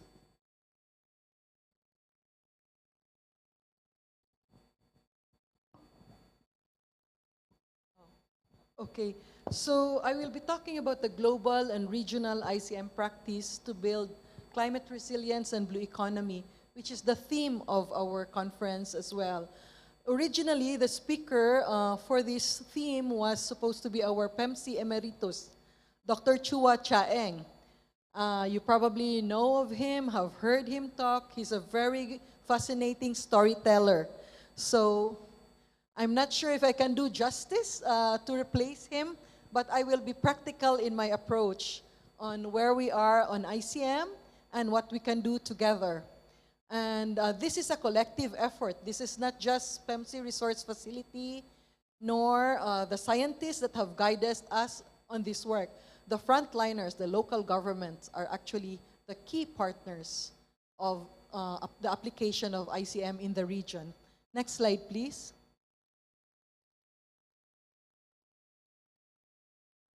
Okay, so the outline of my presentation is that I will present the origins of ICM, its adaptation in the region, the benefits and impacts, which you probably know from your own experience as well, but this is just to consolidate what we as a network actually have benefited and have imparted the benefits to our coastal communities and people. And then the role of ICM in building resilience and blue economy, the remaining implementation challenges, and you probably have a longer list than me in terms of challenges, but then how to overcome these challenges, what can we do better, and examples of how we can do it. Next slide, please. So, the origin of ICM, actually the concept started in the United States in the 60s, mid-60s. And then it has been introduced, applied, and actually also implemented in the East Asian Seas region. So as you can see, the concept has been enshrined in Agenda 21, Chapter 17, in 1992. Probably many of you were not born yet at the time. This was the famous UNCED meeting in Rio. So we have been high up in the agenda of the environmental movement since 1992. And then in 1994, as a response to the challenge, we actually developed projects to implement integrated coastal management in the region, which we call the East Asian Seas region. So national and local efforts were increased, and we had some donor support also to help us apply this concept, test it, and develop it in the region. And then many governments, including Indonesia, actually developed laws, and other countries as well. China, Korea, Philippines, Japan, Indonesia, Thailand, Vietnam have actually developed laws to enable the application of integrated coastal management in our coastal cities and towns. And then this is the framework where we developed here in the region. It's called Framework for Sustainable Development of Coastal Areas, where we actually develop the governance is the base. We have a strong governance base, and then to help promote sustainable development aspects in many areas, in natural and man-made hazard prevention and management, habitat protection, restoration, water use and supply management, food security and livelihood management, pollution reduction, and waste management as well. And then we also have these reports on how we could review and monitor our programs through the State of the Coast reporting. And this application of ICM is actually aligned and one with the global agenda of UN Sustainable Development Goals, Climate Paris Agreement, Aichi biodiversity targets, etc., etc. So close to 3 decades of ICM development and implementation in the region, almost 30 years. It's tested with diverse culture and social, economic, ecological, and political systems. ICM is not just a tool, but it's actually a system with a framework, with processes, inclusive and participatory process, with a monitoring and evaluation component, reporting, and quality assurance. One of the quality assurance that we did was the assessment that we assess the local government unit through the ICM certification system. There is also an ICM code. So this has what has been achieved in the past from 1994 to 2020. As you can see, from barely zero coastline coverage in 1994, we are now we have covered 40.4% ICM of our coastline, and we have 114 sites from the original 2 in 1994, with Batangas and Xiamen as our model sites before. Next slide, please. So all this have been made possible with our PEMC network of learning centers, our ICM, which started as ICM learning centers. Now we have 18 with PEMC network of learning centers and regional centers of excellence. EPB University is one of them. Next slide, please. And of course, the network of learning centers have been working side by side with the local governments in terms of implementing the integrated coastal management as our core approach to sustainable coastal and marine development. Next slide, please. So ICM after 29 years, these are just my reflections. You probably have more. It's a proven and tested tool to implement SDSC. This is just a shortcut, but SDSC means, it achieved many of our targeted programs in terms of pollution reduction and waste management, habitat biodiversity conservation, climate change and disaster risk reduction, and so on and so forth. It's been mainstream in government policies and laws, as I've mentioned earlier in the previous slide. It contributes to institutional preparedness of LGUs in terms of basic governance. And then it shifts from silo thinking, looking at just sectoral approaches, but really looking at an integration mindset. So there is this behavioral change component of ICM as well that you cannot quantify, really. It offers best practices for replication in the region and beyond, and it's iterative and open to novel approaches. We always constantly review to make sure that it aligns to new international commitments of governments. So this has some lessons and many stories, and some of you will be familiar with the stories, are incorporated and documented in these local contributions to global sustainable development agenda. There are 47 case studies here, and this was edited by Dr. Chua Chaeng with contribution from many of you. And I think some of you actually are writers of this book. We have copies of them available, not here, but we can always be arranged if you want hard copies, but there are electronic copies in pepsi.org as well. Next slide, please.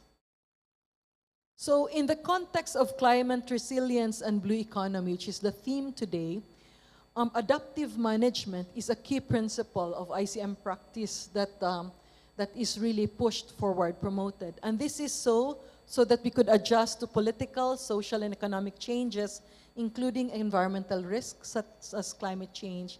And it is also tailored to local contexts and needs in view of and in recognition of the disparity of our resources, capacity, priority concerns, etc. So there is this adaptation that is the flexible approach that we have in integrated coastal management.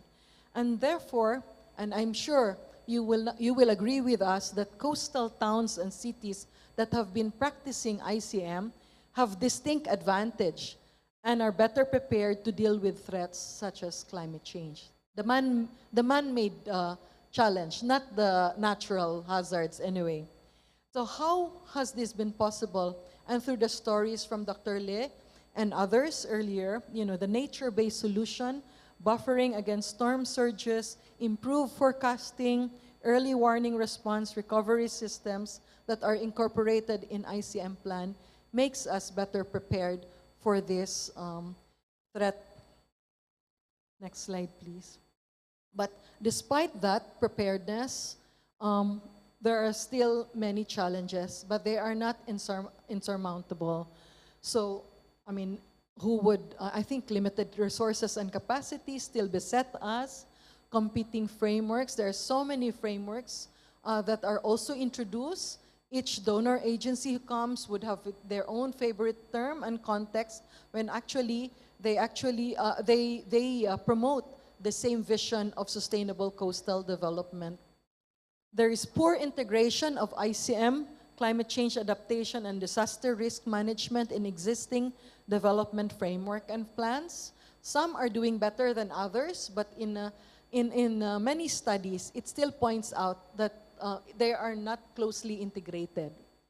Local governments also require greater support from provincial and national governments to implement such framework and plans. So in Indonesia, I am happy that we have the representatives from the Ministry of Agriculture and Fisheries here and the Ministry of Environment and Forest, because I think the local governments still need your support and guidance at the national level.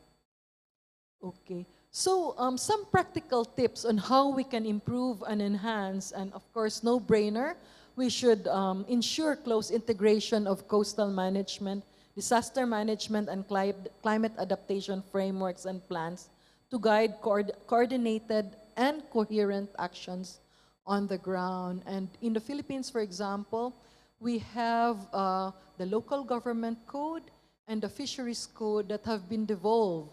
The authority to manage these resources have been devolved to the local government. And there is expectation that these codes actually incorporate integrated coastal management measures as well. So there is this, and I'm sure in many other countries, probably if there are some, there will be some discussion later on, which I would encourage you to also share your stories on how you have been integrating disaster risk management, climate change into integrated coastal management.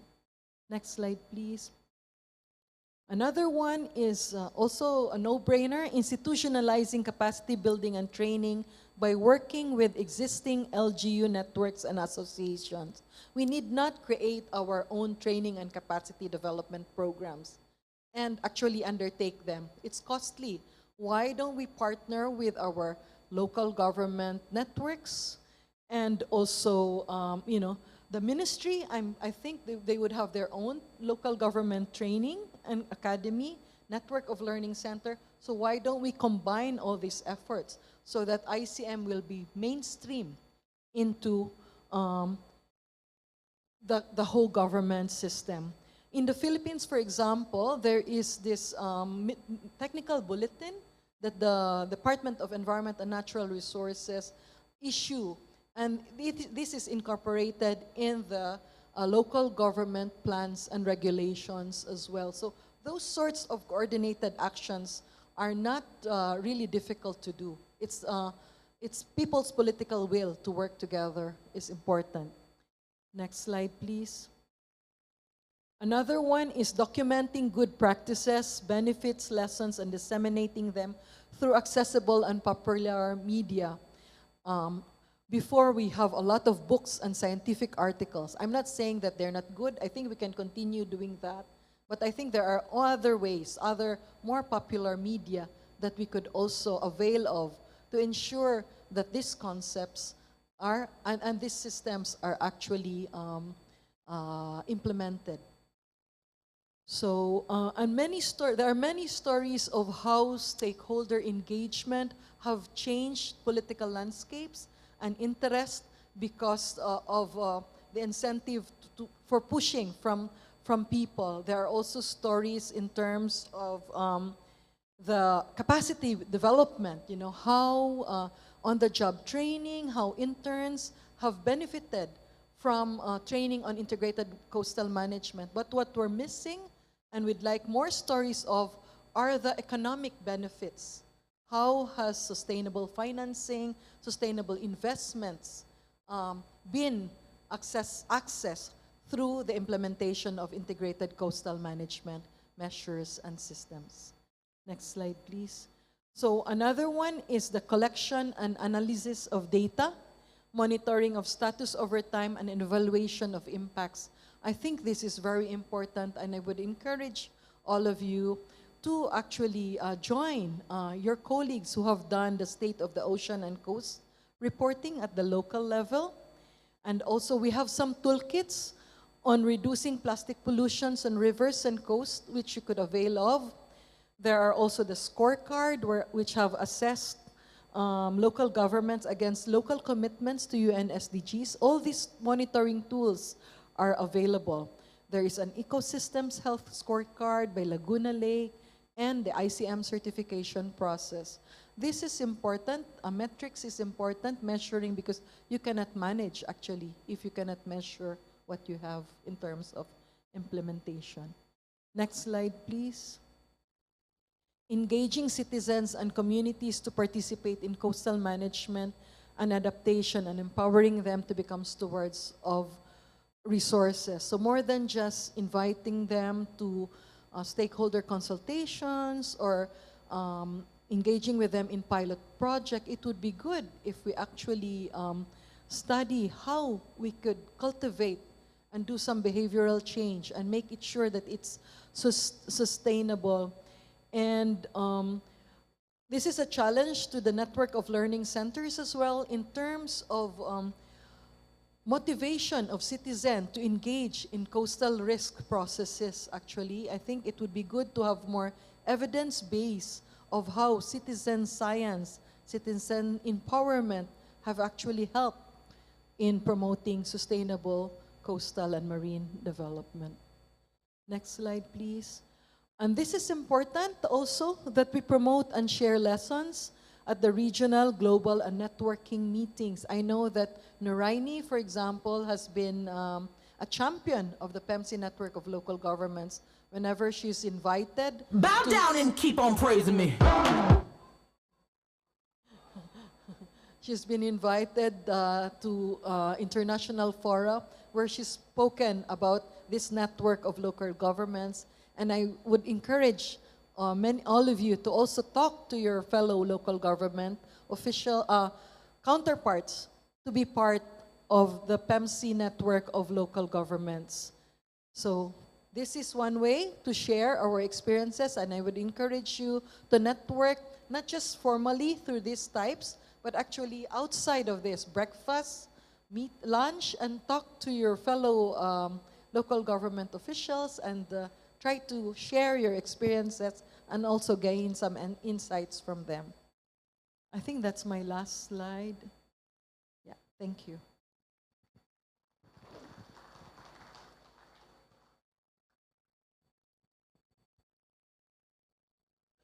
Thank you very much, Ms. Gonzalez, for sharing the accomplishments and lessons learned by PEMC Research Facility from implementing and scaling up ICM over the East Asian Seas region. Now we have heard the insights and the lessons learned on ICM at the regional level. How about the country level this time, in particular Indonesia? I would like to take this opportunity to invite an expert from IPB University to discuss the history of ICM development in Indonesia in relation to blue economy development. This expert is the founder and senior scientist of the Center for Coastal and Marine Resources Studies of IPB University, or PKSPL in short. This person is also a part of the advisory board of MOMAF Indonesia, and he is also the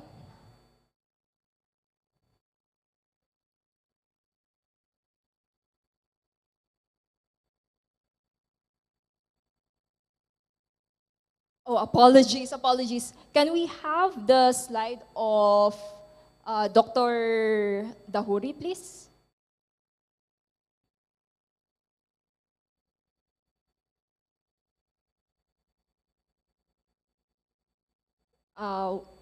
Apologies for that. Okay, this person is also a member of the International Scientific Advisory Board of the Center for Coastal and Ocean Development of the University of Bremen, Germany. Let us give a warm round of applause for Professor Dr. Rockmin Dahuri.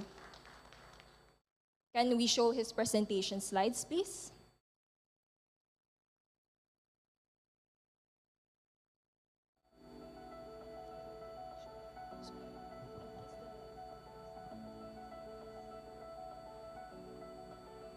Thank you, Karen.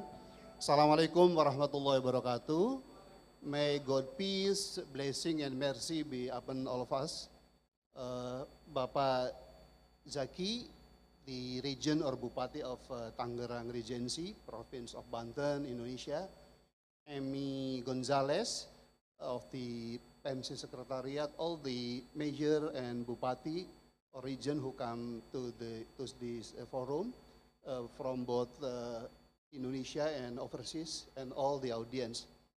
I was given the task, very simple actually, telling the story for you about ICM practices in Indonesia, but then because I don't want to be minimalist, Pak Zaki, so I put at the title, which is how do we learn from history of ICM practices in Indonesia for a better future for our sustainable blue economic development. Next, please.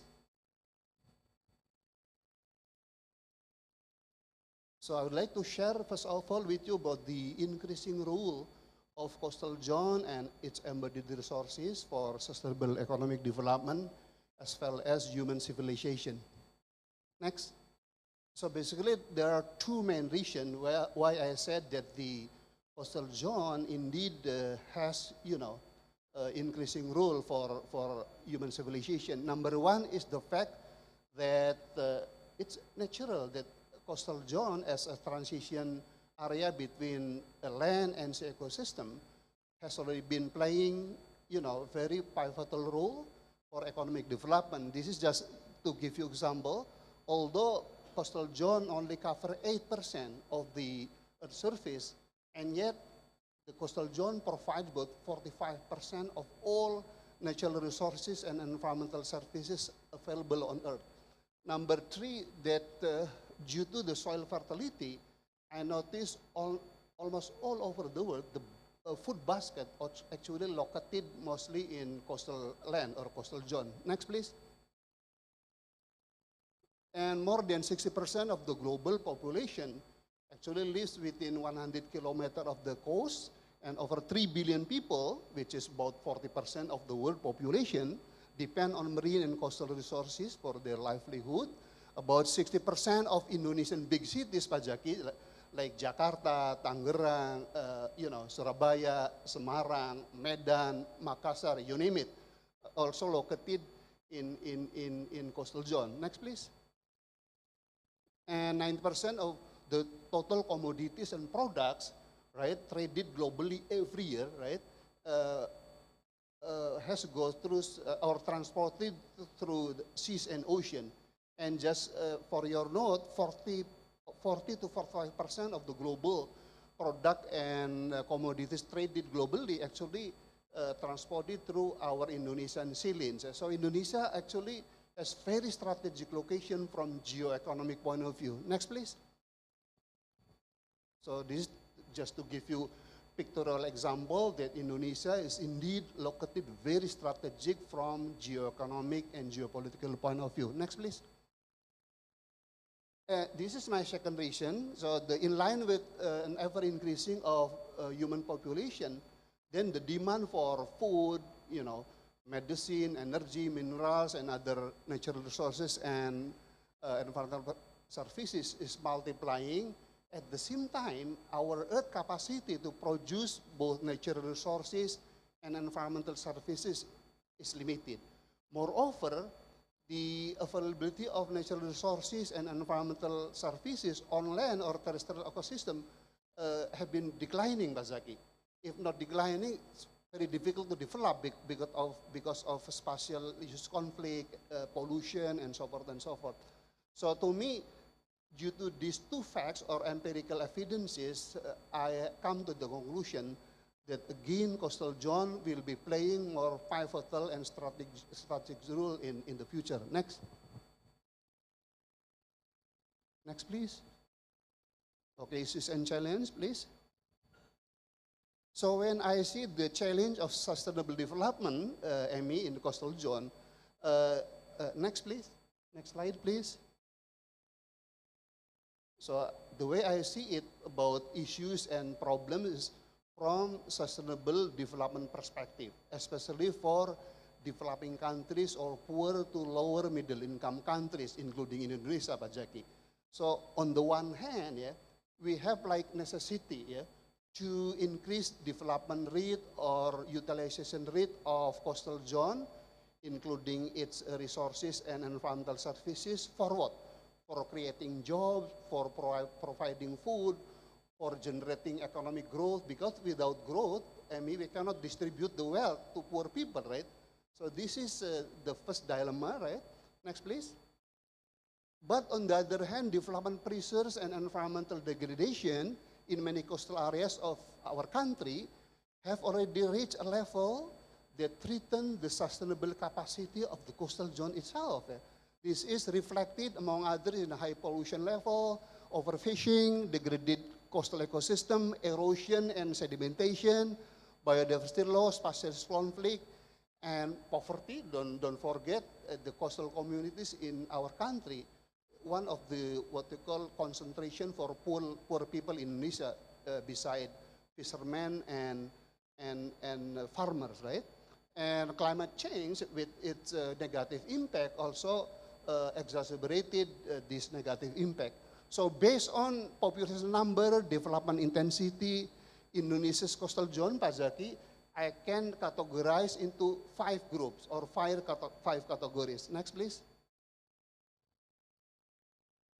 This is just the example of or evidence about the degradation of our coastal system. Next, please.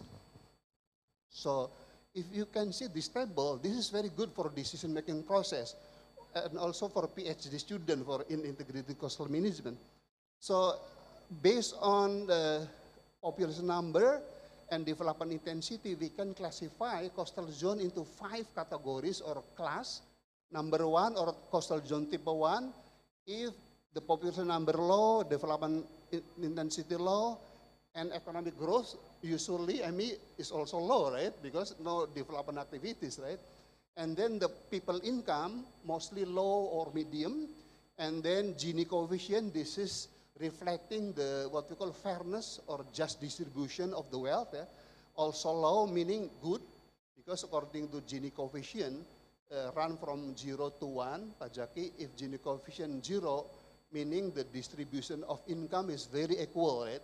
On the other hand, if Gini ratio is 1, meaning is perfect inequality.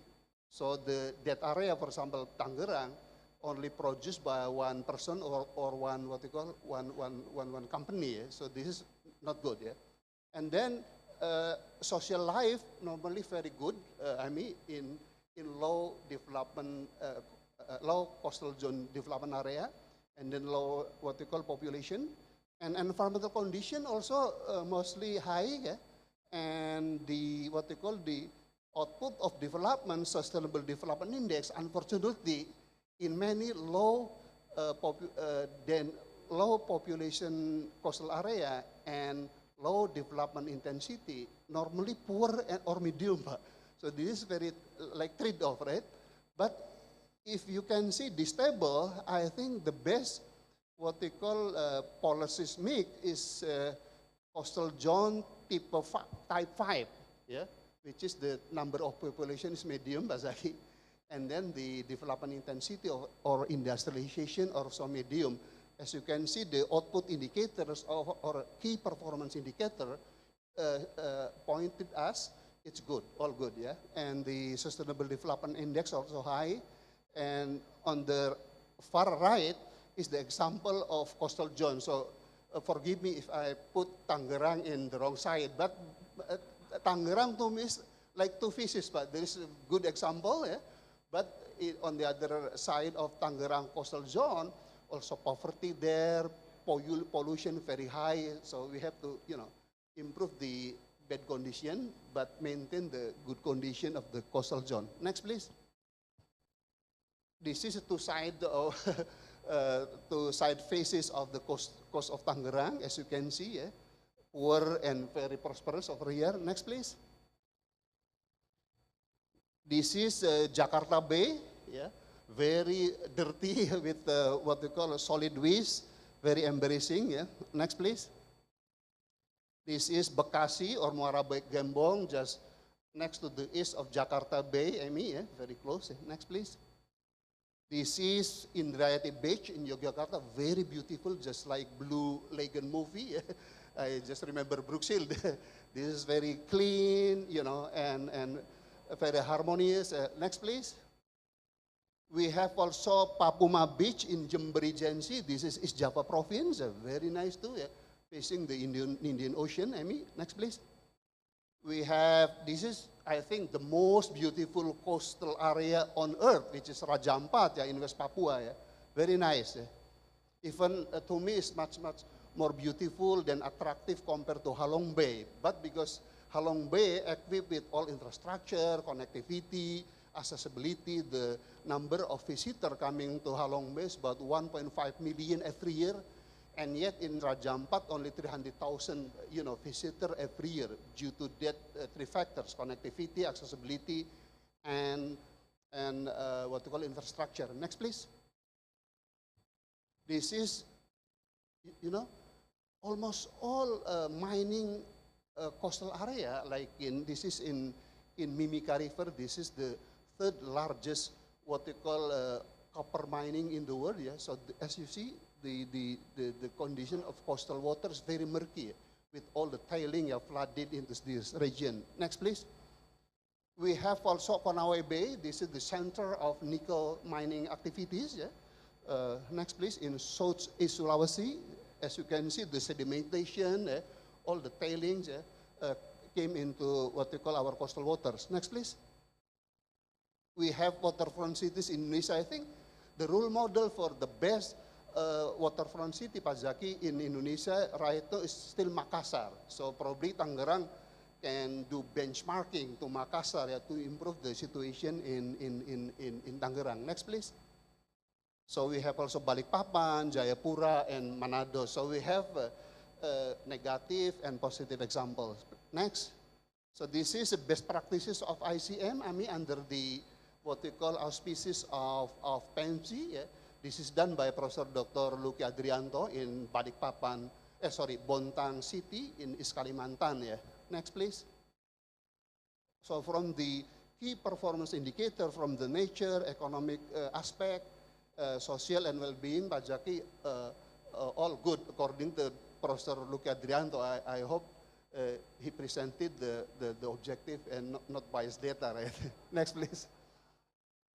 So in my conclusion, most problems related to coastal and ocean development are the result of placing too much stress or development pressures on limited coastal and ocean resources, a condition, as we know, as exceeding the carrying capacity. So the basic tenets of sustainable development in any spatial unit of Earth is actually don't make our development intensity bigger than the carrying capacity of that region. Next, please.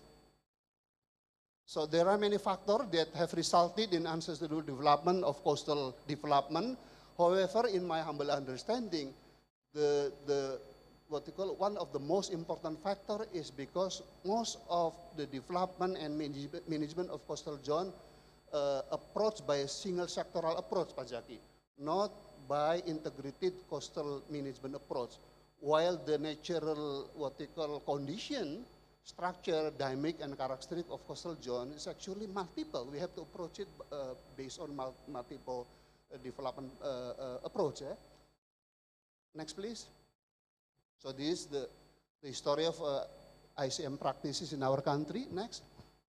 So I can divide the practice of ICM in Indonesia into two periods, which is before the establishment of Marine Affairs and Fisheries, and after the establishment of this ministry, which was established by late President Abdurrahman Wahid in September 1999. Yeah, that is what they call the awakening of coastal zone management in Indonesia. So as you can see, basically during 1970s to 1980s, all of the ICM seminars, discussion, writing, mostly on academic discourse, right? This is initiated by IPB University in cooperation with National Oceanology Institute, belong to Indonesian Institute of Sciences, and Bappenas, or National Agency for Development Planning. Next, please. And this is, only natural fact that Indonesia is indeed the largest archipelago on Earth. Next, please. So not until the late 1980s was strategic attention given to coastal and ocean resources. For example, the 1988 State Policy Guidelines, or in Indonesia we call it GBHN, noted that it is necessary to improve the management of coastal and marine areas so as to increase utilization for people prosperity and maintain their sustainability. Furthermore, the 1993 State Policy Guidelines, or GBHN, noted that coastal and marine resources related aspects are considered as a development sector in itself. So Pak Jaki, it is only since 1993, so the coastal and ocean sector becomes sector in itself. Before that, within Bappenas, there is no bureau, dealing with coastal and ocean related aspect. Next please. So in the first Rapelita, or 5-year development plan of the second long-term development plan from 1993 to 1998, 4 major goals of coastal and ocean resource development were established. I don't want to bore you, just read it. Next, please. And then to achieve those development goals, a dedicated Marine Bureau was established within the National Planning Agency, or Bappenas, in 1987, the establishment of National Maritime Council in 1996, and the promulgation of Grand Strategy for Sustainable Coastal and Ocean Development done by Bappenas and IPB University back in 1998, and the implementation of series of ICM development project, mostly, this is important Pak Zaki, mostly funded by foreign donor, not by our own government. This is, I think, the culprit why ICM practices in Indonesia is not continue rather than like intermittent, like putus-putus, okay? Next, please. So this is just example. Again, I don't want to bore you about the example of ICM practices before the establishment of Ministry of Maritime Affairs and Fisheries. Next, please. So we have the list, ADB, very active at the time, UNDP, UNFAO, and then also UNEP. Next, please. So we have example. Next, please. I think two most prominent international donor project about ICM, two Pak Zaki. Number one is MREP, Marine Resource Evaluation Planning Project, that's run for 15 years. And then we have also CORMEP, also about 15 years. CORMEP stands for Coral Reef Management, Rehabilitation and Management Project. Okay, next please. And then CORMEP, as I said, Pak Jaki, we have 3 phases. Phase 1, 98 until 2004, and so forth. Next, please. This is example of PMC, cooperation with Indonesia, Amy, but since you already presented the full cover of PMC location in Indonesia, but I noticed, Amy, most of the PMC ICM role model located in Bali, out of 12, Bali has about 7, very dominant. Tangerang only 1, and then Sukabumi, and so forth. Bali very active in integrated coastal management, program. Next, please. So capacity building for research and human resources. So since 1993-95, Center for Environmental Studies conducted 1 to 3 month ICM training, for related government, universities, private sector, NGOs, establishment of Center for Coastal and Marine Resource Studies, or PKSP IPB, was in 1996. It is the first study center in Indonesia dealing with all related aspects in ICM. Next, please. And then since 96 until 2001, Center for Coastal and Marine Resource Studies, IPB, continued conducting 1 to 3 month ICM training for related government agencies, especially Bappenas, Bapeda, Ministry of Public Works, Director General of Fisheries, and so forth. Such an ICM training mostly funded, again, Pak Zaki, by MREP, PORMEP, and MCRM project and government agencies. 97 to the present, IPB again for the first time in Indonesia and the 6th in the world after Dalhousie, University of Rhode Island, University of Newcastle, University of Southern Cross University in Australia, Pak Indra, ya, has been conducting master and PhD program, ya, or degree in integrated coastal zone management. Next, please. Since then, the other universities in Indonesia have been conducting similar program as IPB University did. For instance, University of Rio, Bandung Institute of Technology, University of Pajajaran, and University of Patimura, Far East in Molucas Province. Next, please. And then after MOMAF, after Minister of Marine Affairs and Fisheries, so this is the mission, vision about the Minister of Marine Affairs and Fisheries. So we'd like to have marine and fisheries resources as a source of Indonesia's sustainable economic development for the utmost benefit of all Indonesian people and the advancement of our nation. And then the mission, we have 5, so basically balancing between economic growth, social equity, and environmental protection. Next, please. And then we have development policies and program. Number 1 is about the empowerment of our fishermen, fish farmer, and other coastal communities. And second policy is, can we go back to the previous slide, please? And optimal sustainable capture fisheries, revitalization, expansion, and diversification of aquaculture development. Next, please. Number 4, next, please. Come on.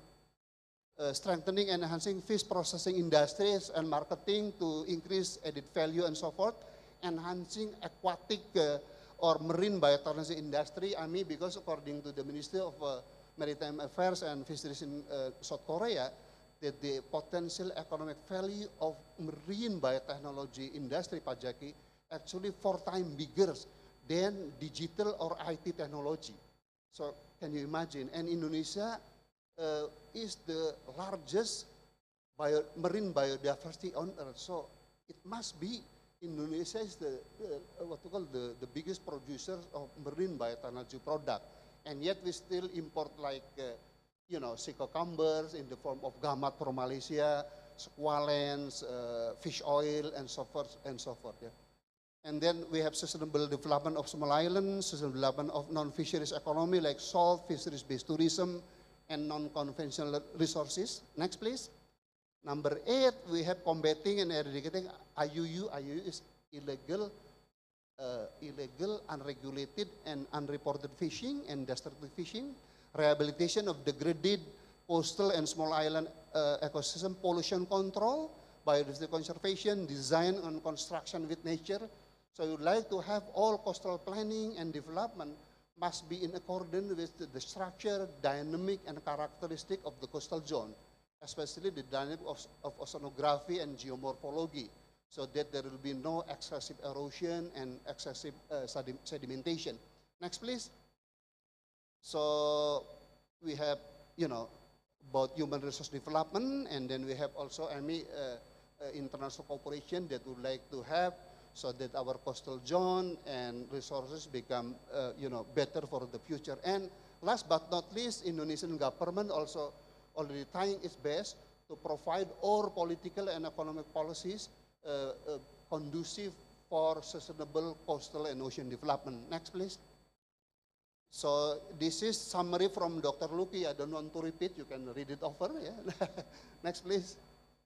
But this is talking about the hero or champion of ICM in Indonesia from President Soekarno, the first president, and we have Pak Soeharto. But it was Professor Habibie, the third president, who announced that Indonesia is maritime continent, and then the establishment of Minister of Marine Affairs and Fisheries by late President Wahid, and then President Megawati actually announced about Seruan Sunda Kelapa, Archipelago D atau Hari Nusantara, and then Gerbang Minabahari, just like Bimas movement, yeah, and so forth. Next, please. Oh, this is Chipman. I don't want to bore you. Just scroll it down. Next, please. Next. Next. But I want to present this one. Pak Jaki, Amy, so the Minister of Marine Affairs and Fisheries through Director General of CU's planning, already what we call finished 29 provinces in terms of RZPPK or rencana zonasi wilayah pesisir dan pulau-pulau kecil. So the planning for coast and small island spatial planning, but already 29 out of 34. So we still have what we call 5 provinces to go, yeah. But still a good achievement. But next, please. Continue, please. This is just example. Next. So location of core map, and this is the what they call the program pengembangan. This is EMI.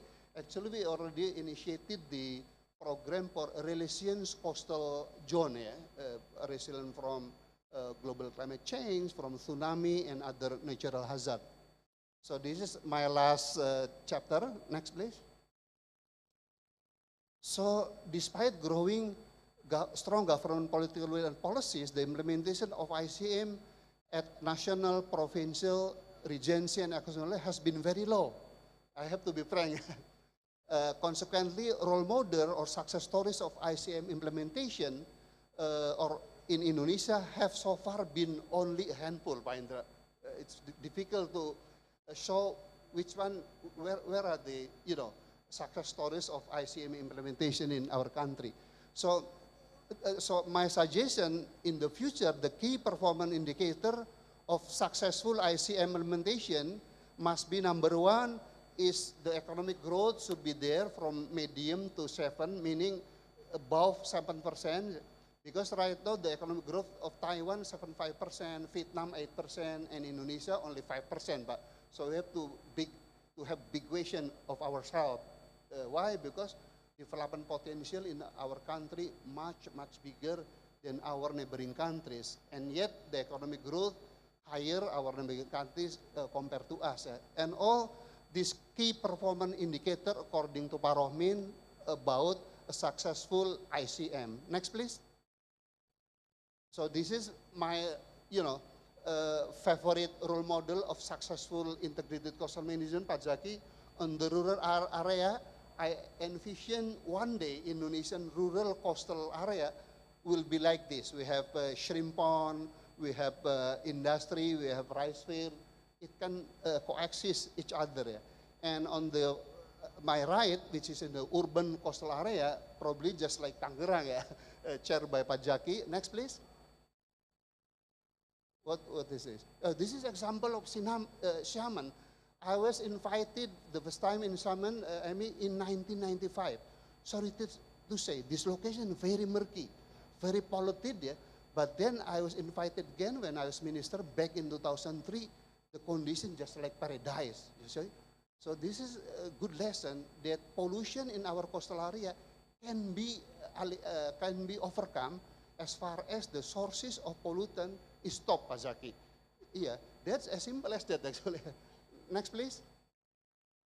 So coastal factor of low success rate of ICM, this is important, and also Professor Aryo, Professor Luki, and Dr. Jon Fitner. Number 1 is because lack of awareness of most of decision maker. Sorry to say, including president, okay? And then the second factor is the planning, implementation, output or result of ICM has until now been perceived by most planner and decision makers, bupati, wali kota, governors, as more complicated and longer. Yeah. The term of president, governor, region or bupati and parliament member only 5 to 10 years, while the result of ICM implementation mostly, Pak Jaki, longer than 10 years. So gap between political, what they call term and ecological, output, yeah. And sectoral, regional, and discipline egoism, KPI or key performance indicator for top decision maker are too dominant about economic growth. So if you see the key performance indicator for Bupati region, for mayor, for governor, even for minister, mostly about economic growth, maybe 70%. So social equity or distribution of wealth atau pemerataan pendapatan, and ecological protection only given about 30%. So if I were president, if I were Bupati, if I were governor, I would like to choose economic growth instead of environmental protection and social equity, right? Next, please. So this is my recommendation, Emi, Pak Profesor Aryo, Profesor Luki, Pak Yon, dan Pak Jaki, dan all Bupati and Wali Kota. So number one, you have to develop more role models of successful ICM. Number two, make the ICM cycle process, Emi, don't be too complicated and longer, okay? Because decision makers and private sector would like to see quick yielding, result. Number two, increase awareness and conviction or trust about the advantage and beauty of ICM over sectoral development approach, particularly top planners and decision makers. So next time we have to invite president, not only a major and region, right? KPI of top decision maker must be balanced and proportional of economic growth, social equity, and environmental protection. Next, please. My fifth recommendation, next, please. Hello. Increase awareness and capacity of government official, private sector, community, NGO, and journalists regarding ICM. We need journalists, we need media, okay, to publish the bad and the good side of our ICM, and then developing Indonesian ICM incorporated, so we have to be very solid and collaborative.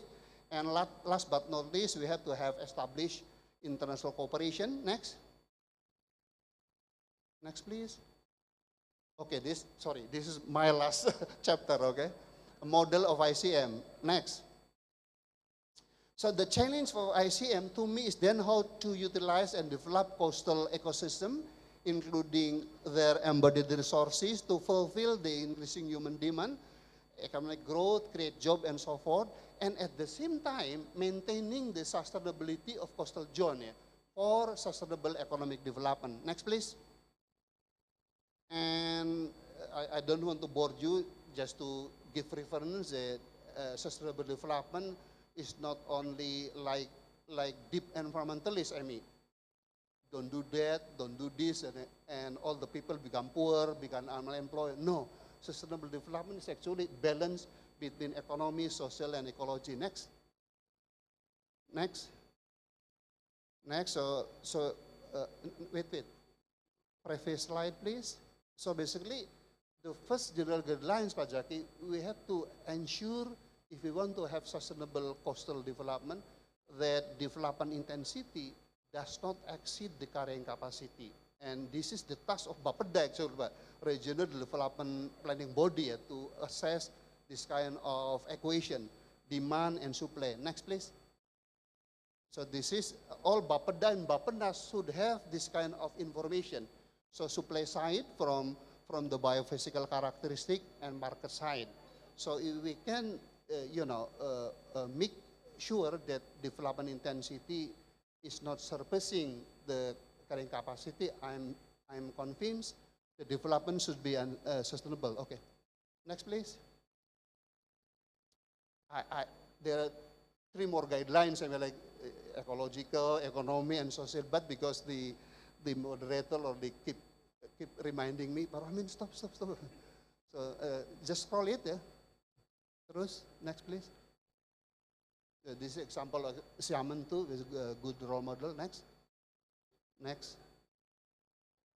This is actually 1 semester course. Next. Next. Terus, next.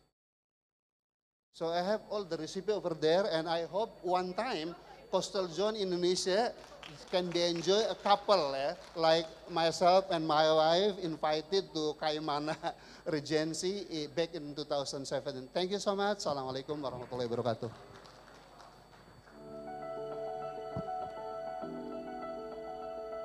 Thank you very much, Dr. Dahuri, for giving us a very comprehensive overview of ICM development in Indonesia, including the role of MOMAF, examples of good practices, enabling factors behind the successful ICM model, and also some examples of key success indicators behind an ICM model. Now, going over ICM development in Indonesia, another expert from Indonesia would like to delve on ICM, but this time focusing on blue finance. I would like to call on Dr. Hendra Yusran Siri, the Secretary of the Directorate General of Marine Spatial Management of the Ministry of Marine Affairs and Fisheries Indonesia, whose expertise is on climate change adaptation and coastal risk mitigation. Can we have the next slide, please?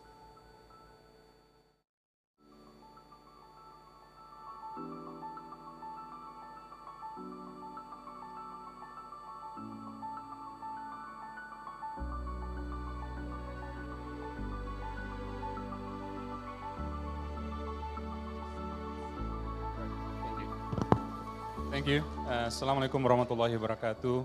Salam sejahtera yang terhormat Pak Bupati Tangerang, Pak Zaki, Pak Ibu, Prof. Dahuri. It's a bit difficult to speak after the big guru of ICM, but I will try to do my best in within 10 or 15 minutes. So next, I would like to present about the blue economy and the blue finance in Indonesia, the way how we to achieve the sustainable pathway for the healthy ocean. So I would like to remind that how the importance of the blue economy, this is already mentioned by our presidents before. Yeah, it's already mentioned by our president that the importance of the blue economy because of what Pak Rohmin mentioned. We are the richest biodiversity country in the world, and then probably we can say that the heart of the coastal triangle, coral triangle as well. But next, we can see that in a nutshell, the potency, as Pak Rohmin and all the speakers already mentioned, that we have 17,000 islands. So exactly, that's like 17,504 islands. So this is, we have 22.8 million coastal continental shelf. And also the coastline is like 118 kilometers. So this is a kindly that is a kind of like how we give the big pictures of Indonesia to do that. So the land is like 25%, and then ocean is 71% next. And the value, as Pak Rohmin has been mentioned, and all the other speakers mentioned, that's really big. So because we can see that that's in the trillion, above the billions, or the trillions Indonesian rupiah. But this is the just give the example how big our potential about that, not only from the coastal areas, but unexplored massively, such as like biotechnology, oil and gas. We have like a big reserve in the north, in Maluku, in the North Maluku. Next one. So all this one, all the potential needs to be put it into the strategy, what we call as a blue economy strategy.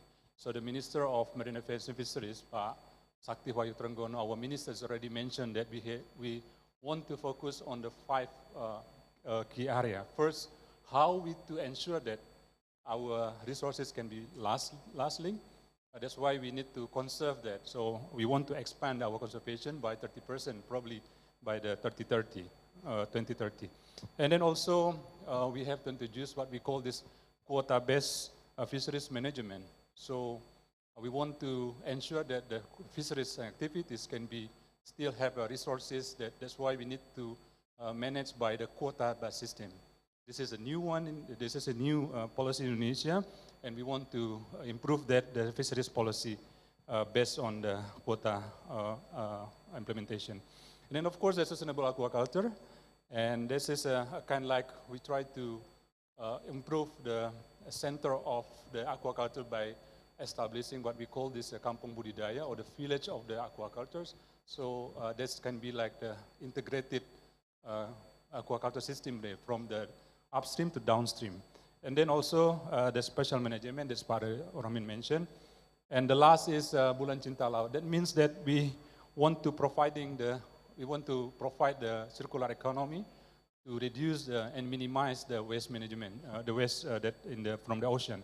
That's why tomorrow that will be launched by the President of Indonesia in Bali. So we will launch the Bulan Cinta Laut, or BCL. And of course, the heart of the blue economy, what we are thinking here is just like the marine spatial planning. Next. Because this is like kind of like the upstream of the way to achieve the blue economy. So the idea is like because of we have like many challenges such as like overfishing, climate change, unsustainable fishing practice, and degradation as mentioned by Paromin, for example. So we need to ensure that all the activities can be hand in hand together, not to be weakened to each other. So that's why marine spatial planning is the key to go there. Next. And to do this, we need to consider social, ecology, and also economy. And then, of course, to having that, we need to have some tools and also next, and also to consider just like the international sustainable economic development goals, that especially the target 14, the goal 14, the life below the water. So we need to concern this. Then also, marine spatial planning is the tool for good governance in marine and coastal areas. Next. And to give the example and then to give the view how we manage our marine spatial planning. So next. We have in national scale, we have a national marine plan. That scale is 1 to 1 million. It's quite very big scale. It's not too detailed. And then we have an inter-region zoning plan, especially for the bay and strait. That the scale is 1 to 500 meters. And then also what Paromin mentioned about the technical matters, or about the provincial. RZPP3K, the scale is 1 to 250 and also 250. And also in the area that what we categorize as national areas, and also outermost island, we have a scale is more detailed for special plan. Next, and so far, we would like to inform you that Paromin already mentioned that of 24 provincials, we have already most of the provinces already have the draft for the marine spatial planning.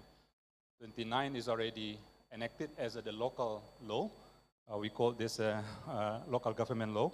And then also we have a 24 national strategic zoning plan, and all the provincial zoning plan right now, based on our job law creation, should be integrated into the terrestrial spatial plans. Now, we hope that by next year or next 2 years, we have integrated spatial plan that's cover terrestrial and also marine. Next. And this is ideal, the spatial planning, of course, should be cover the air, but right now we have one spatial planning policy that's cover land, sea space, and also we hope that sea below surface space. Next. And the one that what we have currently doing right now, we have the ocean accounting. Indonesia, the idea is like, we know exactly we have some resources, but how much the resources? So ocean accounting is like the ATM, so you know exactly how much the balance that you have, and then how can you be wisely to spend the balance. So we have like that, so we have the ocean accounting problem can be like a structured ocean data. This can be exactly pictures how big the ocean activities, and then also can be linked to the marine spatial planning. The next one, of course, blue economy need monies. Everything need monies, of course, for this one. That's why the challenge is to fund it. The blue economy can be like, we still have the limitation of the fiscal need, fiscal capacity, and then also we have the Indonesian vision that we need to contribution for the marine sectors. Next, and of course some potential here. We have probably what still in developing. We have the blue bond, we call this, and then also sukuk, because can be integrated into the Islamic Sharia law. We call this sukuk, and then also parametric insurance. This is one of challenges right now. We have discussed with the UNDP, try together to apply the parametric insurance, and also next, environmental impact bond. Yeah, that's a kind of innovative financing to use a pay success approach. I think the World Bank is already applied that. They probably today they pay like 100 million US dollar to the province of Kalimantan Timur to pay that like for the success payment. And also the last debt subnature, we are currently working with the TFCCA, Tropical Forest and Coral Reef. This is a kind of like the, instead of paying debt into the country that we get the borrowing money, now we pay the program, and then we also reduce our debt. So this is a kind of like the debt subnature. So I would like to conclude my presentation by saying that the way forward to do it, of course, blue economy in Indonesia still, I can say that promising, as Pak Romin already mentioned that, and we need to make it the way for the sustainable development, especially for the healthy ocean. So, and of course, the approach should be connectivity. The last slide Pak Romin mentioned about how the connectivity among the stakeholders, among the sectors and so on. And then also the synergies that we need to improve the classifications of the blue finance to support general criteria for the sustainable blue activities investment. And of course, dependence on ecosystem health, this is a key word for my presentation today. So because the complex interaction between different economic and also social activities in the ocean should be ensure the sustainability way. And of course, we need to identify the type of investment in the framework. That's why we are working on that one. We're working with the Bapenas, Bukwati here. So with ICCTF, we try to make it as much as we can the windows of finance for the marine and coastal activities. So by saying that, I would like to thank you. Next, thank you very much, and then I look forward to having more collaboration. Thank you very much. Thank you.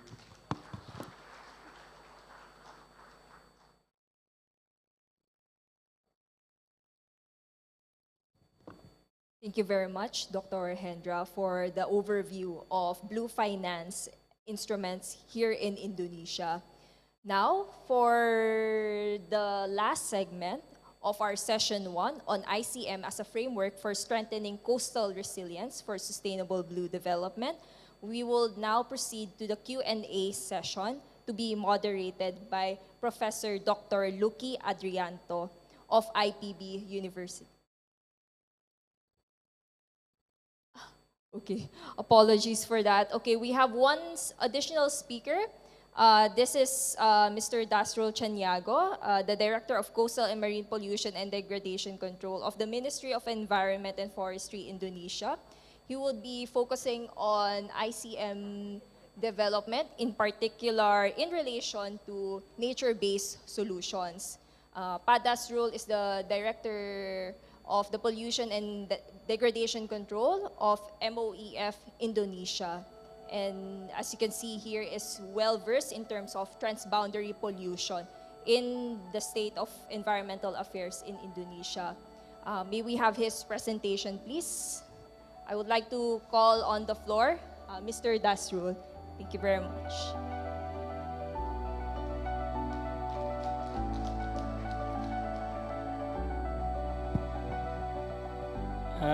Good afternoon, everyone. I'm newcomer here. Yeah. I was 10 years in hazardous waste management, 10 years in law enforcement as investigator,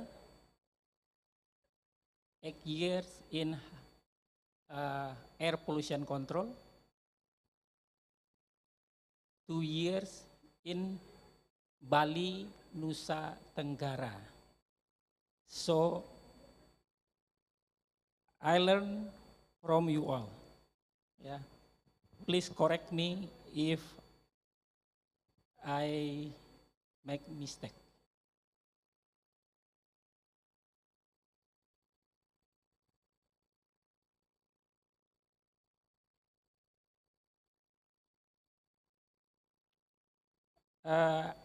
ICM development in Indonesia, yeah, ICM have been implemented in Indonesia since 1993, initiated by Indonesia Planning Agency, joined with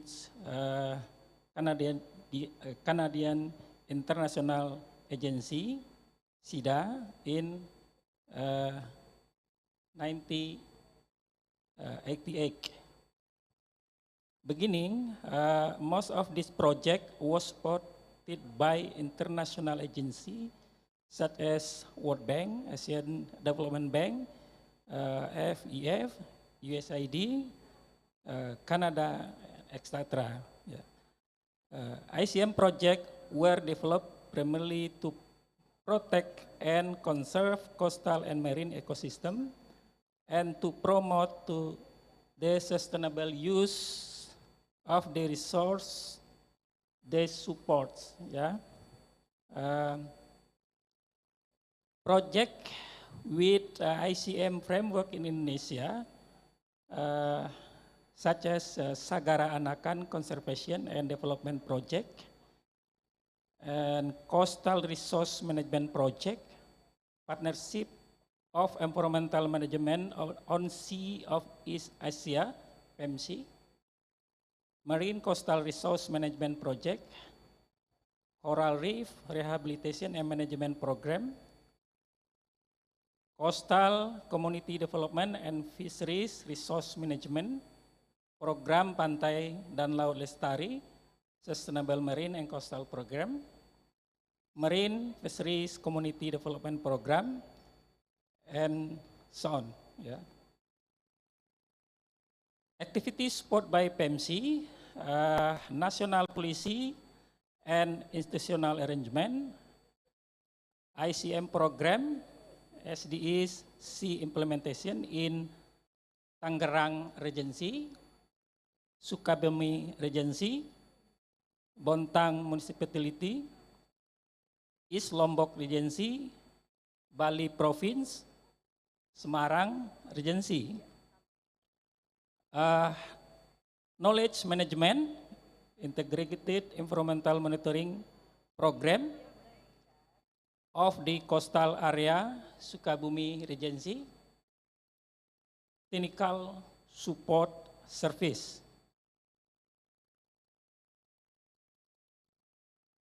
Next, back one slide. Okay.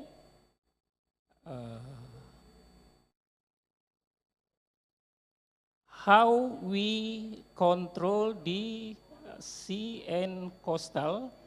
Yeah, we start with seawater quality monitoring, and we calculated and we call the national index or ICAL, Indeks Kualitas Air Laut. Yeah, we carry out analyze and evaluate from Aceh to Papua.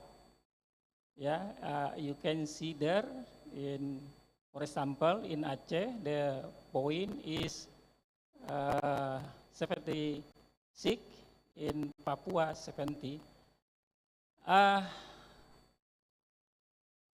Trend of seawater quality, yeah, from Papua to Aceh, you can see there, yeah, and then we can also see the target and the result, 2020 and 2021. In 2022 still calculated. The gray is national target, and the other one is national accomplishment. Yeah. Next. This is data from this ICAL or seawater index. Yeah. We carry out since 2019.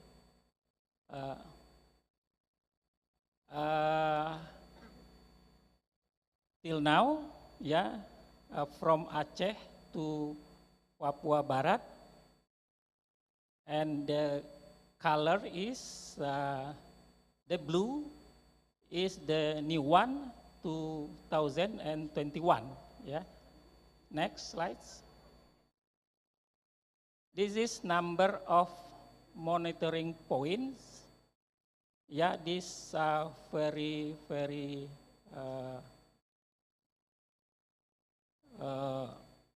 many range. Yeah, you see in Aceh about 22. Yeah, at 22. Yeah, in Kalimantan Timur more than 50 point. Yeah. Next slides. And then we also carry out marine litter monitoring. Next. In 23 provinces from Aceh to Papua. Yeah. In the bottom is waste profile based on weight, kilogram per meter square. And then national waste composition in 2021, we can see there plastic 44%, garment 12%, glass and ceramic 15%. I don't know how the glass and ceramic they reach sea. Yeah, how long? Because this very heavy material, you know. But we found it in sea, 50%. Rubber 9%, and others material 10%. Also we found the wood 3%. Yeah. Next.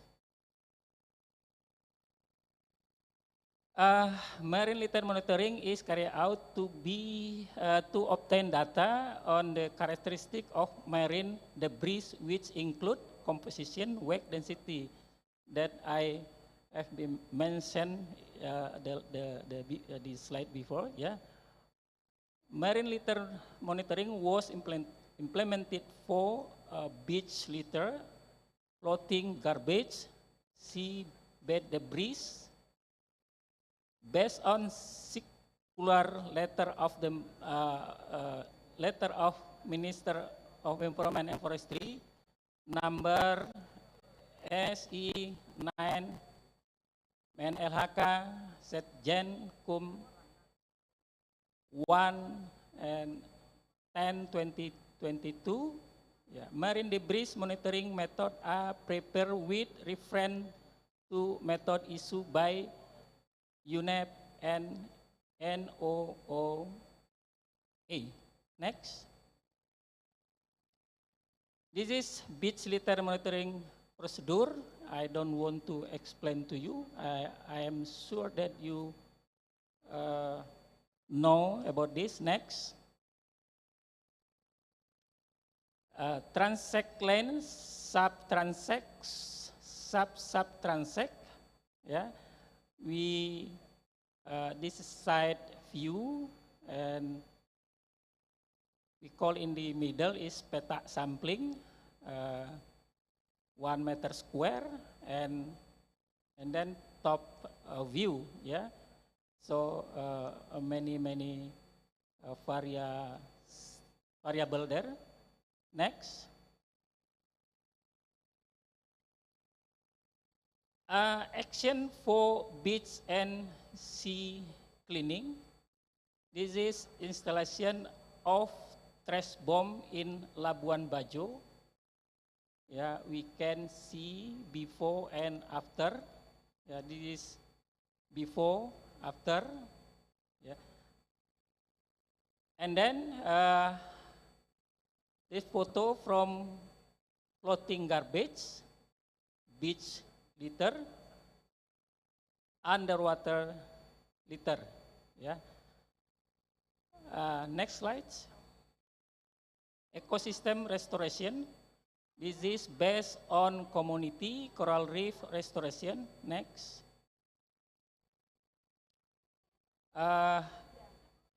We carry out since 2015 to 2021 and also in 2022.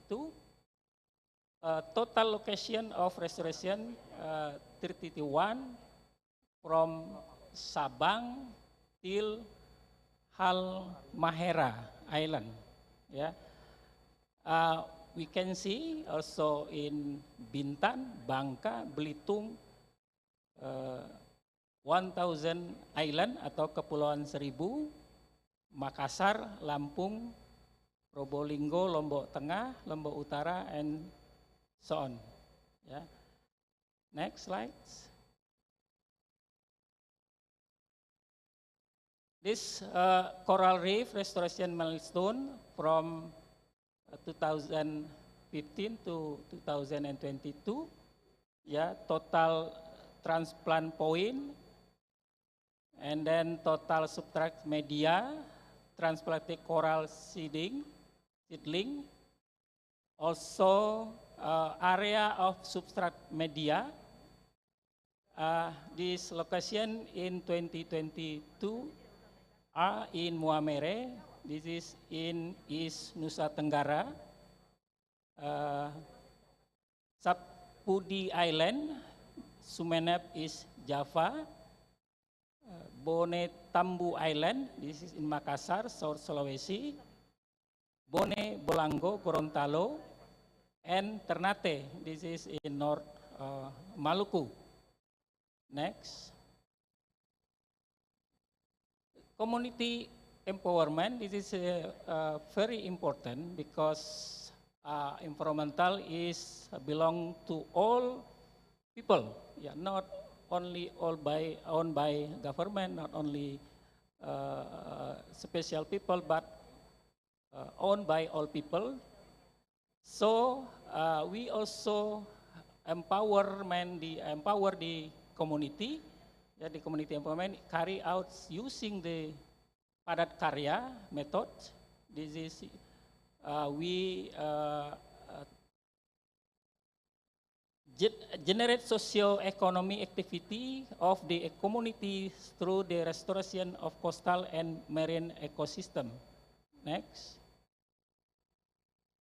Community empowerment, yeah, until 2022, we have 578 local communities directly involved in the coral reef restoration process. Yeah, we start from substrate media manufacture, binding or planting seed, stitching, and substrate media maintenance. Next, please. Type of substrate media, yeah, concrete table, concrete self table, spider, and artificial pitch reef. Next slide, please. Improvement in the value of ecosystem service perceived by the community. Ecological value, improving the ecosystem quality. For the ecological value, increase of catch, tourism, tourist attraction, and also for social culture value, student research object. Yeah. So we can see there the community, local community, done some activity for restoration of the coral reef in Makassar, Ternate, and Sika. Next. So this in Makassar, South Sulawesi, 2018, this is before, and we check again and we control in 2020. After 2 years, we can see there many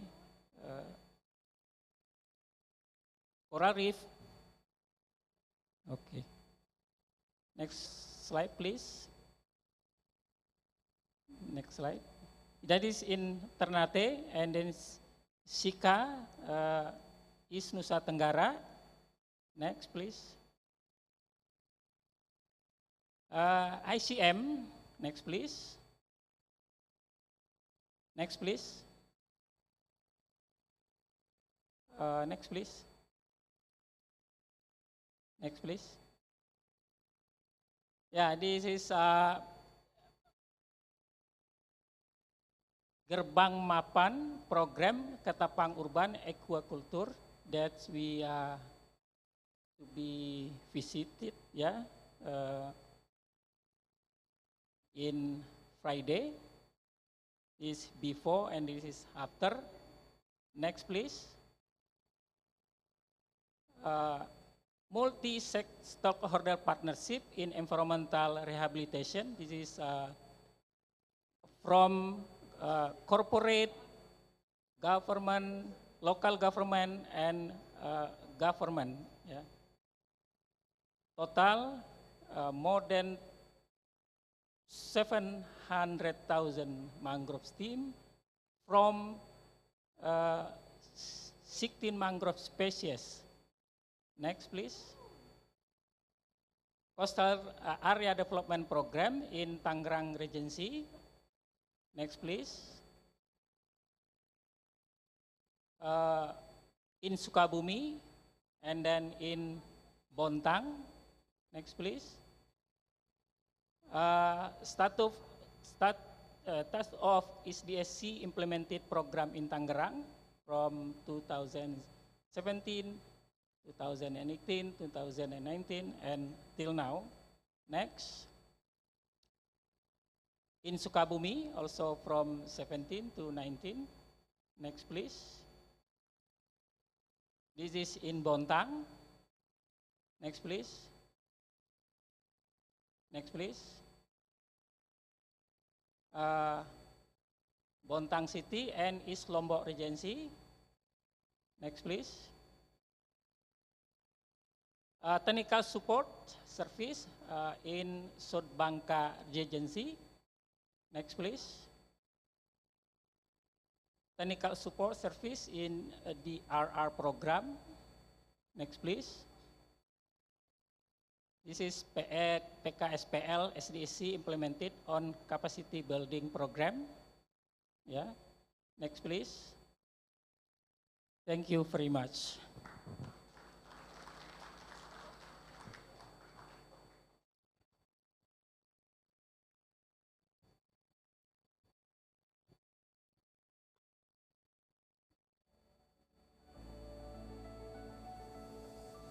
Thank you very much, Padasrul, for the comprehensive overview on ICM as a framework for nature-based solutions in Indonesia, and also for giving us an overview of marine pollution initiatives to address and reduce plastic pollution in Indonesia. Now, we would like to proceed to the Q&A portion of the first session of this ICM forum. I would like to call on Professor Dr. Lucky Adrianto, a professor of Faculty of Fisheries and Marine Sciences of IPB University, and also a member of the advisory board of the Center for Coastal and Marine Resources Studies of IPB University. As a longtime ICM expert, his expertise and interests lie on socio-ecological systems of fisheries and aquatic resources, ICM, and coastal and marine policy. For any questions from the audience, we would like to remind everyone to please state your name, affiliation, and your target speaker. Over to you, Dr. Lucky. Thank you, Karen. Q&A question right now, session.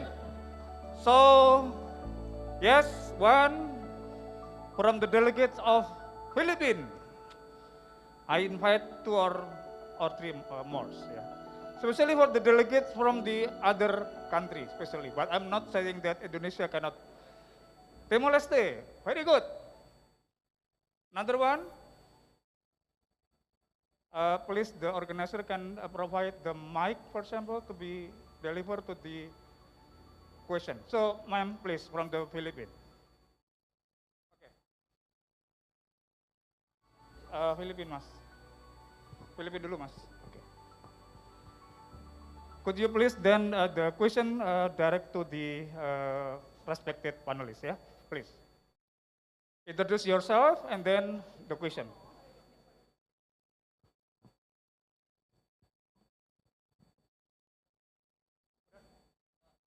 Yes, already, ma'am. Not yet?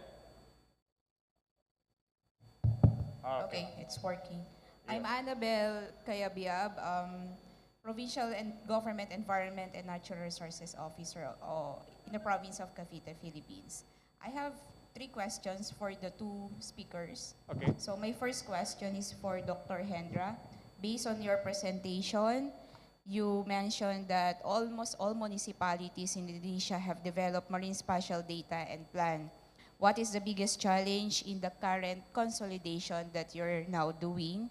Because you mentioned also that, yeah, that's the first question. Yeah, okay, good.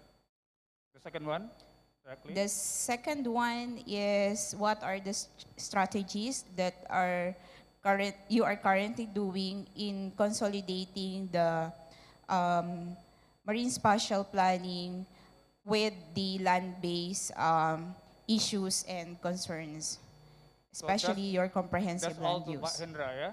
Yeah. For Dr. Dasnul Cariago, how did the study determine in terms of boundary issues that this type of waste, example bottle, came from this country or area? Okay. That's all, ma'am? And for Dr. Hendra and Dr. Cariago, based on your presentation, based on the presentation of Dr. Cariago, marine litter monitoring in Indonesia, how these marine litters affects the other attributes in your marine spatial planning? Okay, good.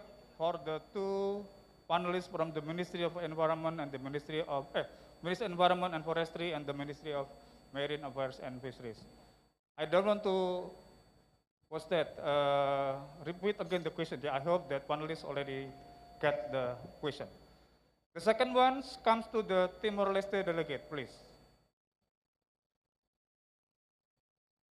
Tadi mic-nya di mana ya? Okay. Okay, thank you very much for the time. So my name is Almerindo Oliveira. So I'm as a national project coordinator for ATSI Arafura and Timor Sea project. Okay. Good. So it is very interesting occasion. So this is my first time to participate in really huge commitment between the East, South and East Asia countries for the your commitment for conservation for the ocean or marine.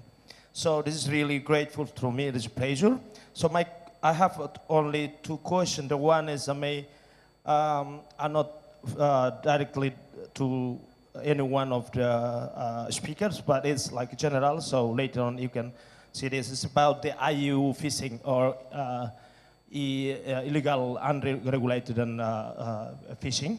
You know that the Timor-Leste, Australia, Indonesia is mostly, we have like really direct boundary between this. So the TDA issues is one is how can your strategy in Indonesia to make approach for the islands community between in the east part of Indonesia and Timor-Leste is formal, because your president and our presidents already have a commitment at the top level. So what is your responsibility for this? That's the one.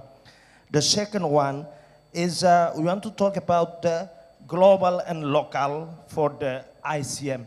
As you know, if it's still related to the IU fishing, ICM do the conservation and then they do the good management in one country will impact to the another country in the boundary. It's for each other. So what is your commitment to support in the, under the PMC network, local government? Because we bring here this the the local government, from the municipality, and then very growth around, like from the villages. Even we bring the cooperative, we establish a cooperative in the ICM place in the village level till the administrator of the municipality here, as you call, is Bupati. Yes. We have a 2-3 Bupati here.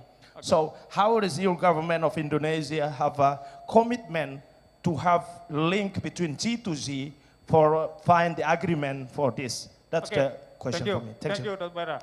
So this last two questions, I would like to Pak Rohmin first. Yes, just before the Malaysian delegates. To Pak Rohmin, two things, Pak, because you are the scientist, but you also have experience as the Minister of the Fisheries and Affairs.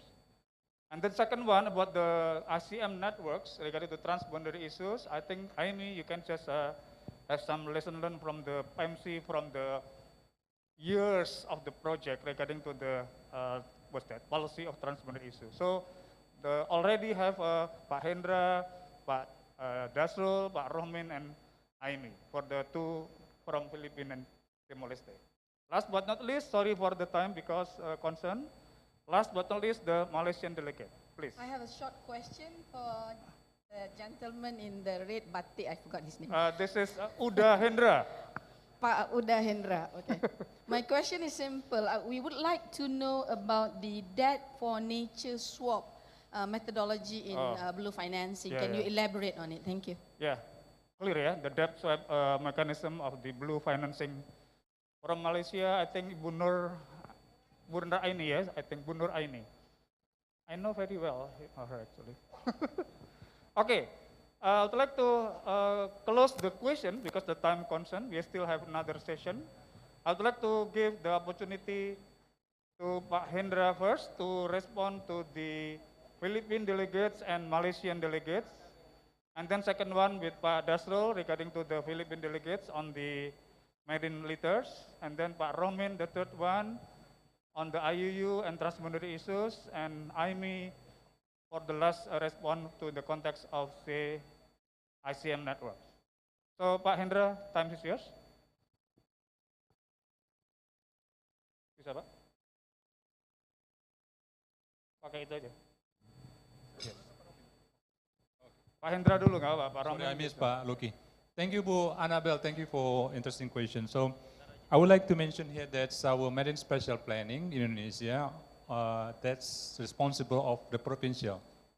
So, previously, before we revise our government law in 2014, that's all the kabupaten can make it the marine spatial planning. But after 2014, that should be only provincial levels. So the question is about the biggest challenges. Of course, data is the biggest challenges. And the way we to do it, of course, we're working with the university, we're working with the secondary data that are available for the provincials. If not available, and we need to collect the data for primarily data. That's the question.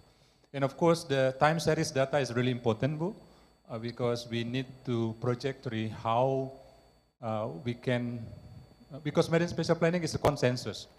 So if we think based on the carrying capacity, so it's suitable for a specific activity, and then probably we can compare to the other activity, and then based on that, we discuss and we decide that will be to be suitable for specific activities. So the way to do it in the provincial, we established the task force. It's chaired by the head of Bapeda or the Provincial Development Plans Agency. So they head of that because the head also oversee how the terrestrial spatial plan. And its secretary for the task force is the head of Marine and Fisheries Agency. So we collect that, and then based on the data, of course there are some layers, and then the process should be get consensus in the provincial levels.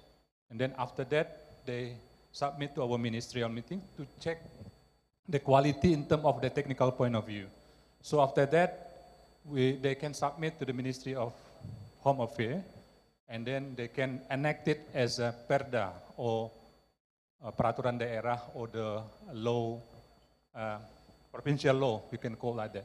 Provincial law is enacted by House representative, local House representative, and also governor. And so there's the big challenges I have responded.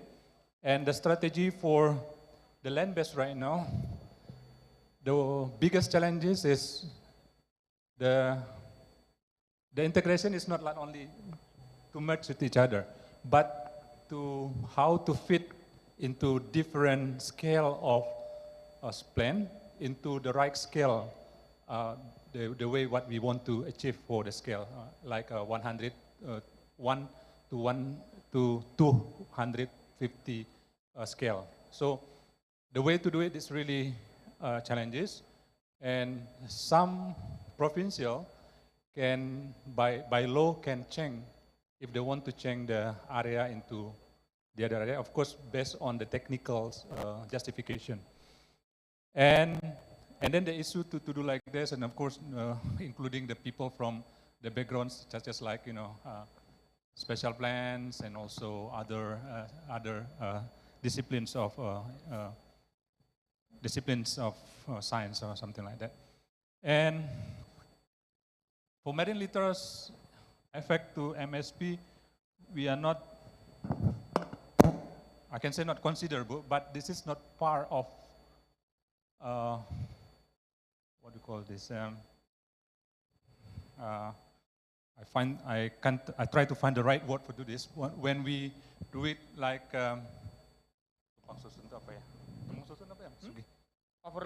overlay.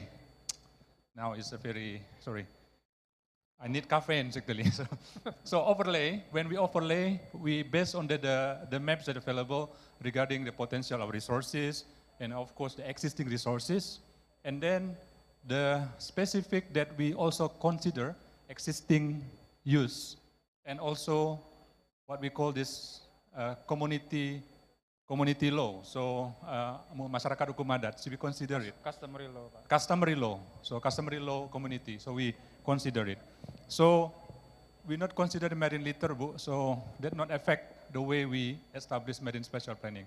But of course, if the area is degraded, that will be considered as one intervention that we want to express in the marine spatial planning. Pak Marin, about IUU fishing, Pak. Pak Hendra, sorry. Sorry. IUU fishing maybe Pak Romin first, because actually we still have a dinner, don't worry, right? We still have the dinner party.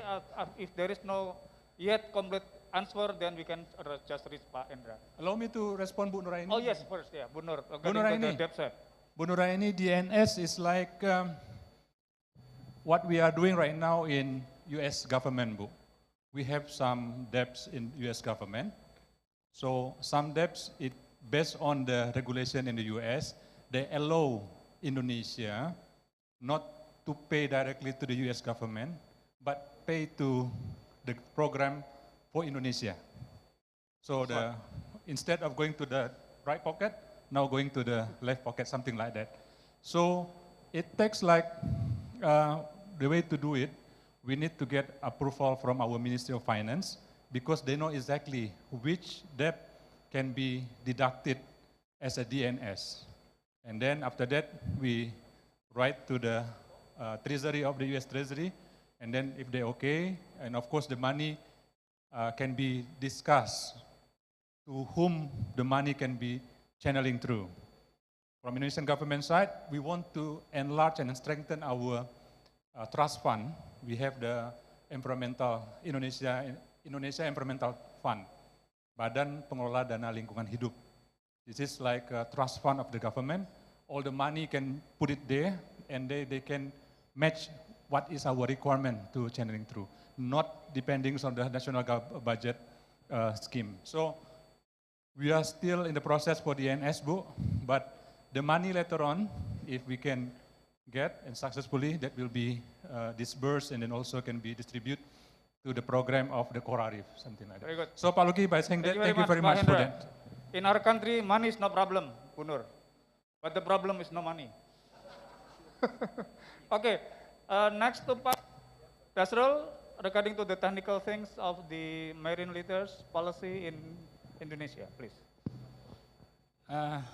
Thank you, Madam. In this case, Indonesia is victim mainly from sludge oil. Okay. Yeah. Very difficult to find polluters there, but we take the sample, the sludge oil.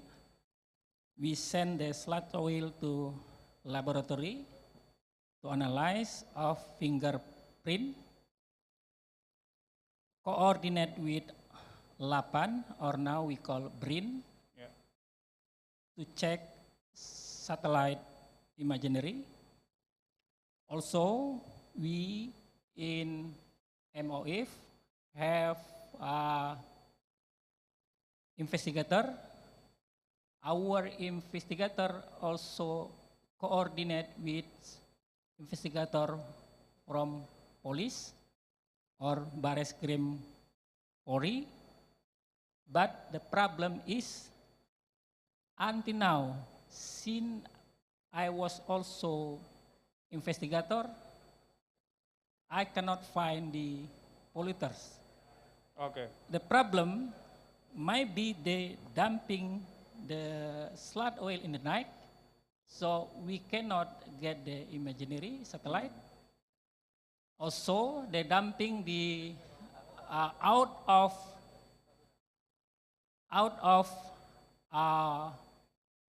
Indonesia territory. Okay. So, but the wind direct to Indonesia. Oh, like now, west monsoon. Okay. Yeah, that is some of difficulties as my experience Right. on as I know. Thank Okay. you. Thank you, Pak. That's all, like the transboundary issues like that actually, because of not only the technical things, but maybe from the context of the natural dynamics. Pak Ramin, as your as a scientist and as the policy decision makers, what actually I hope that you have a short answer on practical policies on tackling the IUU. Say, for example, Timor-Leste in Indonesia, Pak Ramin. Well, at the outset, I would like to ensure you that Indonesian government is indeed very committed and serious to combat IUU fishing, especially done by a foreign vessel, simply because Indonesia, according to the FAO, the hardest hit country due to illegal fishing. Based on the data of FAO in 2000, that every year Indonesian fishery resources has been poached or illegally fished by a foreign vessel about 1 million metric ton every year. So if the price of fish average $3 per kilogram, and then our economic loss is about 1 million times 3 billion US dollar. You see, a big chunk of money. So the approach from Indonesian government side, two approach. Number one is security approach, and number two is economic approach. Economic approach means we increase the capacity of our fishermen by giving them or providing them with bigger and modern fishing technology, both fishing vessel and fishing gears, in areas which has been poached by foreign vessel like Natuna Sea, EEZ of Indonesia, Banda Sea, and so forth and so forth. And then the second approach is by implementing law enforcement, by increasing the number of patrol vessel, and then the what they call the digital monitoring and so forth and so forth. With respect to our best neighbor Timor-Leste, actually we have agreement about maritime boundary based on UNCLOS 1982. So I think as best countries or friendly countries, we have to approach it out of court of settlement settlement, yeah, with what we call we don't have to go into the court. We have to talk and then discuss, and then I'm sure we can find the solution. Thank you. I hope that's. Thank you, Prof. Roman. I think in the legal terminology we have like retrospective approach of the illegal IU fishing. Amy, how was the experience on the PMC as the longest project of ICM networks regarding to the strengthening the network? I hope we're not just a project, it's a program actually. Yes, program, yes. Okay, Mong Almer, I think your question is how to foster linkages between ICM sites and among ICM sites. Just a context, Mong Almer here is with our Arafura Timor Seas project, which is actually another large marine ecoregion that is hoping to become its own regional cooperative mechanism under PEMC. So with him are local officials from Barique, which is the ICM site also for the Arafura Timor Seas, in addition to the people from our existing ICM sites in Manatuto, Liquisa, Dili, and also Atauro, in that other table. So very briefly, 3 things. One, membership in the PNLG network will allow you access to documentation, to training, to this General Assembly, invitation to these kinds of forum where you are exposed to other ICM sites and local government. 2, training and capacity development program. Last week I signed the work plan and budget with DG Acacio of MAF for national ICM training. So Dr. Cabral, please make sure Barique is part of that, is invited to that training and capacity development program. Last is this joint PNLC, PNLG learning events. There is nothing this year. I think we're almost done, but next year I'm sure EPB and PNLG Secretariat plus PEMC is going to coordinate some leadership training for ICM managers and other training and capacity development programs, which Barique can avail of. Thank you. Thank you. Thank you, Amy. Okay, let's have applause to all of the panelists and the audience. But then I will close this session before we go to the next session. That's also very important. We invite Pak Zaki, the regents of the Kabupaten or Tangerang Reci. Why? Because the ICM need leadership. It's not just only talking about the technical things, spatial planning, conservation, marine leaders, but more on that, actually it's the leadership. Because ICM is about how to regulate human behaviors on how to take the sustainability in the coastal area. So, Pak Zaki, here in the room, there are many of the leaders, not only scientific leaders, but also the ATMOS leaders. So please give 1 or 2 minutes close statement regarding to the leadership in ICM. Okay, thank you very much. Ladies and gentlemen, so one word, commitment. If you already commit to the program, to the ICM program especially, and you do it step by step or other, from the small things, then keep doing it until you can implement and showing your commitment to the people that you build and develop. So this is very important. As well as communication and coordination with others, government, to province government, as well as to the ministry in Jakarta.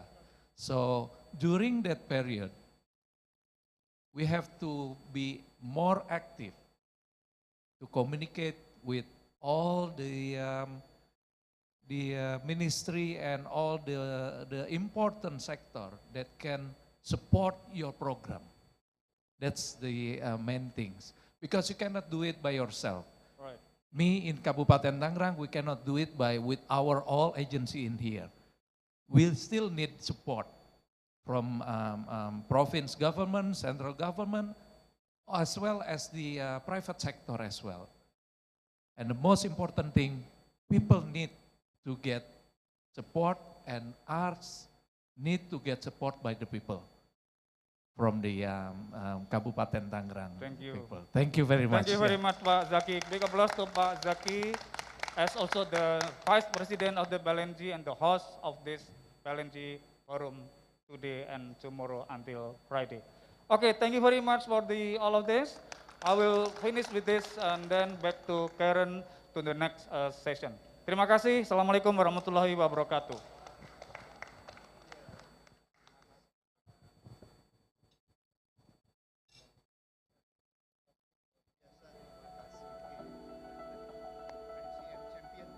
Thank you very much, Dr. Luki, for moderating that interesting exchange of thoughts and ideas. Now we would like to proceed to the second session of this ICM forum, which will focus on case studies in implementing nature-based solutions in the East Asian Seas region. We will begin with the first presenter from the Philippines, focusing on an example of good practice on planning and implementing a closed fishing season. We will showcase the example of Batangas Province, Philippines, and how they exactly did this, considering the transboundary and multi-stakeholder nature of implementing a closed fishing season. I would like to hand over the floor to Ms. Rochelle Amboya, the Senior Environmental Management Specialist and also the head of the Coastal and Marine Biodiversity Management Section of the Provincial Government, Environment and Natural Resources Office of Batangas Province, Philippines. Let's all give her a round of applause, everyone.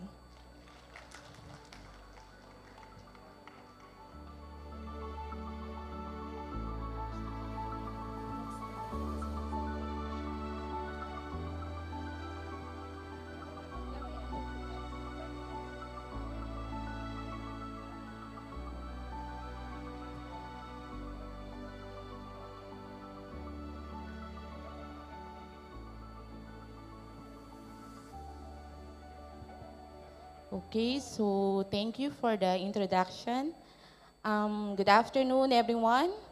I am with me our department head, Sir Luis Abitan, and we are glad to share one of our adaptation efforts to strengthen the coastal protection and enhance the fisheries resilience.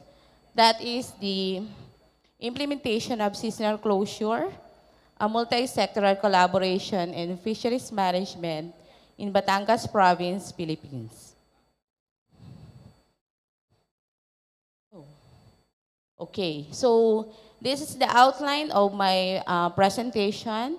I will provide you a general profile of Batangas Province, a short background on how the implementation of seasonal closure started, and then the preparatory activities and the process before its implementation, our ongoing activities and future plans, and then who are our partners before and during the implementation. Okay. So this is the map of Batangas Province. So Batangas is located in the southwestern Luzon in the Calabarzon region. And we are one of the provinces that bounds the Verde Island Passage Marine Corridor, which is the center of the marine shorefish biodiversity in the world, based on the study of Dr. Carpenter and Springer in 2005.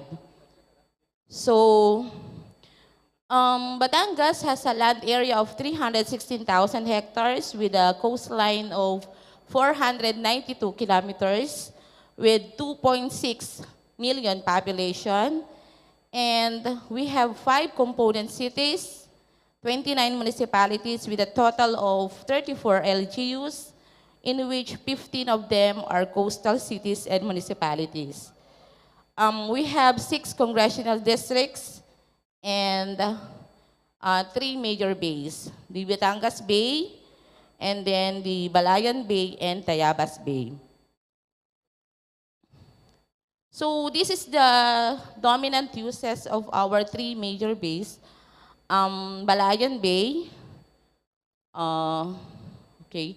So Balayan Bay is more on fishing, tourism, agriculture, recreation, and biodiversity refuge with protected area, since most of our locally managed marine protected areas are located in Balayan Bay.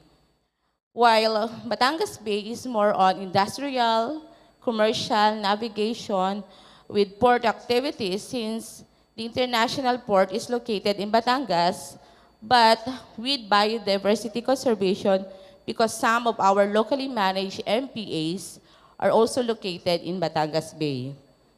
Similar to Balayan Bay, Tayabas Bay is more on fishing, tourism, agriculture, with a protected area and biodiversity refuge. So, ICM program implemented in Batangas started in 1994, started in Batangas Bay with PEMC as the first cycle. Okay, yan. And we have prepared coastal profile based for the formulation of a strategic management plan for the Batangas Bay region. So, similar programs and process are replicated in Balayan Bay for the second cycle in 2000 in partnership with WWF Philippines. We also prepared the Balayan Bay profile and formulated the Balayan Bay Strategic Environmental Management Plan. Instead of focusing only in Tayabas Bay, the province realized the need to cover the whole province, and for the third cycle, start in 2005. So for scaling up programs. And then in partnership with different NGOs that come, stay, and go, we formulated the Batangas Province Strategic Environmental Management Plan that we are now on the process of updating it. Okay, so as I mentioned, this plan composed of these 5 components. We have the institutional development and integrated planning systems, waste management, water resources protection and management, habitat restoration and management, and fisheries protection and management. I gave emphasis on the 5th component, which is the fisheries protection and management, since the implementation of seasonal closure are based on this component. So the seasonal closure implementation are based on ecosystem approach to fisheries management, or the EAFM.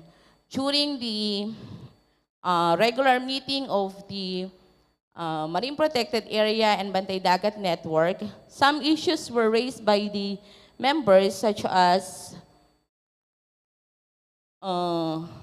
declining of fish catch, competition on fishing grounds, excursion to further fishing grounds, non-limitation of fishing boats. Fisheries seasonal closure is acceptable provided that there will be a study to be undertaken. So, pilot implementation was done in Balayan Bay. Why? Because it contributes to 86% of fisheries production in Batangas, and that is the source of livelihood of more than 22,000 fisher folks and coastal communities. So, the implementation of seasonal closure, or what we call pagpapahinga ng mga look in our local dialect, is a convergence of society, science, and policy that it is a community-driven initiative supported by study, and put into policy through passage or approval of uniform ordinance. And now we are working for the provincial ordinance. Okay. So these are our preparatory activities undertaken before the 2014 pilot implementation. So 2011 focus group discussion was conducted among commercial fishers and municipal fisher folks to know really what is the situation of our fishing in Batangas. And then 2012, study for fisheries to impose a closed season was conducted by Dr. Willie Campos through Conservation International. And it is recommended to implement closed season or seasonal closure. That was presented in 2013 to commercial fishers and identified the top two species to be closed. That is round scad or galunggong and mackerels or matambaka.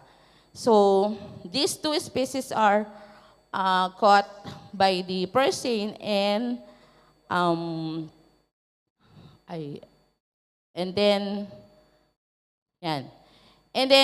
person and ringnet. So in 2013 and 14, reprobiological study was conducted focusing to the two species and study on catch composition and the gear types. That is the person and ringnet. So they identified the maturity period of the two species for the basis of the seasonal closure. So in 2014, TWG or the Technical Working Group was formed to discuss the activities to be undertaken, and then consultation with the coastal participating LGUs to their local executives, Sangguniang Bayans, and then the fisher folks. And then conducted public and committee hearing for the passage of municipal ordinance. And then we have also data profiling for fish workers, or what we call barcadas, the possible who will be affected by the closed season. These are the fisher folks that in the two person and ringnet fishing boats. And then we also conducted meeting with the local government units for the possible provision of financial support to affected fish workers through CABLA from DSWD with the help of our partner, Ecofish. Fisher folks will be provided financial assistance during the closed season. And then we also have meeting with LGUs regarding the livelihood or environmental activities to be done by the fisher folks during the period. And then we also formulate Batangas Environmental Response Team, operational plan and implementation plan with enforcement agencies and Bantay Dagat. So this is a strong involvement of the fishing sector and the local Bantay Dagat, local government units, national government agencies, non-government organizations, and community. So with that activities, we implemented the first interlocal government-initiated closed season in the Philippines, since most of the program for closed season are implemented by the national government agencies such as Department of Agriculture, Bureau of Fisheries and Aquatic Resources Office. And so we implemented that in 2014, 15, 16, 17, 18, and 19. So For that period, we implemented 22 days, only the maturity period for the two I mentioned species, for only Balayan Bay. But 2019, until last 2021, we expanded the area from Balayan Bay to all bays of Batangas province-wide. And from 22 days, we are now implementing for 2 months. 2021, we extended the implementation for banning of fine mesh net to give way the juvenile fish to reach its maturity stage before they will be catch by our fishermen. Okay, so we call it ay siya, tama na, pahinga na muna. So these are the activities we have done during the implementation. I have mentioned the preparatory and then this during the implementation. So series of TWG meeting was conducted. Regular information and education campaign, and then a big participation in enforcement. Okay, and then we provided logistics and meals to the Technical Operations Center. We have our assessment workshop every after the implementation. And then the reprobiological analysis and fish catch monitoring also conducted. And a great help of the VIRS, or the Visible Infrared Imaging Radiometer set for monitoring. Okay. And we expand the prohibition of fish, what we call dulong. And then our Sangguniang Panlalawigan passed resolution for this program. And we have uniform municipal ordinance from our participating LGUs. Okay, so as I've mentioned, after the implementation, we have conducted assessment workshop, and these are the results. So there is an increase in fish catch and high occurrence of juveniles, minimal to zero violations. There is a compliance of illegal fishers, cooperation between enforcement groups, and high involvement of community. Okay, and then various help in monitoring and study and effect on fishing for the impact and benefits. And the commitment of LCE are strong, and they are willing to implement it annually.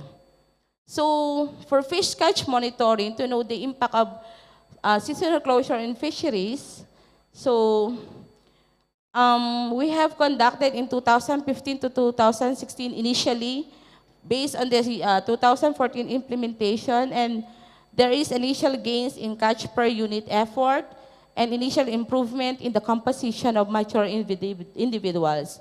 It is recommended to continue the monitoring for the succeeding years of implementation and continue the seasonal closure combination of intervention of EAFM. For reproductive biology assessment, as you can see, the 2013 before the implementation and 2015 after the implementation, there is an increase of stage 2 and 3 of the two species. And then these are the ongoing activities and our future plans. Strengthen IEC to be written in local dialect, diversify economic opportunities, strong compliance of illegal fishers, and strong cooperation between enforcement groups. So expand prohibited gears, aside from ringnet and purse seine, and then conduct study on dulong, various monitoring in real time, and to have also study on the impact and benefits from 2014 to 2021. And then for policy, finalization and adoption of the provincial ordinance to expand the scope and length, and then the list of prohibited gears and the provision to catch juveniles. So these are our partners in the implementation of seasonal closure in Batangas, Philippines. So, sorry. Thank you and mabuhay.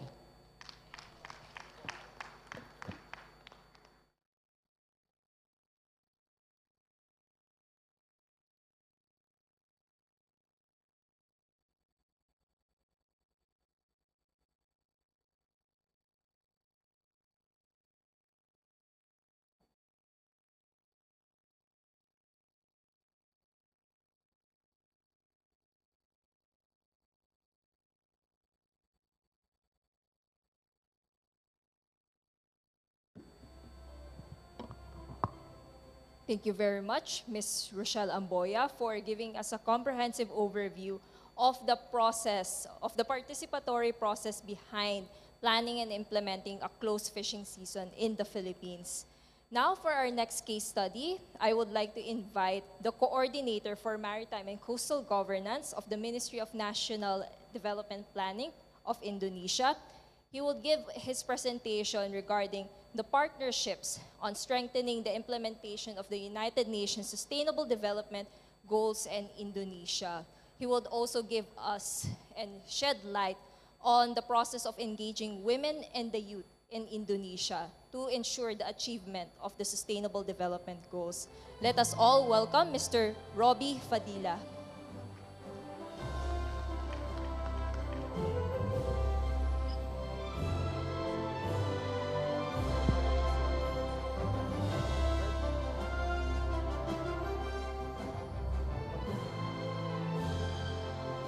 Thank you very much. Distinguished panelists, ladies and gentlemen, Assalamualaikum warahmatullahi wabarakatuh. Good afternoon. Beforehand, I would like to pass and apologize from Ibu Fifi, our Deputy Minister, because she couldn't make it up today due to she has to attend a meeting in Tokyo at the moment. So this afternoon, allow me to share some presentation on behalf of Ibu Fifi regarding to partnership on strengthening the implementation of Sustainable Development Goals in Indonesia. Right, ladies and gentlemen, so as we know that in implementation of SDGs, partnership of multi-stakeholders is a key to achieve global goals of SDGs. In the principle of the trust, equal partnership, active participation, accountability, and mutual benefits, partnership is established under the SDGs principle, no one left behind.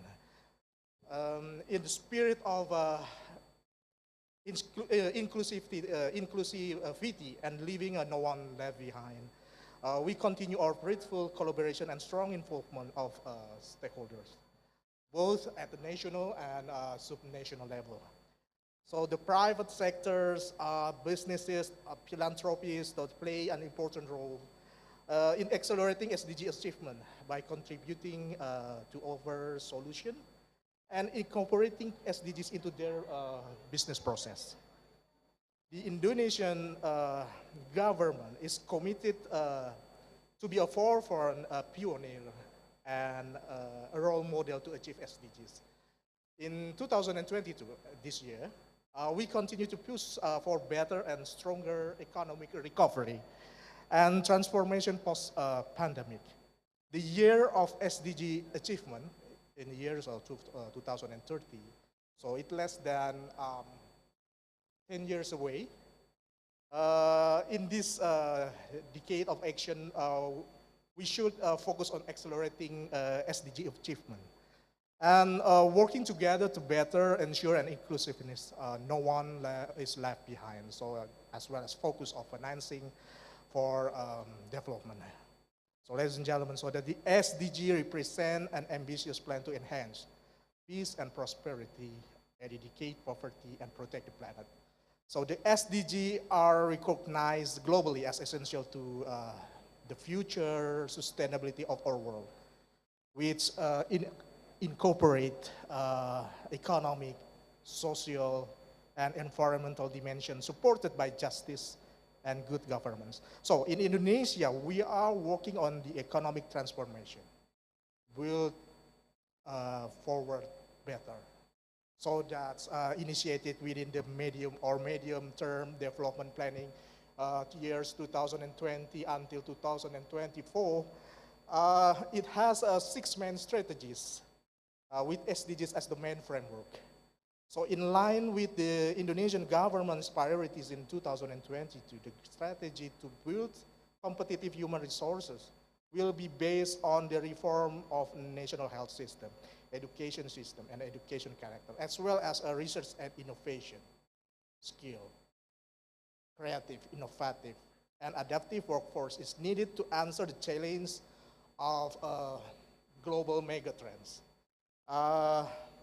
To increase Indonesia's competitiveness. So beyond that, there is also green and the blue, also the economic strategy, domestic economic integration, productivity of economic sectors, digital transformation, and new capital city strategy. So for your information, at the moment, our government of Indonesia now are working on relocate our capital cities from Jakarta to Nusantara. So that's the place somewhere in the Borneo Island.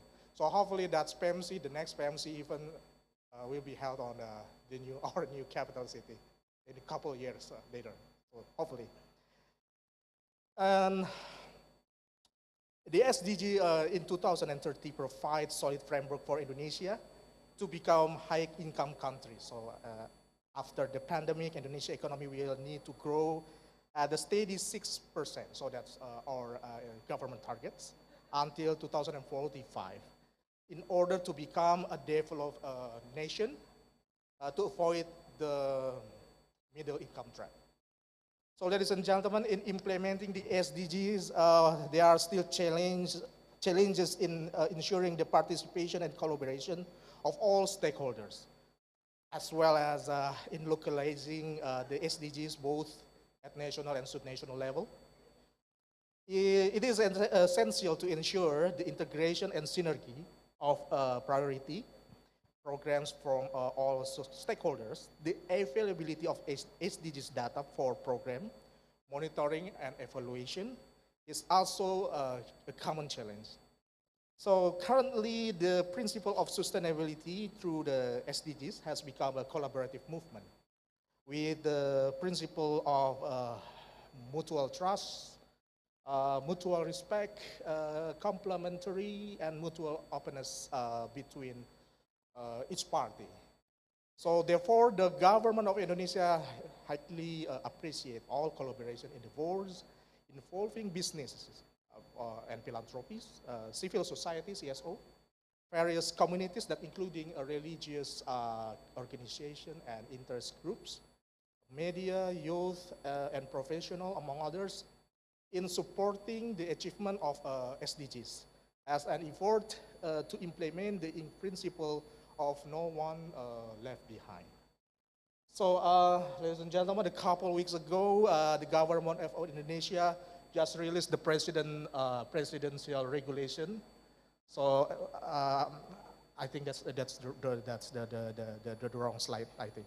The President Decree number 11, 2022, so that's about the implementation of the achievement of SDGs. So this new regulation is highlighting the updating target, the innovative financing, the updating roadmap, strengthening the role of regional level, and the last but not least, it also emphasizing the role of stakeholders. So both the government and non-government through the national implementation team consisting of elements of ministries, agencies, philanthropies, business, actors, academics, and mass organization. So on the next slide, please. On this occasion, so I would like to share some example of collaboration, partnership, of collaborative effort from multi-stakeholders in supporting the achievement of sustainable development goals. So for example, that's in the Morotai district, we have a multi-stakeholder partnership of MSP project to accelerate food self-reliance, our RISE program. So that's including involving IPB University and local farmers. And also we have a program in the fisheries sectors. That's a fisheries empowerment program. That's collaboration with the, between Ministry of Fisheries and Marine Affairs, Republic of Indonesia, and BNI, that state-owned bank, to provide a fishing boat in years 2019. So that's in line with the achievement of SDGs, goals number 14, life below water. In Jambi province, Ministry of Energy and Mineral Resources, and Basnas. Basnas is a Muslim Islamic institution which collect the charity, zakat and sharia, sadaqah, so that's the charity. And also Bank of Jambi and UNDP that they have a collaborative action to provide the electricity power for a remote village. So that's cover around 803 household groups, and also 4,445 people through micro hydro power plants. So that's a kind of a collaborative partnership action in achieving of our SDGs goal. So that's not only partnership between the institution or in business or private sectors, but also there is the role of millennial, youth generation, Generation Z. So that's, as you know, that Indonesia is one of the countries that has the largest productivity age population in Asia. So we have around 191 million. So it's almost 70% of our population. So it's dominated by productive age groups. So that's the young people, they have a contribution to our country. So another example that the youth organization or youth people have a contribution and partnership in achieving of SDGs. So for example, OASE MNPK. So next slide, please. Next slide, please. Sorry. Okay.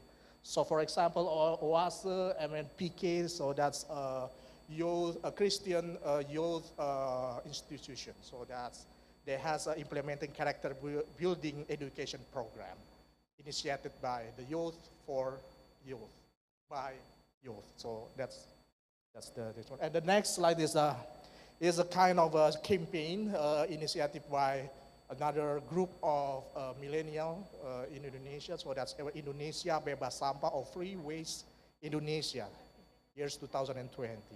So this is an online campaigns to support SDGs in their contribution in voluntary. So yeah, and also the SDG offer the continuation of complementary collaboration with universities. So through teaching and research, the university can equip a student with the skill and abilities needed to participate in achieving of SDGs.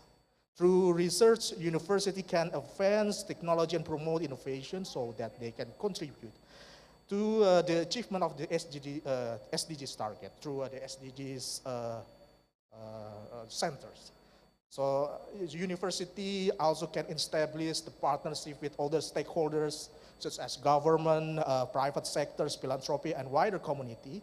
They can also prepare educational curricula based on three-dimensional sustainability: social, economy, and environmental. So, and in addition, that university can engage in global cooperation, collaboration, and knowledge exchange to achieve SDGs in years 2030. So I think that's all of my presentation. I'm looking forward for any discussion further. So, wabillahi taufiq wal hidayah. Wassalamualaikum warahmatullahi wabarakatuh. Thank you.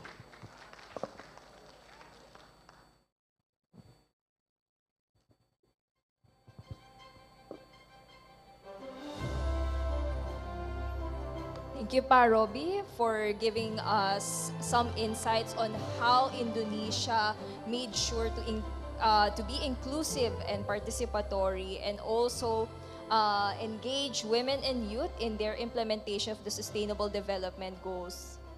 Not just in relation to SDG 14, but also other related SDGs. Now for our third presenter, he is a Professor Emeritus and Specially Appointed Professor in the School of Environment and Society of the Tokyo Institute of Technology in Japan. His presentation will focus on establishing an integrated, holistic, and low-cost monitoring systems at the country level with case studies in Philippines and Indonesia. I would like to call on Dr. Kazuo Nadaoka. Let's give him a big round of applause. Next slide, please.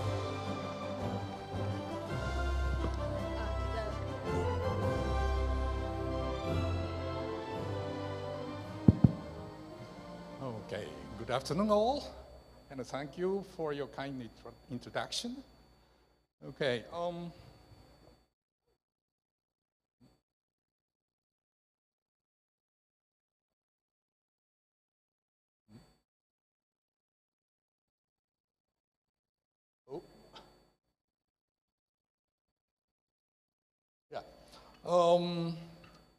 this is my presentation title. Towards integrated network-based management for Southeast Asia coastal zone, including GB Link framework. Okay,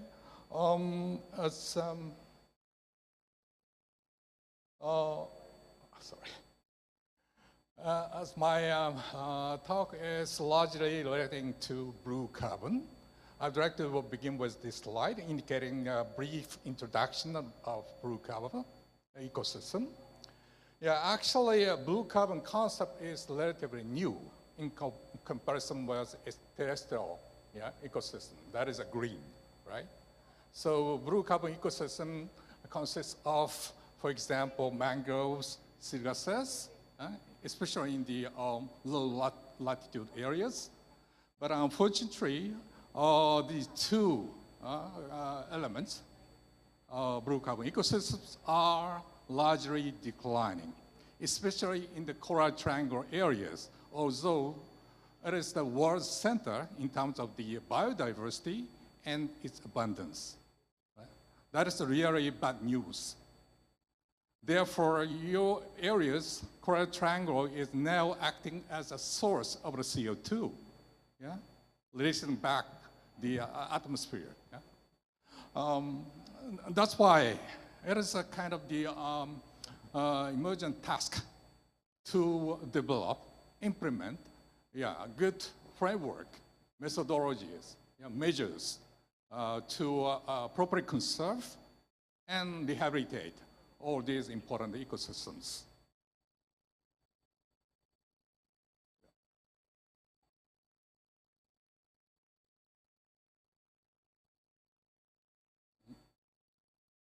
Okay, we are now running the ongoing project. Its acronym is Blue Cares Project. The full title is Comprehensive Assessment and Conservation of Blue Carbon Ecosystems and their services in the Coral Triangle. This is actually a trilateral international project between Japan, Indonesia, and the Philippines.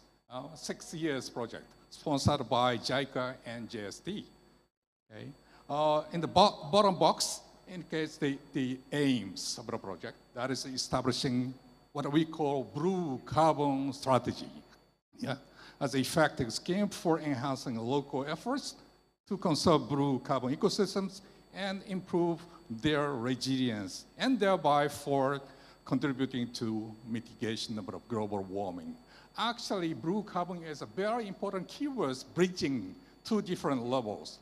Your local efforts of the conservation of ecosystems and the contribution to global scale issue. That is climate change mitigation, right?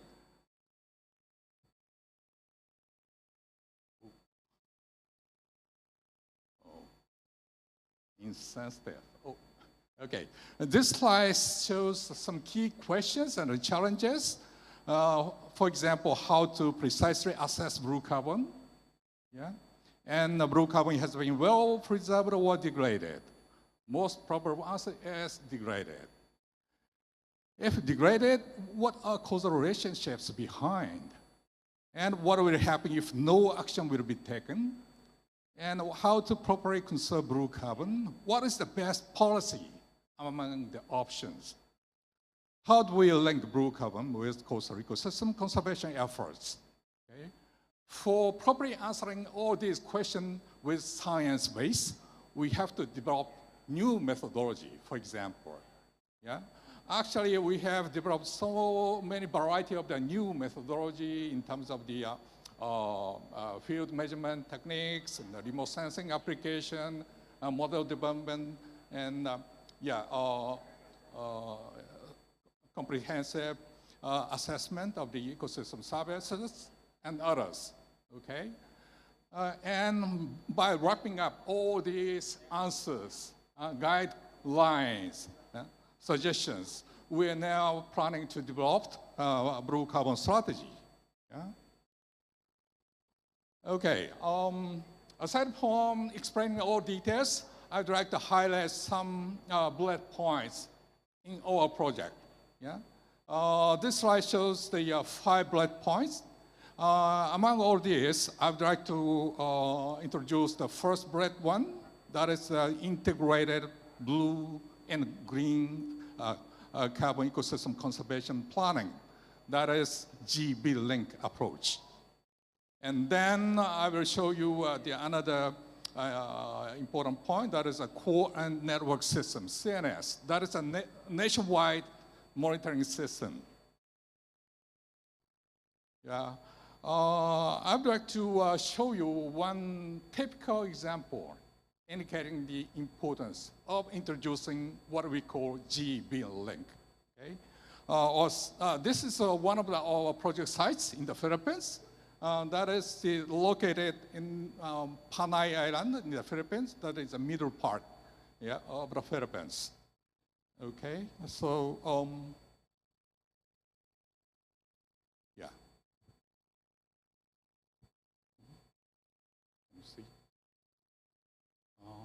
This doesn't work. Yeah, the right box, that is the overall location within the Philippines of our site. And then, yeah, this is the Akron River. And in the river most, there is Bakwa Eco Park. That is famous for the mangrove forest, yeah, areas. Okay, so yeah, this slide shows the historical growth processes of the mangrove areas by planting. Yeah, initially the local people started plantation of the mangroves in the year of 1990s. Since then, these areas initially are sandy shore areas, and then the planted areas has grown with time. And then recently, it has covered entirely, yeah, with the planted mangrove and the natural one as well. And it's still expanding over the time. So if you look at this one, you may say, oh, this is quite a successful case of mangrove plantation, right? Actually, this area is quite famous in terms of the mangrove plantation. Yeah, most successful case. Yeah, but it might not be true if you expand your scope.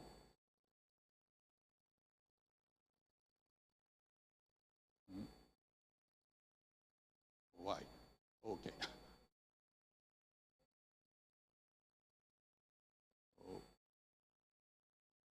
Could you go back to one slide?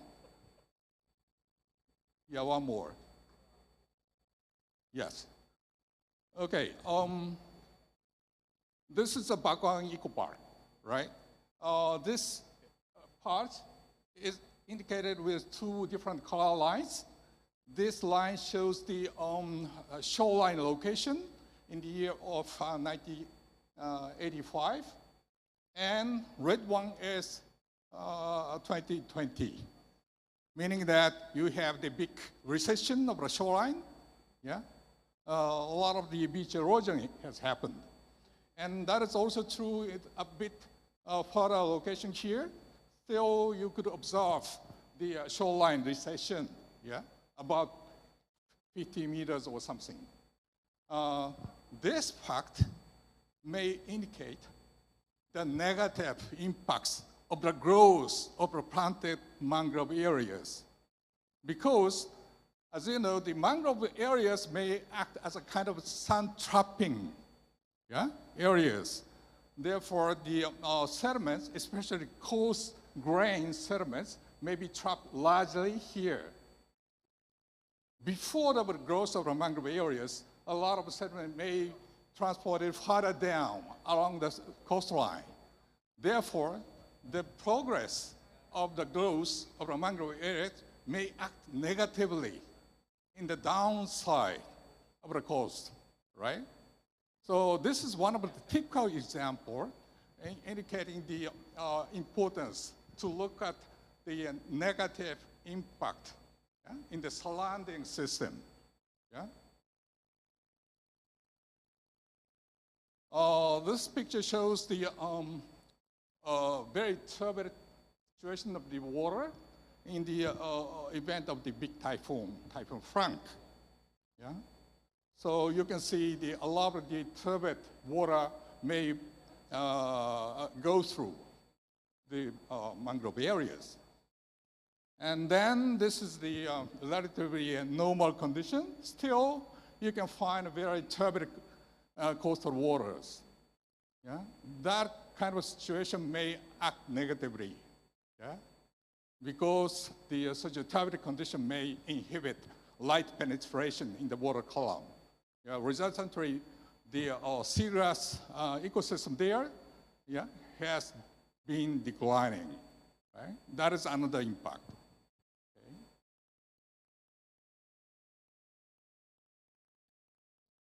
Next slide, please. Okay. This picture shows another event of the typhoon. Yeah. In the low-lying areas, Karibo city has recently experienced the flood-prone nature. Yeah. That is another concern. Next slide, please. Okay, this slide shows a kind of the schematic illustration, how much close linkages you have among the different events. The story may start from the far upland forest areas. Yeah? In recent decades, we have observed a declining trend of forest covers. Yeah? Resultantly, you have the increase of the sediment discharge, both in coarse grain and fine grain sediments as well, right? So increase of the coarse grain size sediments may elevate riverbed in these areas. Resultantly, you have the flood-prone nature.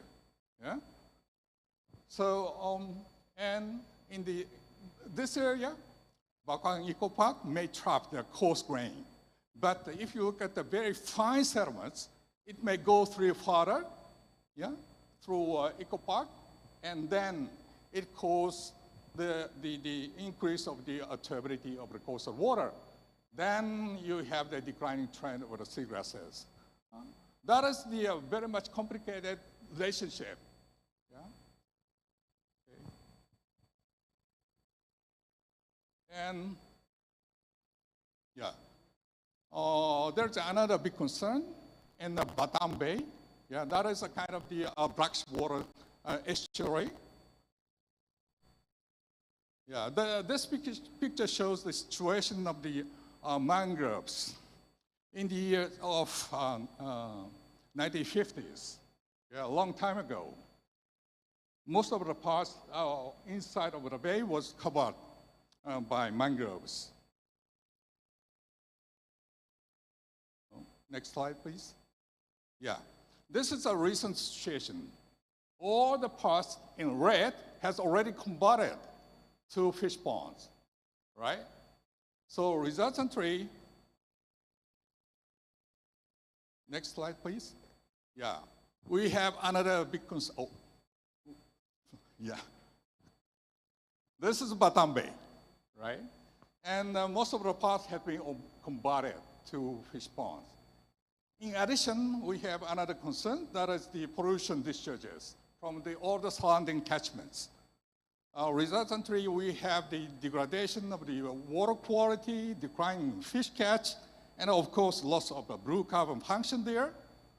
Therefore, we have another big need to develop a kind of bay plan for properly restoring the bay ecosystem. Yeah, that is another important need. But anyhow, looking at all these relationships, each others, we have to introduce a kind of the holistic framework. That is what we call a green and blue carbon ecosystem linkage, GB link, okay? GB link is a holistic and effective approach for extensively conserving and rehabilitating the integrated watershed and coastal zones. Next slide, please. Yeah, actually, just before the pandemic, we held first what do we call Akron River and Batam Bay Summit, right? By inviting many local key stakeholder persons, especially all the LGUs. Yeah? Actually, in that particular areas, there are more than 10 municipalities. Therefore, we could invite more than 10 mayors or representatives from all these municipalities and provincial governor officers, people, and others. And then next January, next year, we are planning to hold the next one. Okay, yeah, please go back one more slide.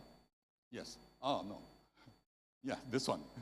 Okay, from now on, I'd like to talk about the next challenge, how to scale up so nationwide. Yeah? We need nationwide network, yeah, for scaling up. Next one, please. For large-scale monitoring, you can expect the application of the remote sensing technique, because that is very much useful and powerful tool. And actually, in our project, we have developed a new methodologies for quickly and precisely assessing the, for example, mangrove ecosystems. Yeah? Then we could succeed. Next one, please. We could succeed in mapping the nationwide situation on mangroves.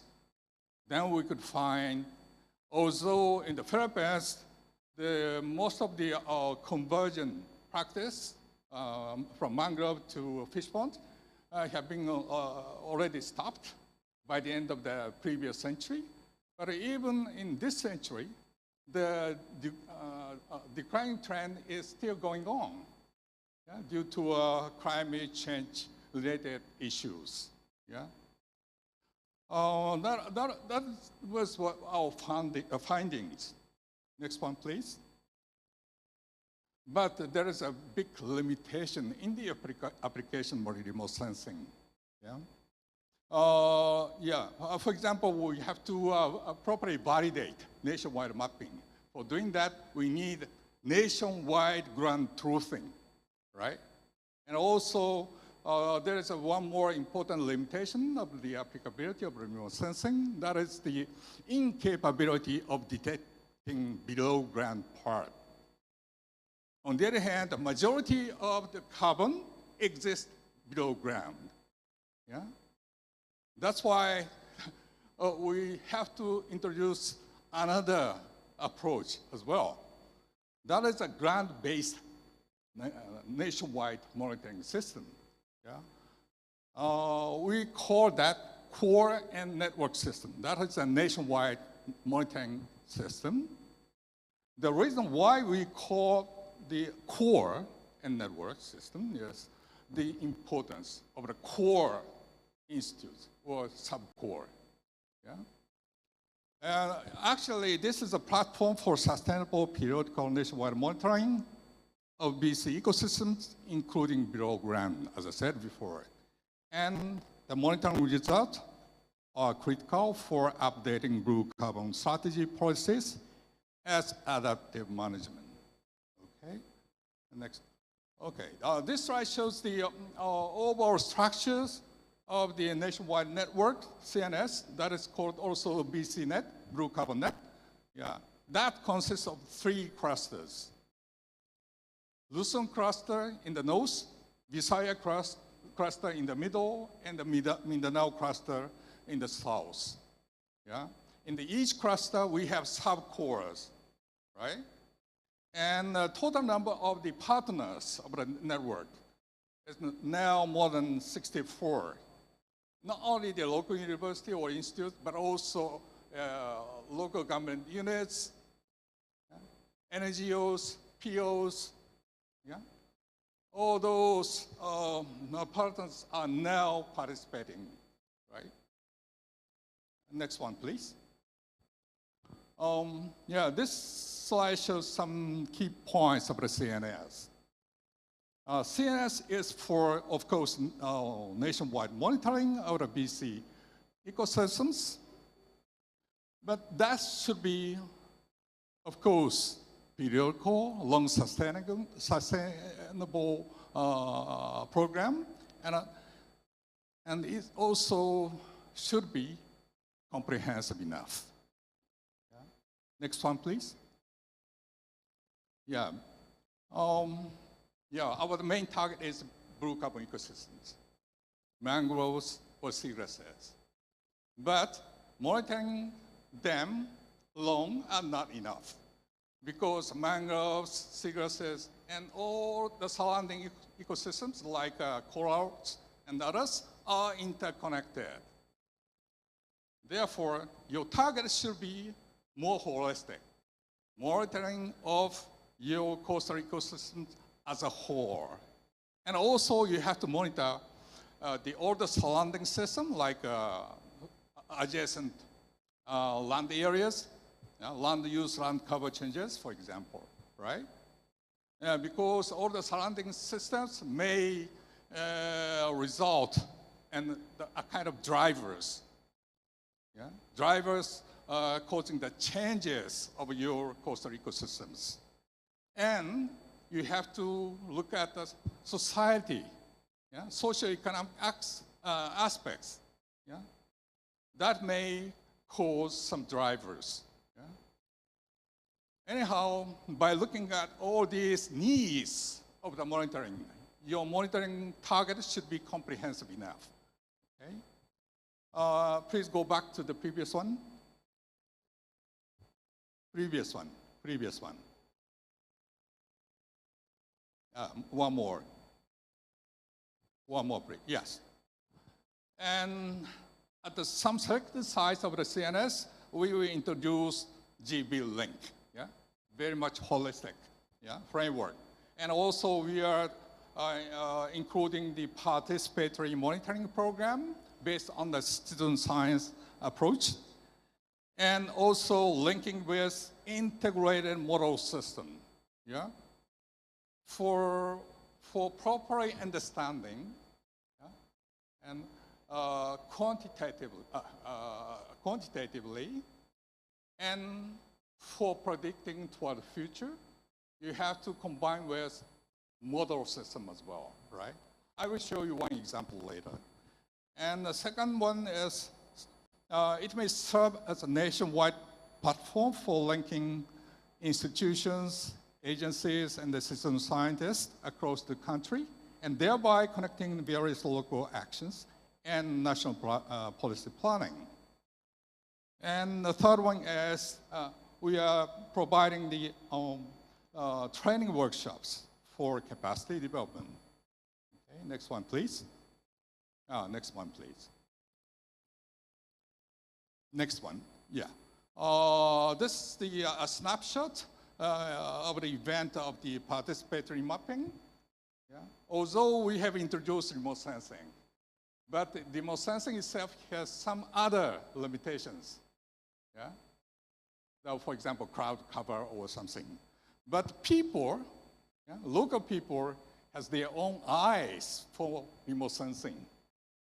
Of course, they have some bias among different individuals, but through the close discussions, yeah, each other's, they can provide a very, how can I say, more frequent, yeah, output of their eyes remote sensing results, right?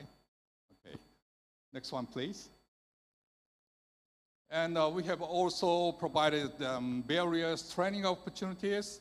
Yeah? These pictures are the occasions before the pandemic, but even during the pandemic, we have held many virtual, yeah, online training workshops. Okay, next one, please. This slide is very unique for you. We are now developing what we call integrated multi-scale model system for quantitatively understanding what's going on in your target areas, not only the local areas, but also much wider regional scale one. Yeah? Including all the parts of the Coral Triangle and or its surrounding areas. Okay?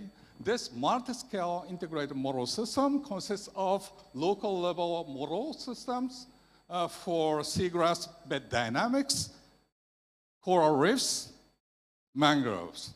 Yeah? All those local scale models can describe dynamic changing features under the multiple stressors. Yeah? And these local scale models are connected to regional scale models, yeah? Oceanside. And we have to look at terrestrial parts because terrestrial parts may largely affect your coastal areas. Yeah? This part may be said green ecosystem dynamics models. Yeah?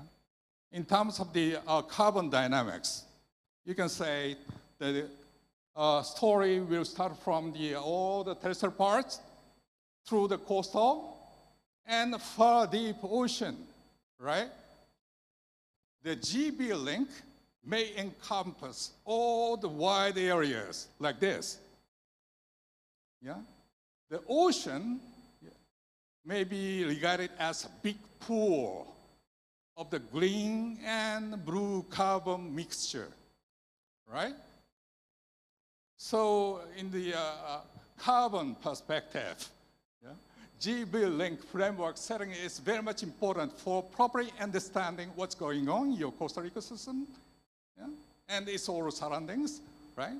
And what will happen in the future by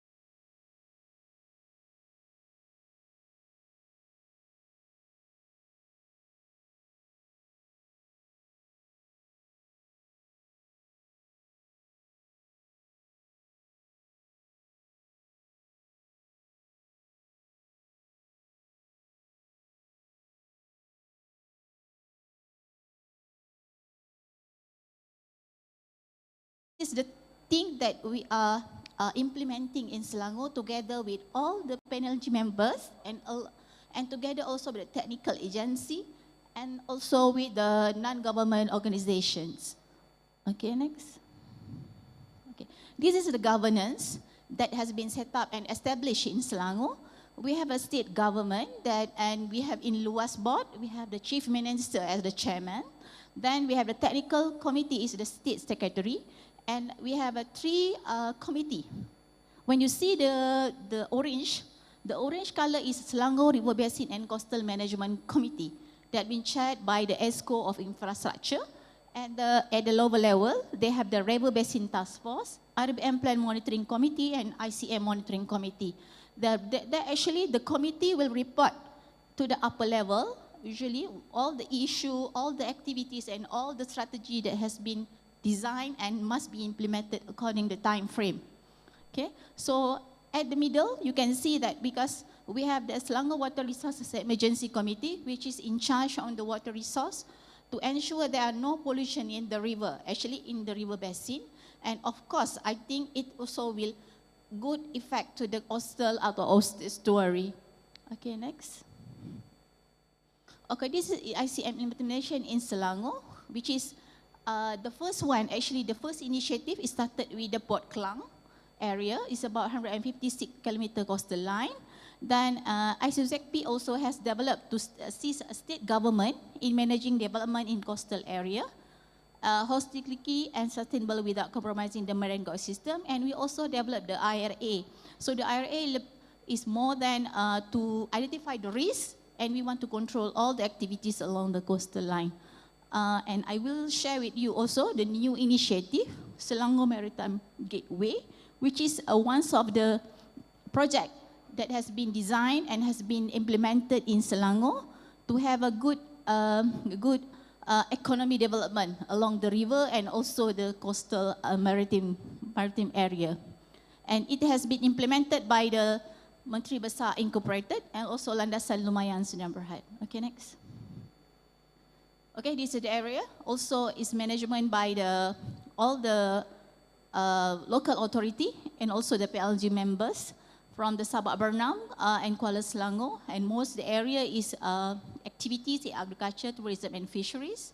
And in Sepang, mostly the area is agriculture, aquaculture and fisheries.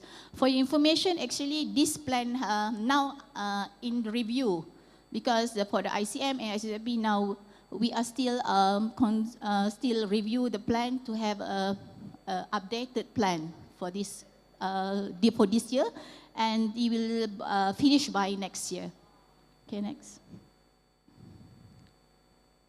Okay, this is also the how we control and the quality and the quantity. Actually, we are also the body that license all the activity related to waters. So in this case, not only in the river, but also in the coastal, which is we consider as a water. Okay, next. This is our Luas Quick Squad, which is we established on 2020, because as we know, because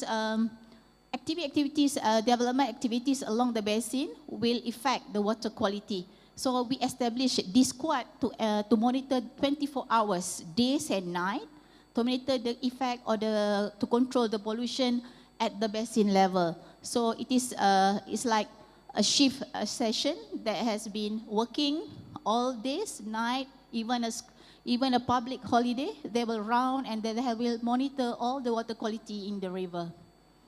Okay, next.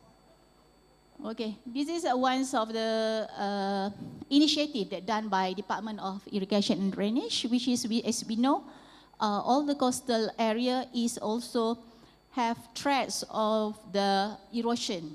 So this is one of the project, all the project that has been approved in RMK 12 to ensure that we are protecting our river, our coastals along the coastal line. Okay, next. It is all the project that has been completed before at Remis Beach, at Groins, at Tanjung Rusepang, and Batu Laut Kuala Langat. So all the project has been finished and now it will be protected along the coastal line. Okay, next. Okay. So this is one initiative that I will share that actually is also one of the sustainability drivers for our Selangor First Plan. So this is a Selangor Martin Gateway project, which is considered about 88,000 acres along the 56 kilometer Klang River. And actually it is ascertain the quality and opportunity of potential development along the river. So it is actually considered of the development along the river reserve, and also it includes the elements of river cleaning, rehabilitation and development river connectivity to transform the Klang River as a center of economic growth by the year 2030. Okay, next. Okay, this is the interceptor that we actually, is a giant log boom, something like a giant log boom, but this is installed at the Klang River. Once in the Klang town and the second one in the river mouth. So actually all the trash, all the rubbish will be collecting by this interceptor. When you are going to Malaysia or Kelang, you can see this giant interceptor in the river actually. So they will collect all the rubbish and it try to reduce all the rubbish towards the estuary. Okay, next. And for your information, that interceptor actually, we have the MBI and also the SMG team actually have a good cooperation with the Ocean Cleanup, the Netherlands company, the NGO, that they have a good coordination, and it has been set up in the Kelang as the pilot project. Okay, this is a log boom. Previously, okay, this is a log boom that intercept.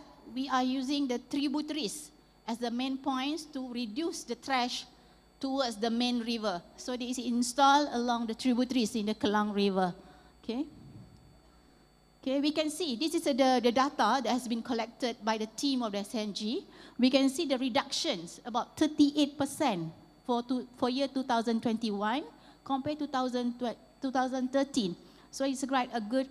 We can see the trend is become give a positive impact because the rubbish that go to the sea or estuary is become less, because less 38%, but I think it will be reduced more in the coming years. Okay, then this initiative is still going on, and we will monitor the data. Okay, next. Okay, besides that, we have a good SPAT partnership also with the corporate sector, when the SMG have a good SPAT partnership with the Nestle, Dutch Lady, and also the Westport. So this is the activity that we must empower, and we must got a good teamwork with all the private sector together, that we are, all the rubbish collected also, we'll have the cleaning process, recycling, and we have the drying. This is one of the process that all the activities has been done together with the Smart Partnership Program. Okay, next. Okay, this is the water quality, that because we must monitor also the quality of the river. We can see that from year 2019-2022, from the 4 stations that's online, the class of the water quality is means better, because we can see that most of the class is class 3, 63%. So means this is the target that we must maintain the Klang River towards a good, more quality, better than previously, because nowadays we still monitor, then we can see the trend become more better. Okay, next.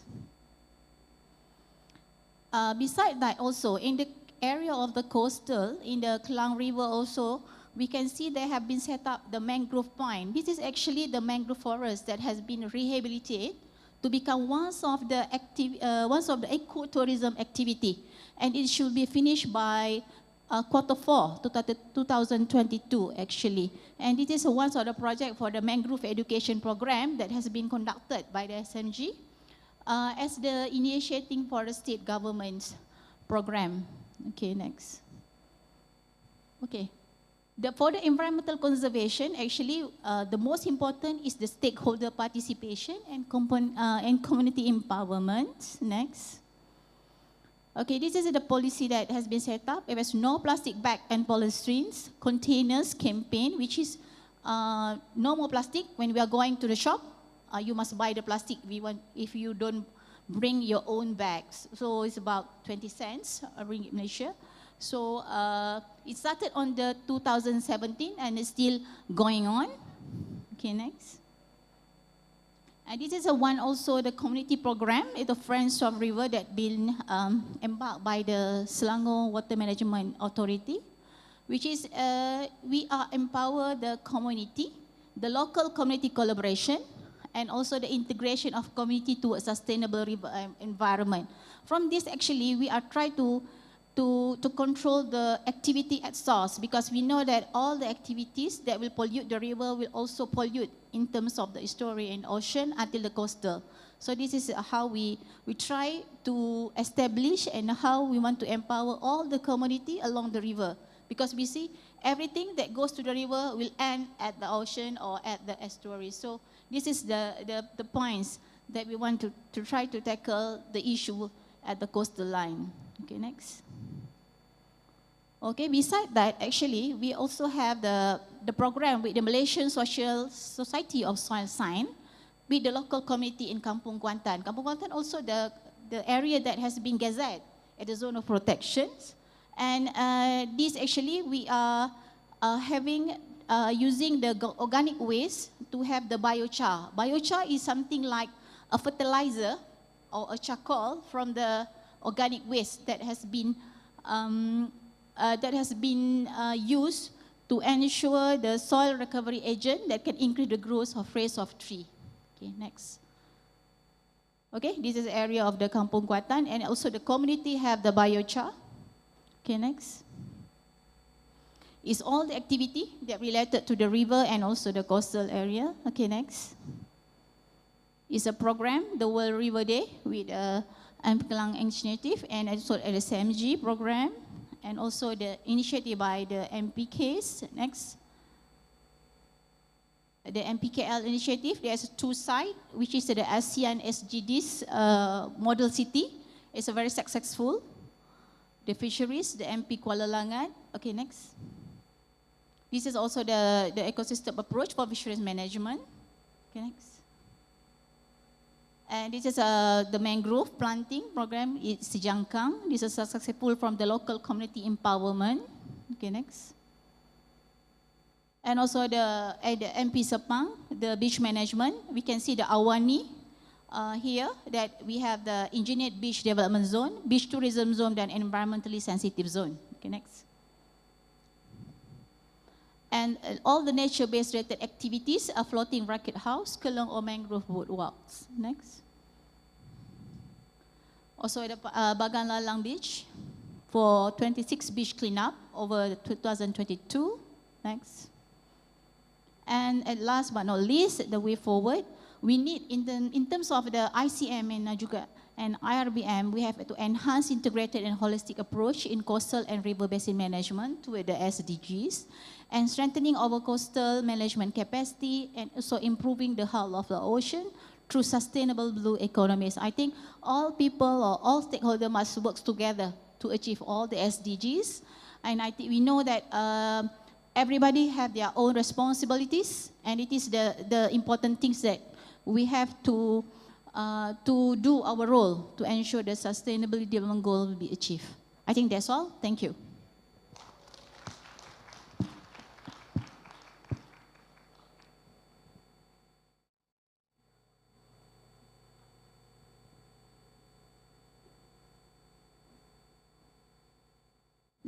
Thank you very much, Madam Haslina. Now we would like to proceed to the Q&A session to be moderated by Dr. Aryo Damar. We would be entertaining one question from the audience. Again, please state your name, affiliation, and your target speaker for your question.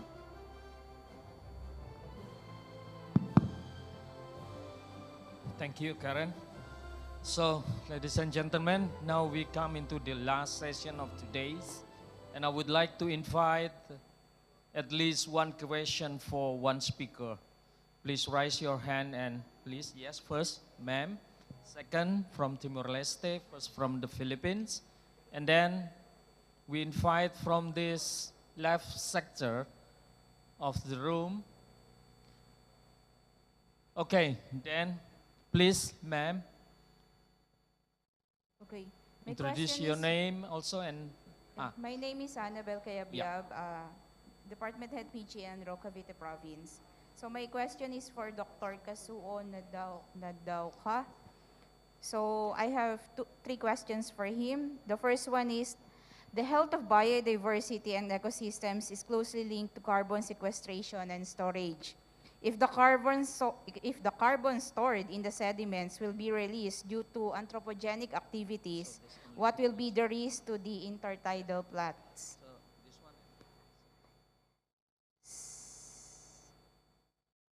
Could you repeat, maybe? Okay. The health of biodiversity and ecosystems is closely linked to carbon sequestration and storage. If the carbon stored in the sediments will be released due to anthropogenic activities, what will be the risk to the intertidal flats? The second question is, any effects of eutrophication or increase in the nutrients loading to the blue carbon ecosystems, especially the impact of nitrous oxide emissions? I think that's enough, ma'am, to question only. Due to the time limitation, it's almost dark now. Please, Nadaoka Sensei, could you respond to that question directly? Thank you. I'd like to answer from the second question. Yeah, your question is about a possible impacts of the eutrophication on the blue carbon ecosystem, right? So if we have an increase of the terrestrial discharge in terms of the organic matters and the nutrients, then it may elevate, for example, the primary production in the coastal water. Then you have increase of the turbidity. Then you will have the negative impact of the optical conditions. That may cause the declining trend of the benthic habitat, like seagrasses and others. Yeah, that is one of the most probable fate impacts, right? And if you have the input of the organic matters, it may be decomposed, right? And the decomposition procedure may release CO2. Yeah, that is another possible story, I think. Sorry, I'm still not sure about your first question. Intertidal what?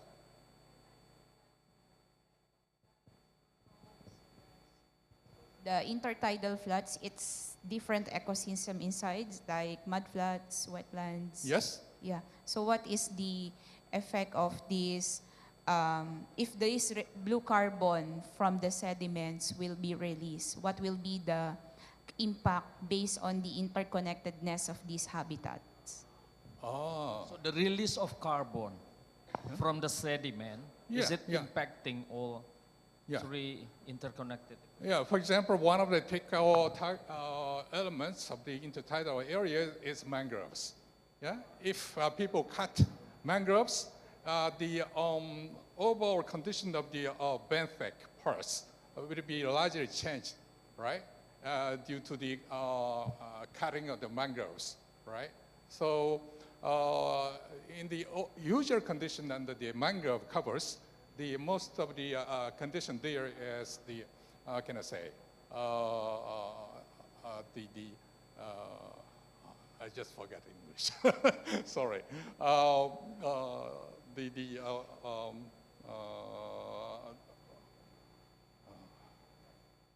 Decomposition of organic matters may be largely delayed, in the usual conditions. But you have cut, right, the mass of mangrove covers, then the situation will be changed. The decomposition of the organic masses within the sediments may be accelerated, right? That is one of the most probable impacts. I hope you satisfied with the answer, or otherwise then you could continue discussion after this session. Okay? Okay, thank you so much. And then the second question, please, ma'am. Thank you. Good afternoon. I would like to please just introduce yourself, your name, please. Yeah, my name is Jonine Silva. I'm from UNDP Timor-Leste. Just to Miss Rosele, The presentation was very good because of the good strategy planning and good institutional management planning was done very good. So of those initiatives have been done, we could see the Amazon people, then we could see the people very resilient. So it has been transformed of the community base for the sustainable development. So far, with this great achievement, so what is the challenge that you have been faced of implementing of those initiatives in the program? Okay, Thank it's you. quite clear the question. Could you please respond, Ms. Rosel? Ms. Amboya. Yeah. Yes, so thank you for that question, ma'am. Maybe our big challenge that especially during the preparation of the seasonal closure is the change of political leadership. And then, but as time goes that we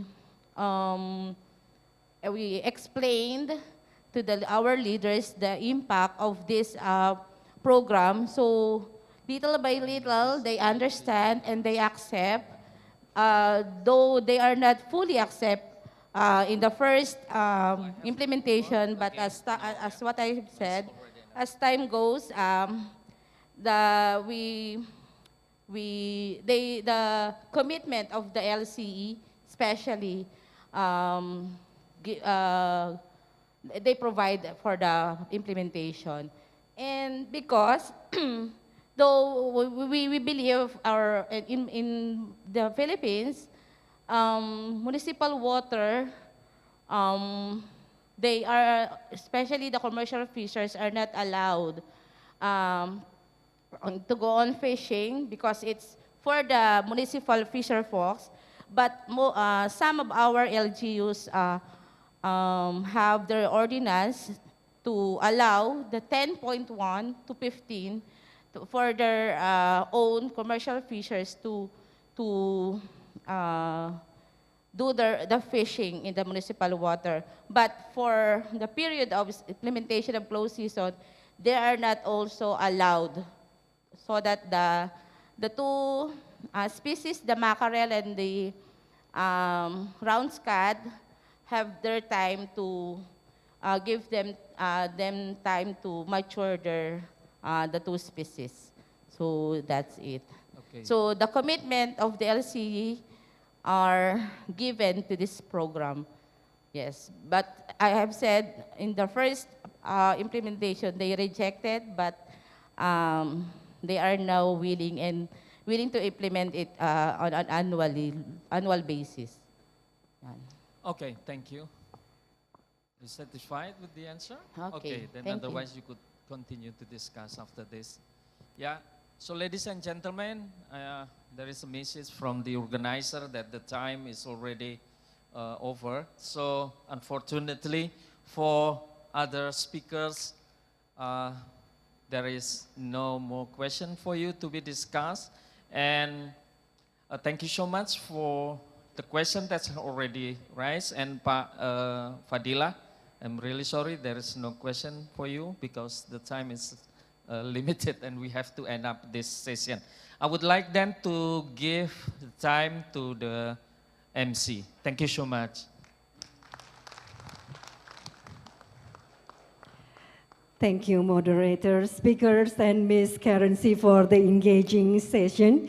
We all enjoy very much. Let's run a big applause. Now I will invite Secretary of Tangerang Regency to present an appreciation to all speakers and moderators. Please joining with me on stage. Professor Aryo Damar and Professor Lucky Adrianto as moderators.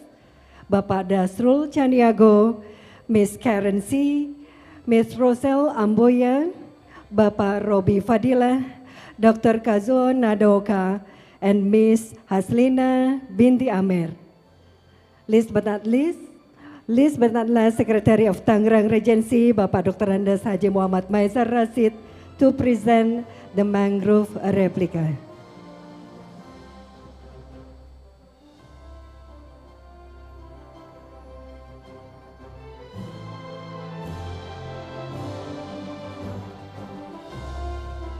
We invite the photographers to catch this moment.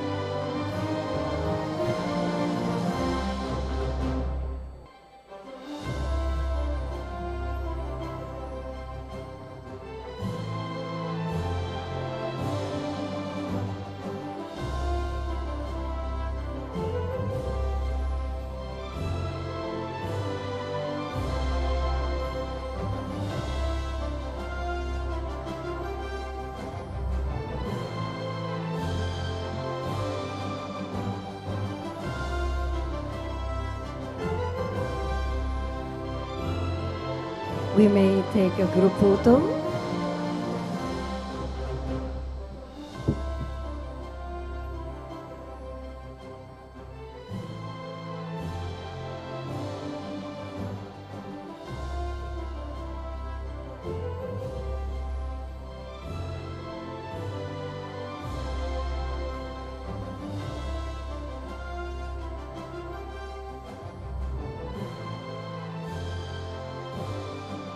Yet again, please run a huge applause for our speakers and moderators for today's panel.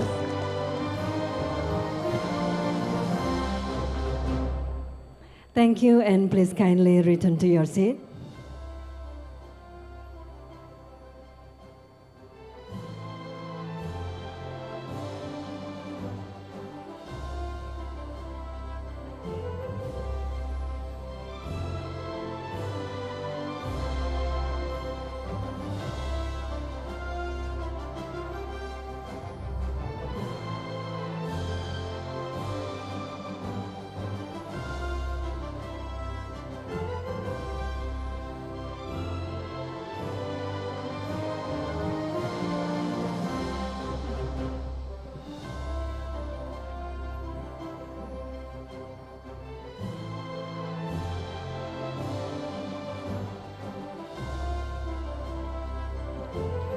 With that, we conclude our meeting. Thank you for being such a lovely audience.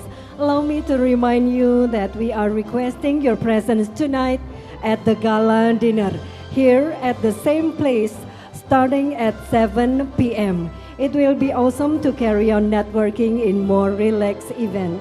There will be fascinating local culture performances and special mention for our special performance tonight, Miss Lea Simanjuntak.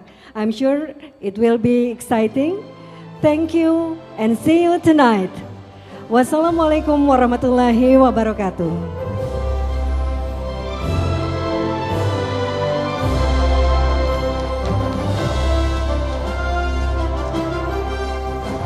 Announcement, ladies and gentlemen, it should be informed that due to our commitment to reduce use of paper, therefore the presentation materials can be downloaded at the link that will be given by our liaison officer.